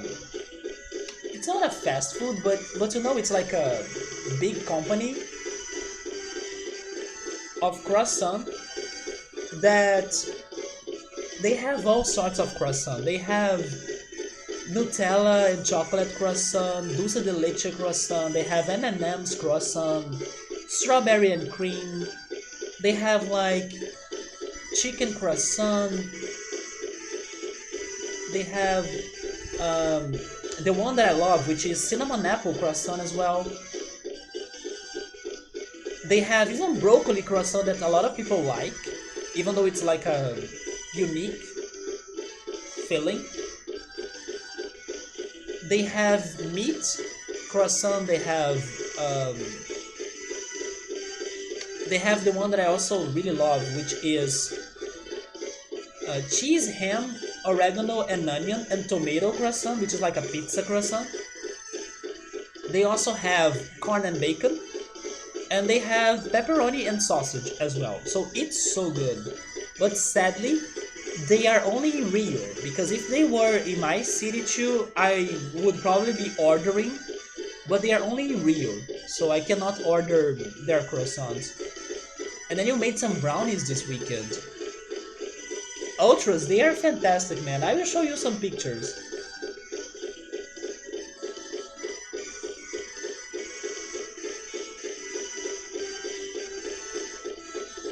Or I could link you to the website, right? Why not?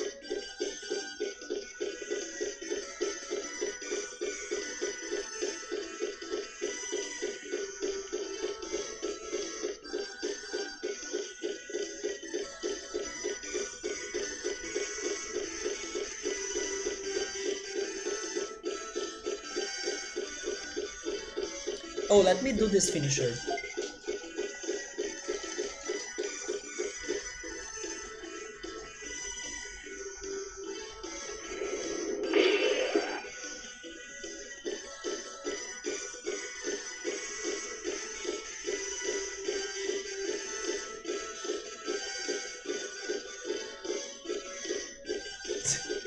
Man. So yeah, enter on this website or go to this website.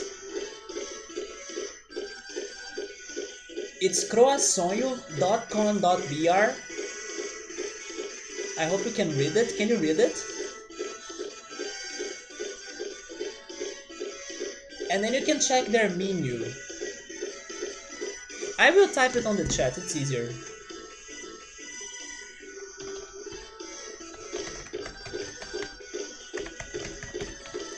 Go check that website, and then you see their croissants, right? When you see like this word right here, cardápio, it means menu. So probably you can check that.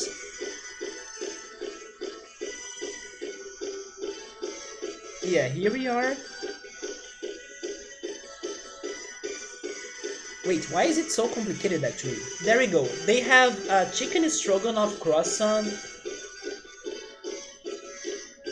Chicken stroganoff croissant, they have ham and cheese. They have arugula. Ultras, how were those sun-dried tomatoes? I cannot believe I remembered sun-dried tomatoes, man. They have arugula and sun-dried tomatoes right there.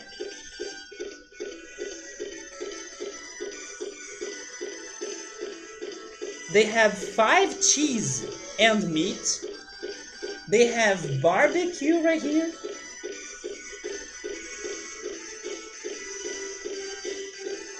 They have cream cheese, bacon, and chicken. They are so good. I miss them so much. And those are the savory ones, right? Let me find the sweet ones. Yeah, they have milk chocolate. They have strawberry and cream. They have brigadeiro, which is a Brazilian dessert. They have white chocolate, Ovaltine, white chocolate. White chocolate with milk chocolate and strawberries. Those are the ones that I don't ask or I don't order because they are too sweet to my taste. But I have a friend that goes crazy for those extra sweet ones. So yeah, they have all sorts of sweet ones with M&Ms and other things. Anyway, go check that website. It's all sorts of crazy croissants. Let's see if I can finish the fight now. But I hope they come to my city someday. So I can maybe even order and show them on stream, right? There we go. Let me also put my chat down here again. So Emily had a board game night. Man, everybody's having board game nights, or we were talking about it in the beginning of the stream as well. I miss those.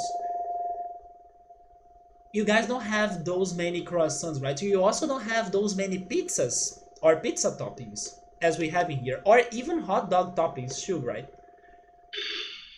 There are pictures of the brownies. I have a friend that makes like fantastic brownies. She used it even to sell those. Oh my god, Emily. Okay, this looks super good. Those are Emily's brownies.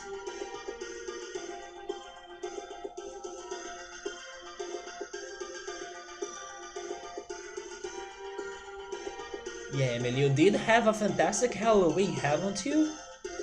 Not only the Halloween, because after the Halloween there were also the holidays for the Day of the Dead. So Emily, you had a very good food week. You are not baiting us when you said that get ready for me tomorrow, right? Damn, you came here full of weapons, ammo, tanks, and nuclear bombs, right? Emily, those foods were there, those pictures of yours? Damn. Okay, so now that I'm out of NPs, I don't know if I'll be able to avoid the other fights though. And like go back to where I was. But I don't want to go back to File City. My only option would be like waiting for Bakemon to fall asleep. But that may take a lot of time actually. Wait a minute, but if I go back to File City and if I take the east path, I can go to Freezeland fast, right? You know what? I'm going to File City, let's do that. It's okay, I just need to take another path that's shorter, so...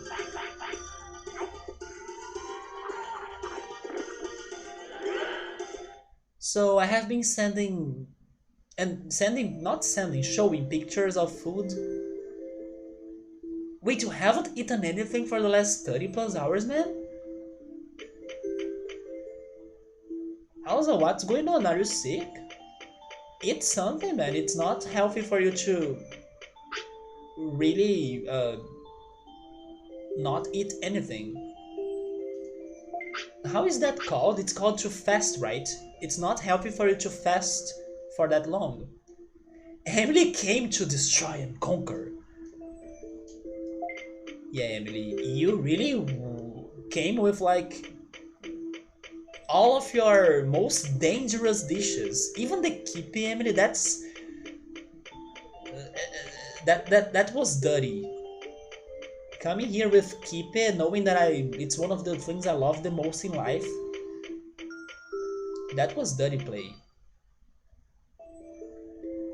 I was expecting pumpkin dishes, like, oh yes, I went to this Halloween party, we had pumpkin juice, we had pumpkin pie. That's what I was expecting, not kippy. And it's funny because when I opened that picture, you notice that the first thing I saw was the kippy, right? I was like, is that kippy? And it was like on the corner of the picture, but it was the first thing I saw because that's what I dream of.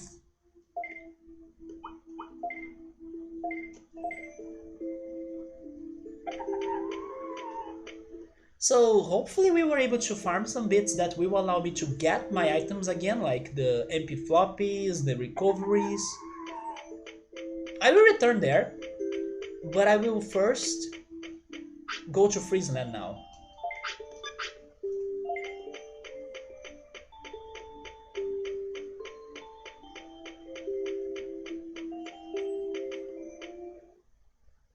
We are Dominican, not American. Good point. But are pumpkin pies only American? Like, is it that specific? Maybe it is, right? Because of Halloween, not many people or not many countries really celebrate Halloween that much, right? Can't say. I also don't know many American Halloween dishes. Like, I can only think on the candies and the pumpkin. I don't know if there is any particular, I don't know, different Halloween treat or dish. You're not fasting, you just skipped the lunch yesterday, so you have to wait for the next one. Why is that? But have you eaten any snacks? I sometimes skip lunch as well, but I eat snacks in place. Or I eat sandwiches, or I don't do that, but sometimes I do skip lunch too, and I end up eating other things, like junk food.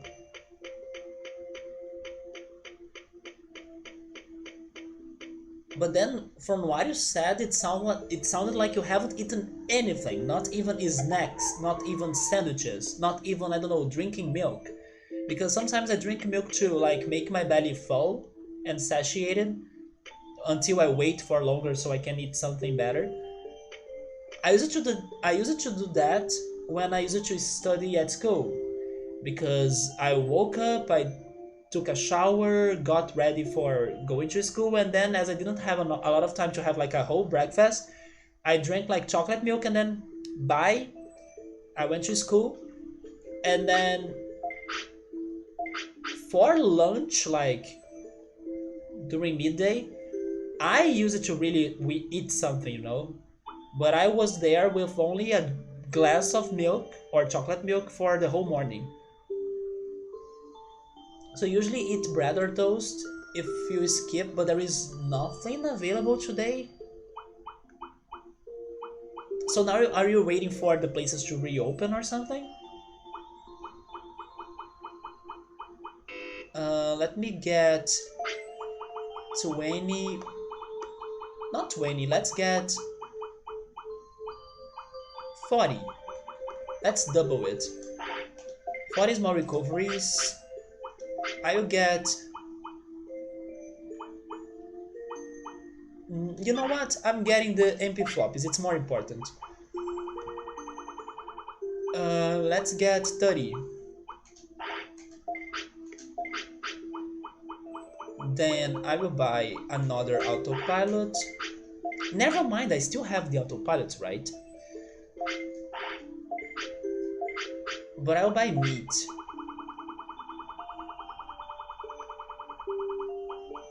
$50. Okay, let's go again. It's not a big deal, I hope so. But try to avoid fasting for that long. It's okay if it happens like one day, but definitely eat better on the next day. Like, Give yourself very healthy and nutritious food. For example, now I'm planning to bake pizza. And my pizza lasts 2 days, today and tomorrow. Maybe I won't eat the whole pizza today though, because I don't know if I'll be that hungry.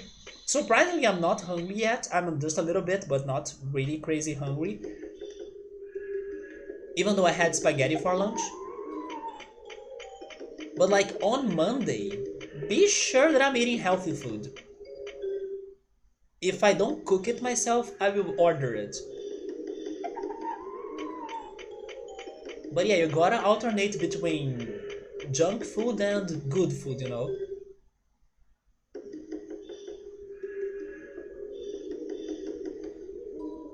It's a daily meal. Yeah, that's what I thought about the places being closed during like late night or something. But maybe it's his diet or something. That he needs to eat that daily meal. The final pick, you have a finisher, Emily? Are you kidding me? You also knew that you could save some for tomorrow, right, Emily? But you are throwing all of the goods tonight. Let's see.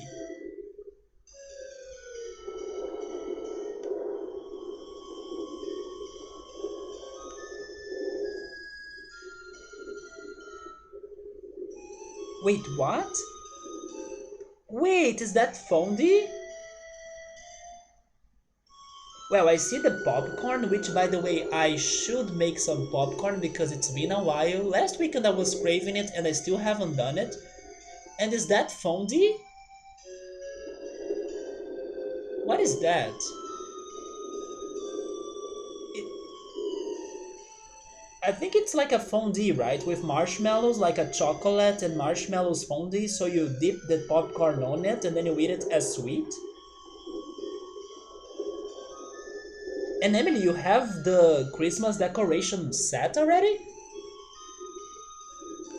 Wait, maybe it's too bright, right? Is it better now? No, now it's too dark. There we go.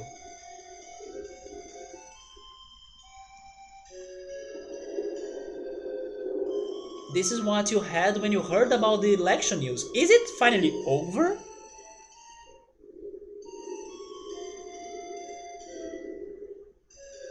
And by the way, the elections, they got so huge in Brazil as well. Like, people were...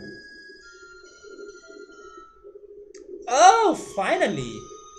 It is over, it seems.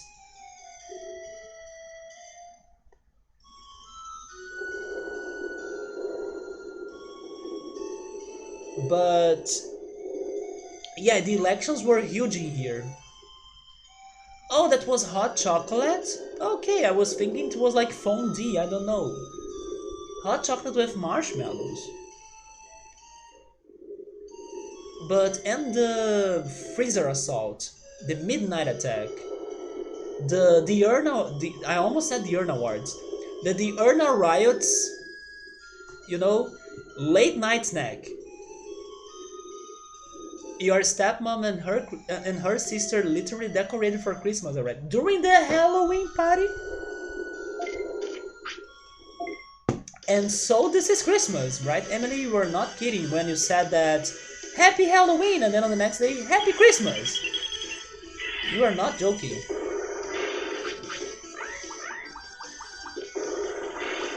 Where are my floppies? So it's like 5 a.m. now and then they are closed. The grocery opens at 8 a.m. but it's not worth if you can have lunch at 12 a.m., right? Or midday. No, actually it's 12 p.m., you're right. 12 a.m. is midnight.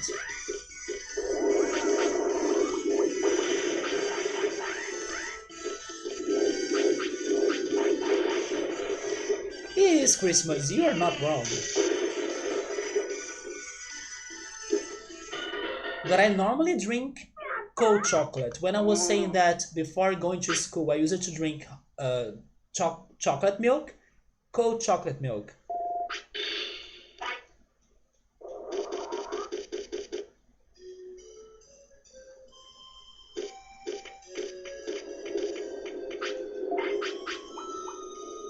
Let me sort this. I should have deposited that, but hopefully I won't game over.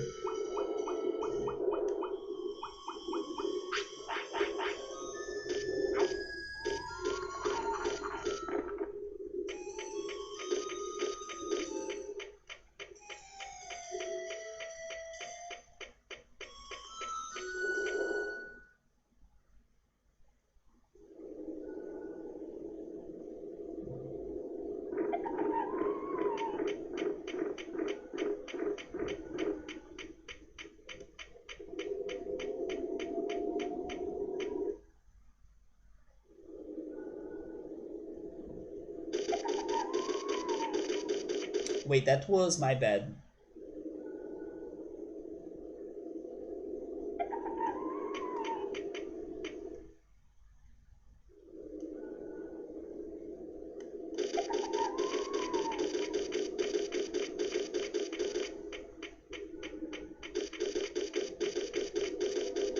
I think I will fight Gururumon. We almost never fight him, right? So let's see a little bit more of what can he do.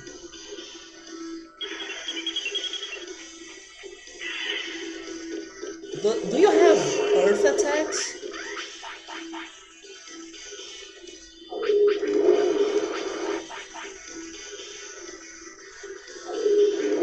Welcome back, Gabriel. You lost, or you missed, the super complete full talk of the night.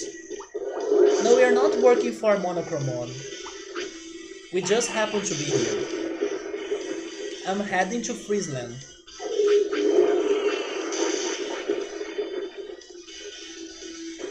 Maybe tomorrow we'll be working for him.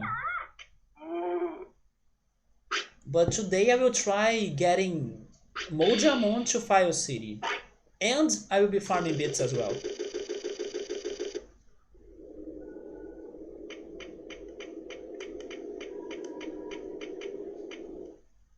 I think it's a better use of a good Digimon such as Bakemon. Oh!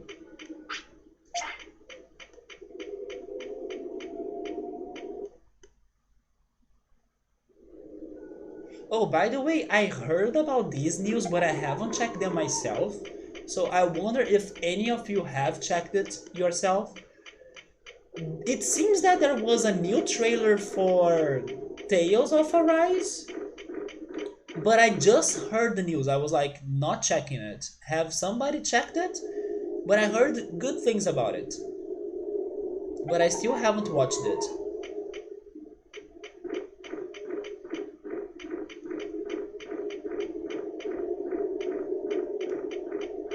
The other thing that I also need to check more, because I saw that some content creators were starting to release those things or those videos, were reviews about the PlayStation 5 and the Xbox Series X or S. But I still haven't really stopped to watch those videos. But hopefully this new generation is doing it, like it's not disappointing it. Or not disappointing.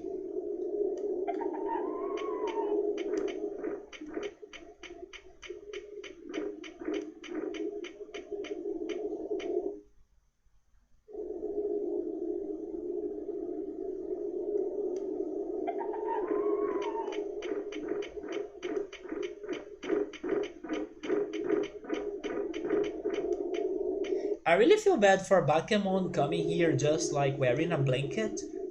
He's probably feeling very cold right now. He's probably freezing.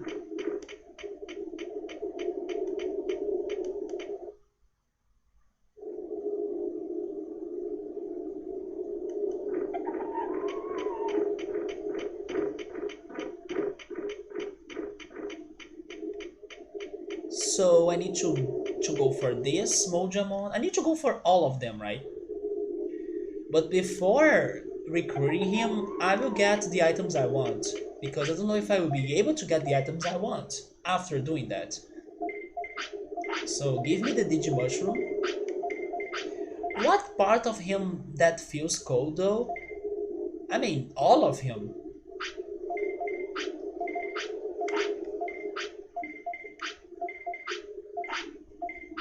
Try going to a freezing place with a blanket.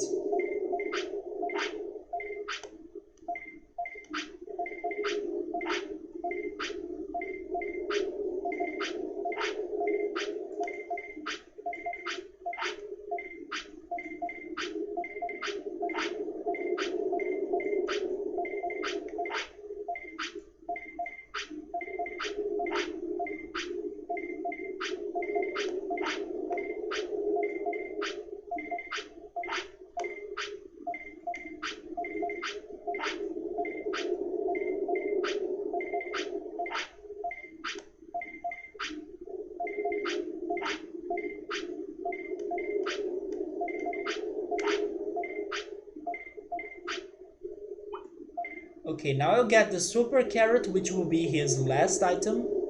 Sabri is saying, but he's dead.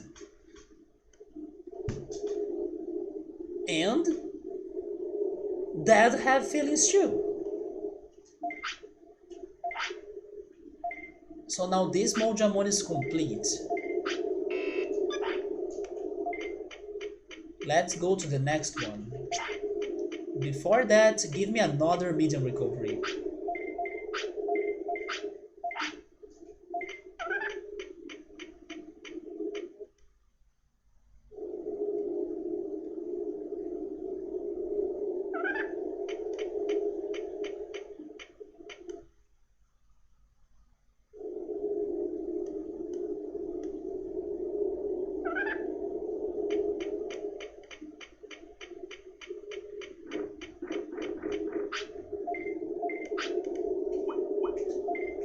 There goes the high-speed disc.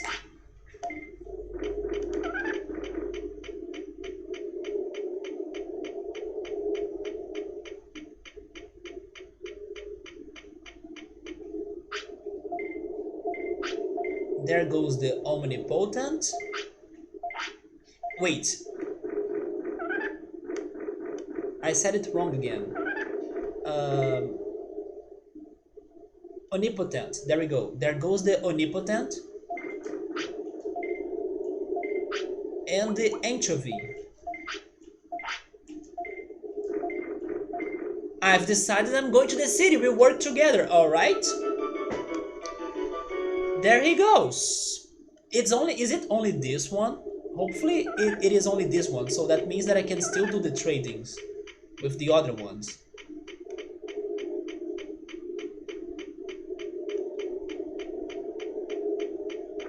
Yeah, they're still here, so that's good. We can still get the medium recoveries. So his whole body is completely cold ectoplasm. The only part of his body that seems flesh is the eyes and his mouth. And his hands when he uses Dark Claw. So now that I have done that, you can sleep. And then we'll go back to Toyland to farm some more bits in there for more 25 minutes.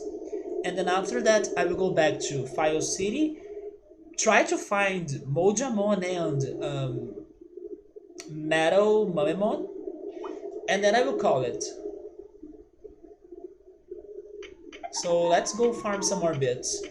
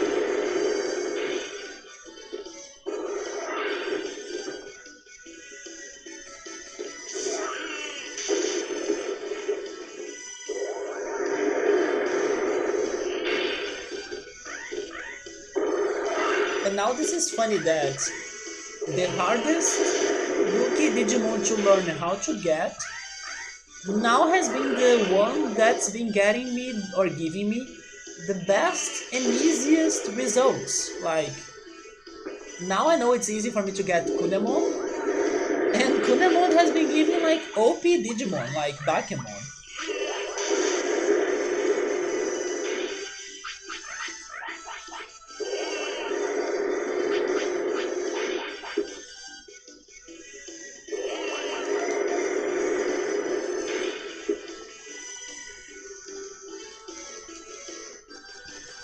It's this game once again flipping what is hard into what's easy and what's easy into what's hard.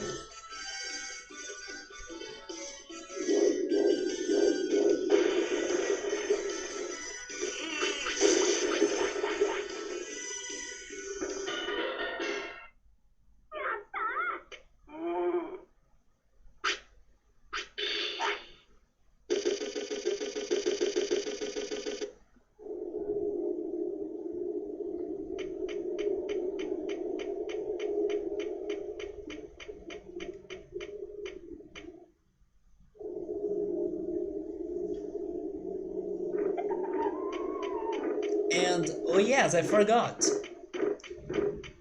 Angemon better have some news to us, right? To tell us. Because we got Mojyamon there. So that was one of his hints.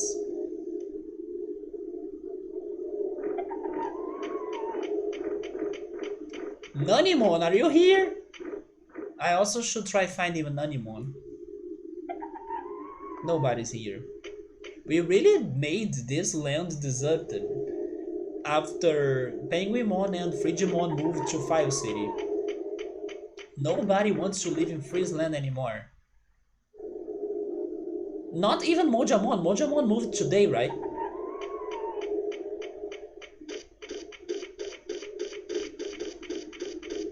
Oh man, poor Elsa.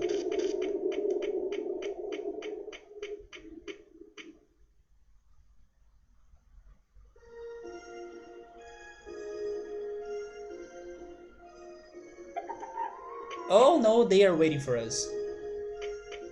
Can we avoid? Oh, easy, come on. Mushroom. I just remembered. I don't know if everybody will get this reference, but I will try. Badger, badger, badger, badger, badger, badger, badger, mushroom, mushroom. Badger, badger, badger, badger, badger, badger, badger, badger, badger, badger, badger, mushroom. Hopefully you guys know what I'm talking about.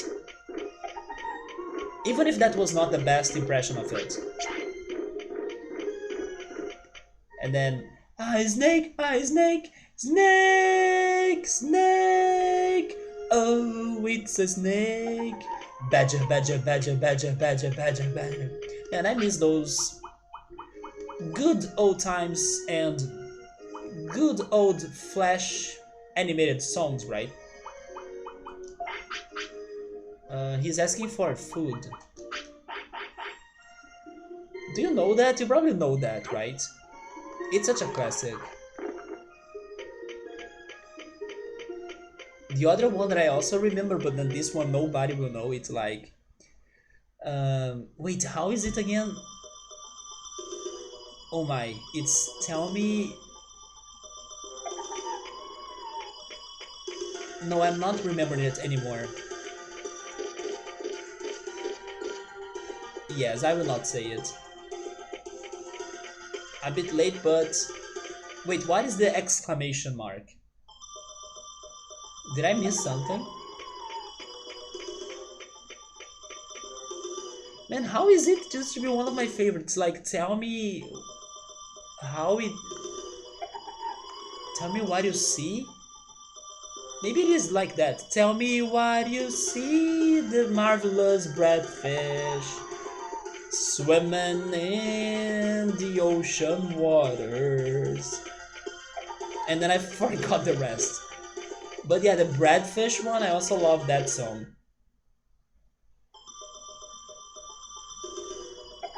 But this one I doubt somebody will get it.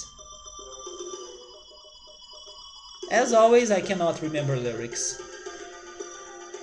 Okay, so I feel like I must fight those two, right? Sure.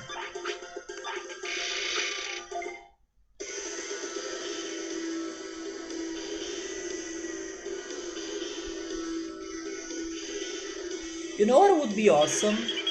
If Backseating could Digivolve. But knowing my runs, it's not going to happen. Probably it's like a very specific recipe that I may be far from it.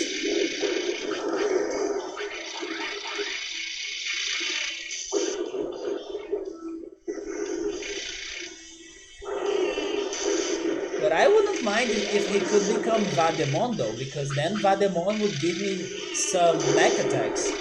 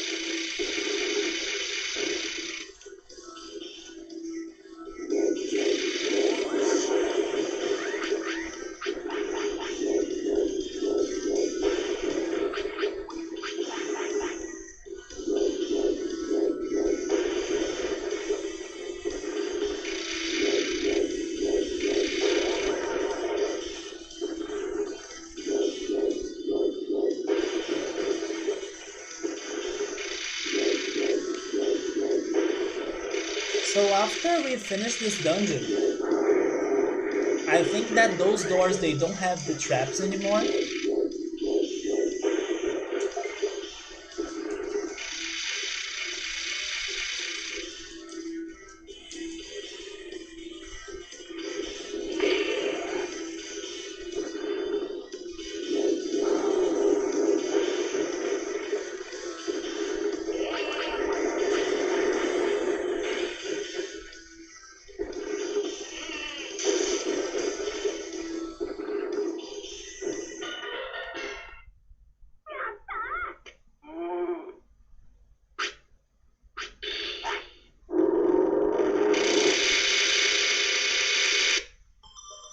Let's see if I can have 2 or 3 rounds against the clear Agumon.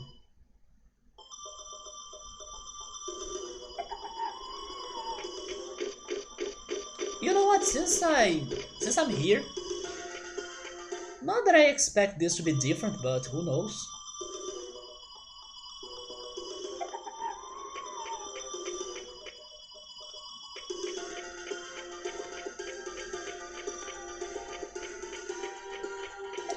Wait, I just noticed that it says Evil Bear on the ground.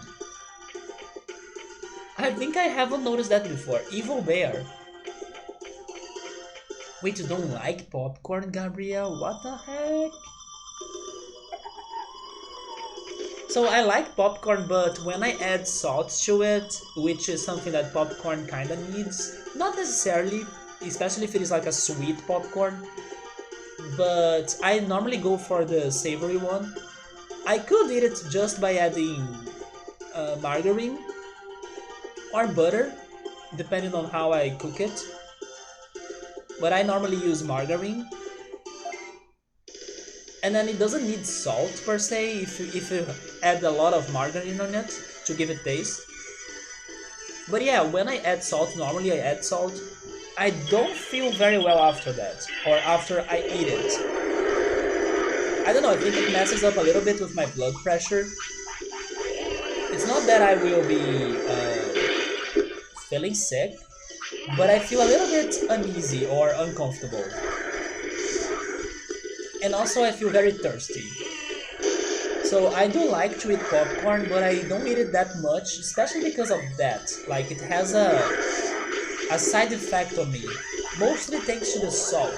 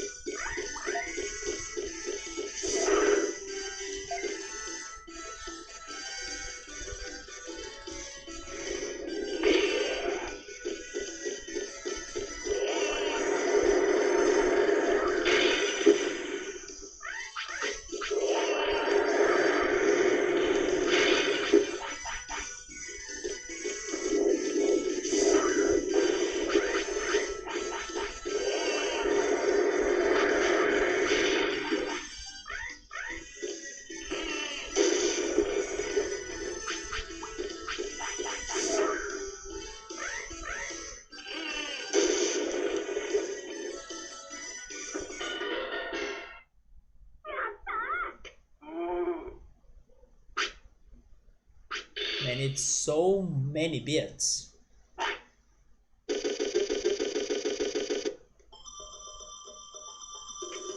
Let's do it again.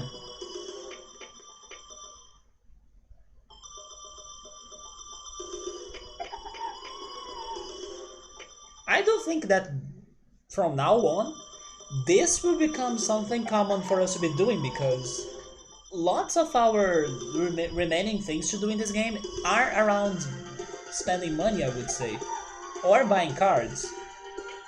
So this is going to become something common for us.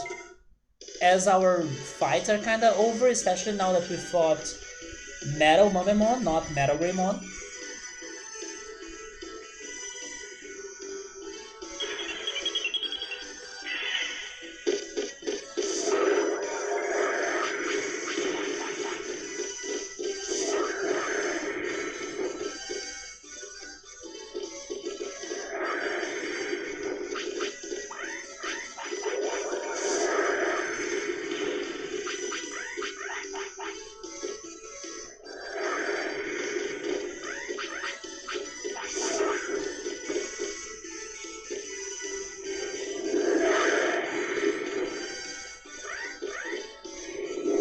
Man, they are all cornering me right there.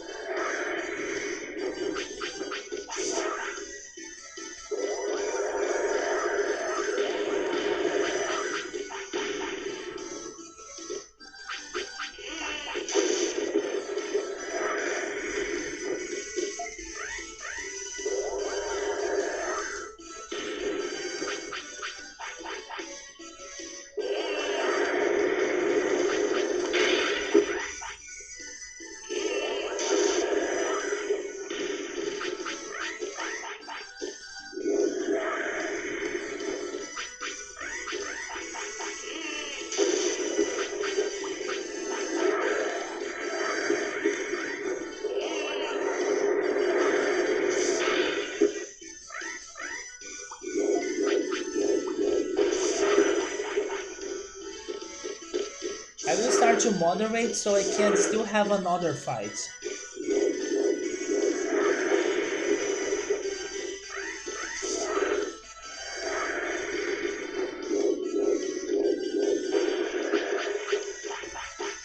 I still have 9 of those, right?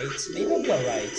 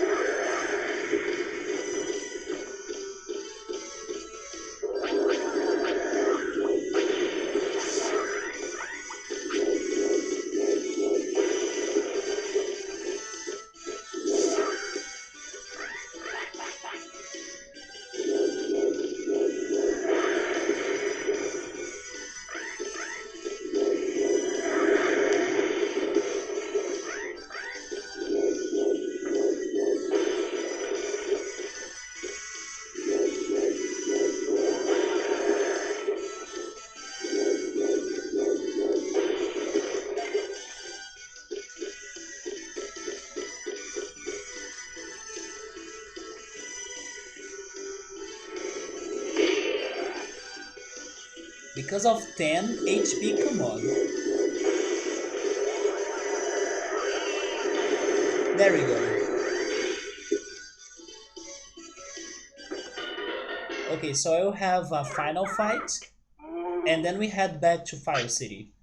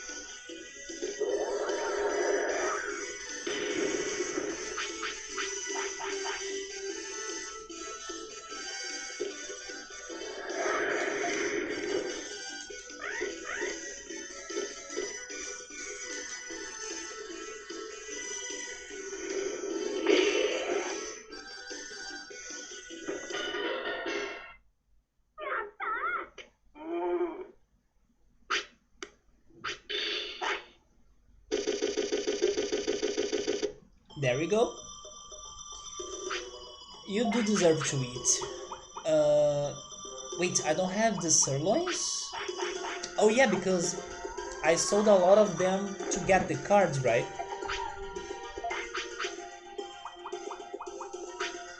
Okay, so let's go back.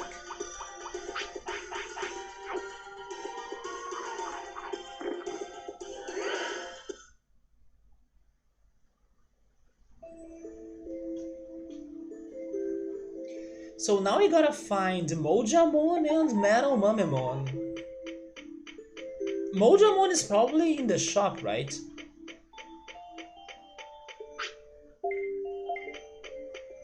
And since I'm now with some bits, I will give some job or some work for Dream Mojyamon to do, right? Yeah, let's go for the special course. And can you finally give us something good?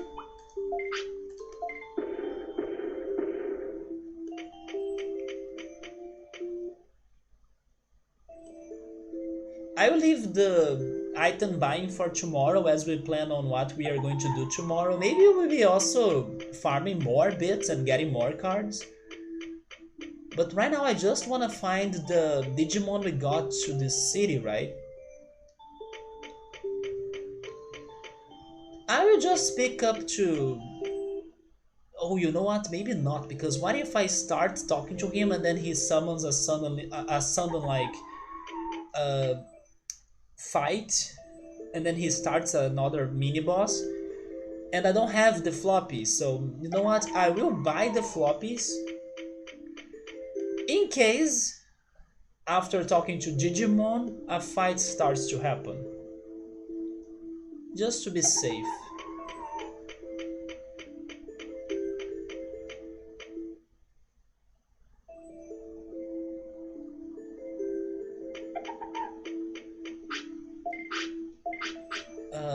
Floppies.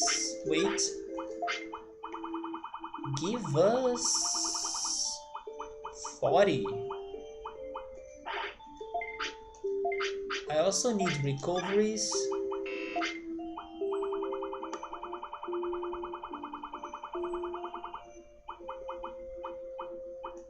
There we go. Is somebody down here? Maybe Mojyamon? He is actually. Okay, so we found one of them.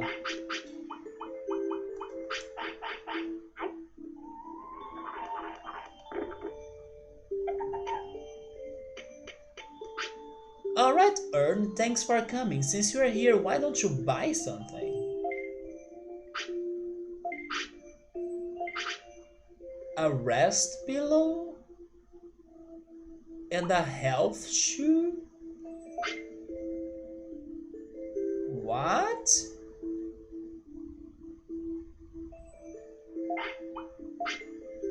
More recovery during rest. Wait, is it permanent or not? I mean, I would try because I can buy them, right? It's probably not permanent. But sure.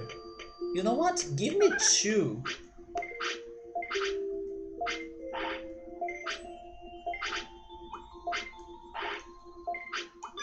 Okay, now we have that. It would be awesome if I could like make my Digimon to eat the pillow and then he doesn't need to rest, you know? And I'm starting to think I will not make to the toilet, but I will try.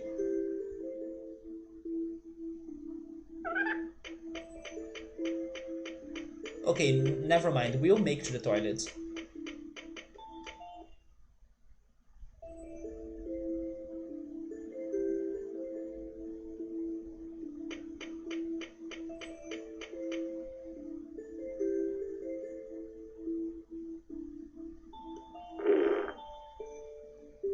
And now let's go talk to Digimon.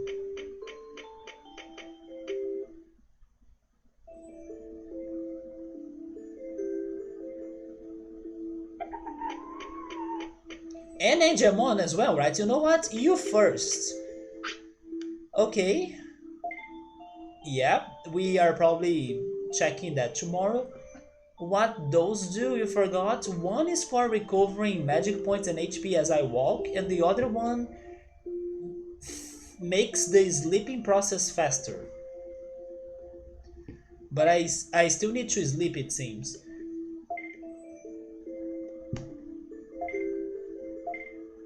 And also what?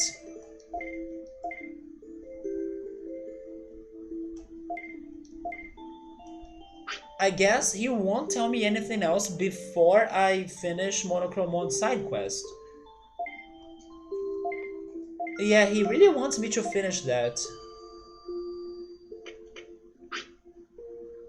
What about you?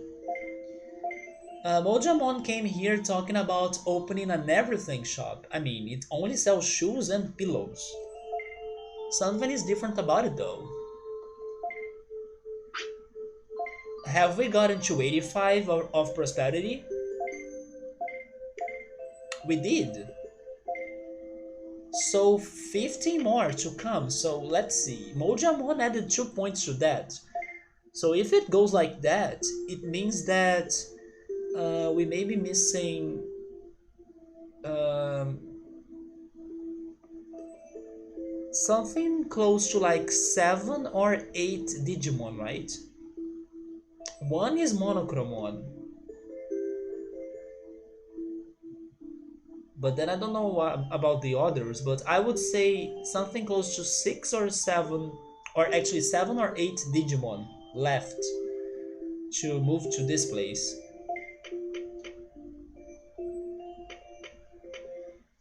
But I still haven't seen or found Metalmamemon. He's probably in the restaurant. He's probably in the restaurant.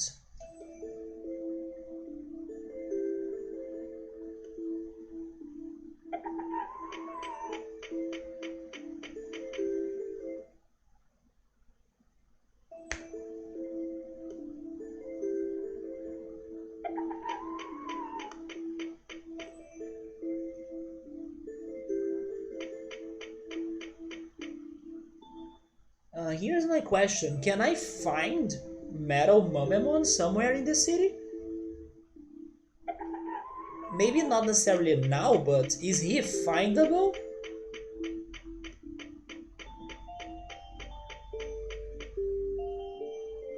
I have checked every place, but I still suspect he's in the restaurant.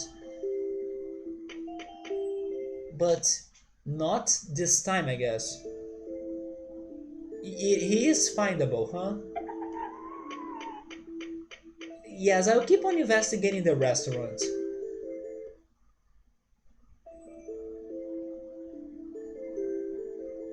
But I'll save that for tomorrow then.